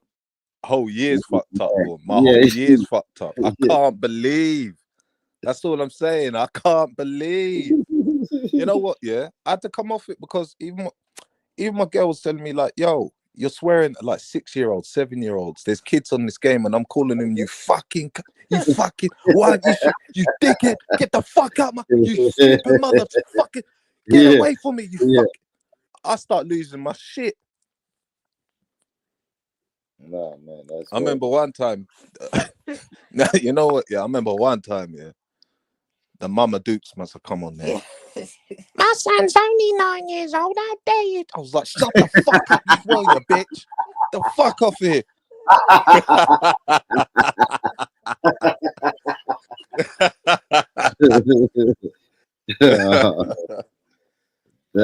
You know what as well, yeah. I'm not gonna lie, Born, yeah. See some of them American kids, yeah.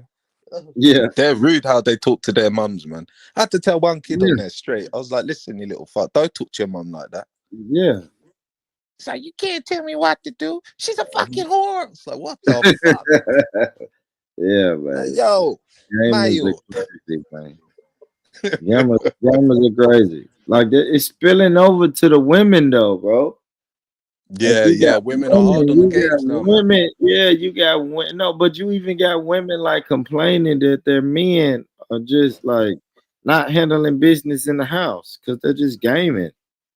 It's just weird to me, bro. Yeah, just sitting around in their boxer shorts and Yeah, vest I was talking to a girl today about relationships. And she was like, men just want to sit around all day and play the game. I'm like, what type of guy are you talking to? What type of men do you deal with? They just sit around and play video games all day. Like, no. That's weird. But the women are doing it as well, though, Born, man. I Yeah, absolutely. No, absolutely. Yeah, man. Gamer chicks. Gamer chicks is a real thing, bro. I've even heard some of the kids on YouTube sometimes asking their mummy, can I get something to eat? And they're like, go look in the cupboard. Yeah. Go get some crisps. Yeah. It's a guy who has a YouTube platform, and I always join his panel. And I just asked him one day, bro, you're always on YouTube running live streams, but you're married. What does your wife do? And he was like, hey, when I'm in here running my YouTube live stream, she's in another room playing video games. And it's like, that's what she likes to do. Like, what? That's weird. That's weird to me, bro. She's playing video games and you're doing 22-hour live streams on YouTube. Like, what the Yo, fuck? Born, do you want to hear something mad? What's that? Mad, yeah. So there's this woman in Scotland, yeah. She looks like them regular Jordan look-alike, you know, the lips, boobs done, all that type of stuff. You know, she got caught shagging a dog. Like, yeah, brother. Like, Nah, her and the Natty. boyfriend. Is it the one with the XL bully? Yeah, brother. XL bully as well. Bro, she filmed it. Hell. People asked her to film it and show them, and she filmed it and sent it out there, and then it went viral. These idiots, bro. Like, she's doing it for the fucking for the notoriety. It's crazy. Yeah. Yeah, Brother, so back you in the gave the days, yeah. description. You gave the You description. So that wasn't a black woman, right? Nah, stop. Oh, okay. Nah, Okay, stop. yeah. I figured it wasn't. Hey, Like- brethren, who kiss up them dog? Who love kiss up them dog when they leave the house? Kiss up, kiss Yeah, I up them figured dog and then ask you, do you want a cup of tea? Nah, mate. Oh my god. The XL bully, you know. Alright, listen, she got bullied by an XL bully. Mm. She looks normal. She looks normal. That's the thing though, G. Like, you think she looked like some big mampy bad lookalike thing with some big mole coming out of it that she feeds. But nah, bruv, like a she's monstrosity. normal, G. Normal, bruh. What's going on for the world? What's going on in the dunya? People are going mad. Anything for clout nowadays, man. Yeah, the algorithm got people moving mad out here. Yeah. She should be arrested. I hope she was arrested, man. Yeah, she's got to be going to the psychiatric mental institution. That's not Definitely kicked offline. I mean, we had the prison officer who was getting slammed in there, filmed it. That's some crazy shit, you know. People ain't got no morals, no shame, man. End is near, people. the same like YouTube, yeah, with people who are just acting up, no morals, don't give a fuck, gutter, skid row, pure sodomite shit, man. No, that's a fact, y'all. Yeah, I reckon YouTube by is slowing 2030 down. 2030 born, you're definitely gonna see people with like camcorders stuck in their head and shit like that, brother. Trust me. You know what you're gonna see born, yeah? You're actually gonna see people chopping off their leg and then putting a big car tire there instead and all that type of madness. Get ready, G. Get ready for it. Transgender brothers, all that shit, bruv.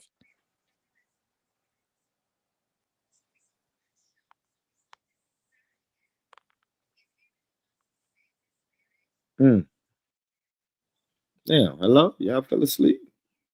I almost fell asleep. Fucking 6:30 in the morning, bro. Still need to go to the store. Yeah, nah, people don't give a fuck nowadays, bro. What's going on in the UK, man? What's going on over there, man? Christmas time, mistletoe and wine, born. Yeah, there we go. There we go. You guys excited? Natty, you got all your gifts? You got the gifts you're gonna buy? Yeah, already done, man. I'm done, man. I've done sensible, man. I'll buy gold, innit? That's what I give to like family members. Got my brother a gold chain. Mrs. got some gold. Grandmother's got some gold. Mother's got some gold. The only one I don't buy gold for is my son, man. But I got him some nice sneakers, Moschino top, tracksuits, and some perfume and all that type of stuff, man. So, yeah, me done, man. What perfume did you get in? Just a Versace thing, innit? Oh, nice. What about the trainers? What did you get in? Reebok.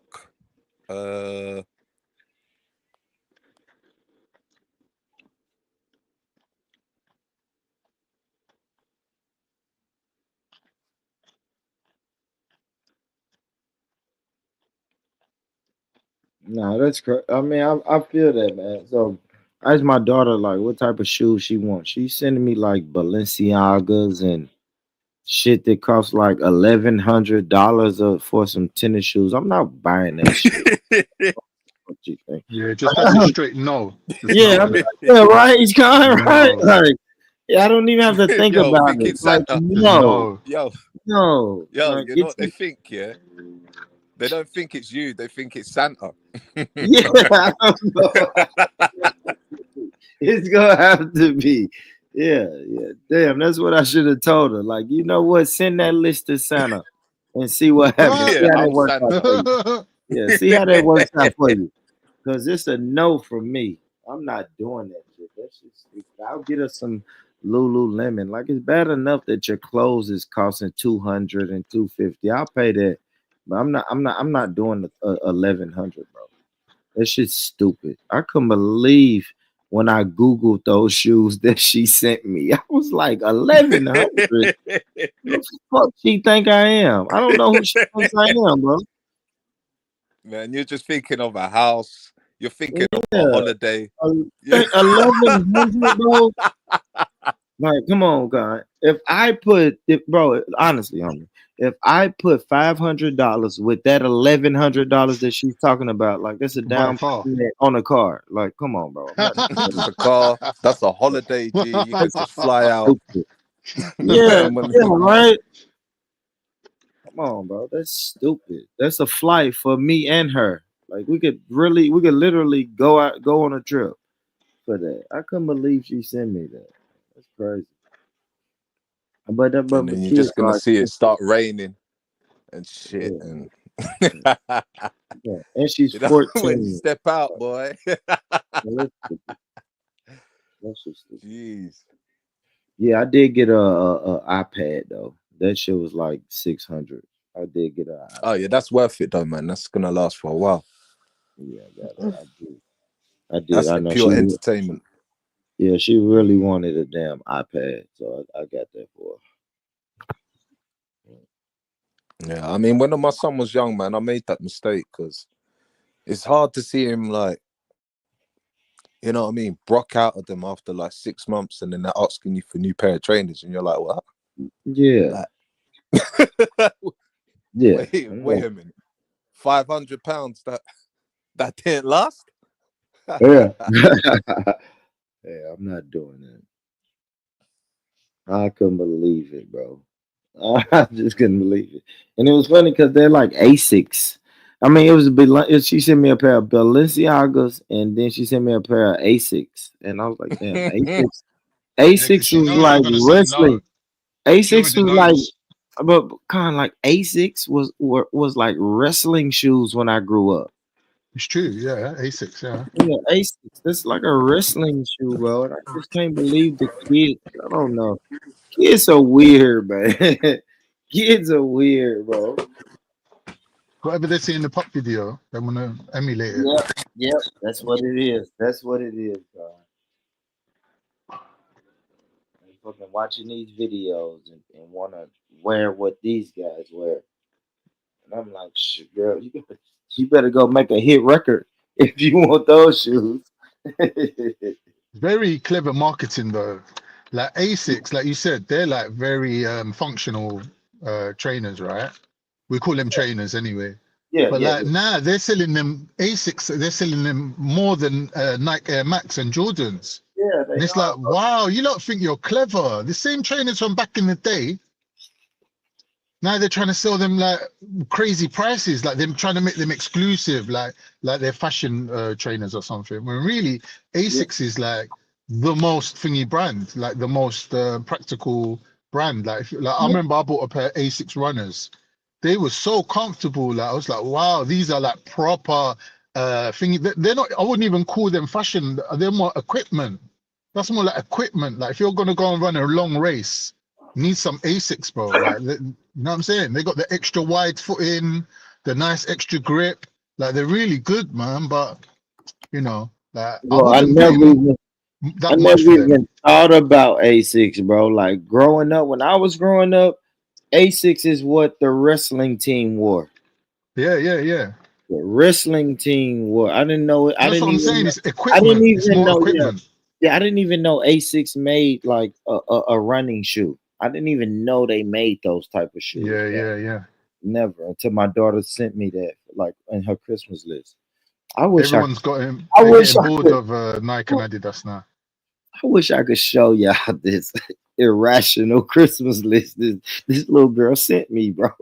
I just laughed. I was just swiping it out. She sent me like 30 pictures of things that she wanted, and I'm just looking at it. I was like, nope. I remember you showed us the No, one from a it was couple of like- years ago, the hey, handwritten one. That was cute. Yeah, it was. It was like Tinder. Just nope, swipe left. Nope, swipe left. Nope, swipe left. It was Tinder, bro. I wasn't fucking with that list, man. That list was crazy. Yeah, I can imagine. I'm lucky I got boys, innit? I got boys. I'm real lucky. Yeah, no, you're lucky, and this is what I'm noticing, right? Because you know, my son is 21, so he's done, but my daughter is 14, so this is my first girl, and I'm realizing, oh, girls are different. Girls are different, bro. Big My time son, different. oh, y'all talking about gaming? My son just every other year he wanted the newest gaming system, and then the year where I wasn't buying the gaming system, he just wanted football and basketball. That's it. That's all he ever wanted for Christmas. I say, son, send me your Christmas list. He would say a PS2. Like this was back in those days. PS2, two video games, which was expensive, but it's simple. Hey, Born, my kid's so good, yeah. I heard him telling someone else saying, oh, if I had unlimited funds, these are the trainers that I would get. And he's like, they're Yeezys. And I was like, pass me the phone, let me see what you're looking at. And he was like, nah. I go to him, why not? Let me see what you're looking at. He goes, nah. I goes, why? He goes, because I know what you're like. You're going to go and buy them. I go to him, how much are they? He goes, I'm not telling you. Like that. And I was like, oh, this kid actually does feel sorry for me. Nah, that's dope. He's a good kid. Yeah. But he knows I would find a way to get them for him, innit? Mm-hmm. I think Yeezys are like 250. That's not too bad though. No, that ain't bad. No, 250 Yeah. ain't bad. I gave his brother 250 to get his Jordans. Yeah, that's what I said. I spent 200 like for my daughter's Jordans. Yeah. Jordans are like two. I like the little ones, but right now, one thing about my daughter and these little kids is cheap tennis shoes. Sometimes they're fashionable too, and I love when my daughter asks for those. So, and to me, cheap shoes is $100, right? $100, bam, I can get you. And those are like Jordan 1s. Jordan 1s, yeah, the kids love Jordan 1s. In England, I think for £100 you could get Air Force Ones. Yeah, we can too. Yeah, Air Force For Ones. about 100. And Jordan 1s. Let me see. Now Jordan 1s would be a bit more than Air Forces in the UK. I mean, these are like 110. Hold on, I got Jordan 1. Yeah, they're like 120. They're like a little bit more. Yeah, but see, my homegirl like painted over these, so these are gonna be weird. But these are the style. This is the style of Jordan 1s. I know the ones you're gonna show. Yeah. Like these are Jordan 1s. I like these. My homegirl painted on these, so these They're are old school, isn't it? They're old school. Yeah, those are like customs, but the kids wear these because they come in all different type of colors. I love when she asks for these styles because, like you said, Con, they're like 110, 115, something like that. You know what I mean? Oi, Paul, I got to run, man. I got to go now. It's been nice chatting to you, bro. All right, well, shit, Veli, you better come and get your panel, bro, because I'm gonna go to the store. It's 6:30 in the morning, bro. I gotta get up and get shit done, Veli. Yeah, y'all better come and get your panel, brother. I'm about to roll out. Saying that, man, I think I'm gonna go grab a few little bits and bobs as well, man. Hey, Bon, what's your like you got like I don't know, man. How can I say it? Like what kind of store? But what store you got over there that's got like everything in it? From TVs. Like a Walmart? Oh, is that it? That's the one. Walmart and Costco? Yeah, Costco. What's that say? Yeah, Costco. Yeah, Costco's dope, bro. Costco, you can get anything from your groceries to, like you said, a flat screen TV. You can get tires. You need tires for your car? Yeah. Yo. It's everything, bro. Anything, yeah? Everything, bro. Yeah. We got Walmart. Walmart is the same, and Costco's. Yeah, Walmart and Costco's, bro. Yeah, what's the best supermarket? See, Walmart.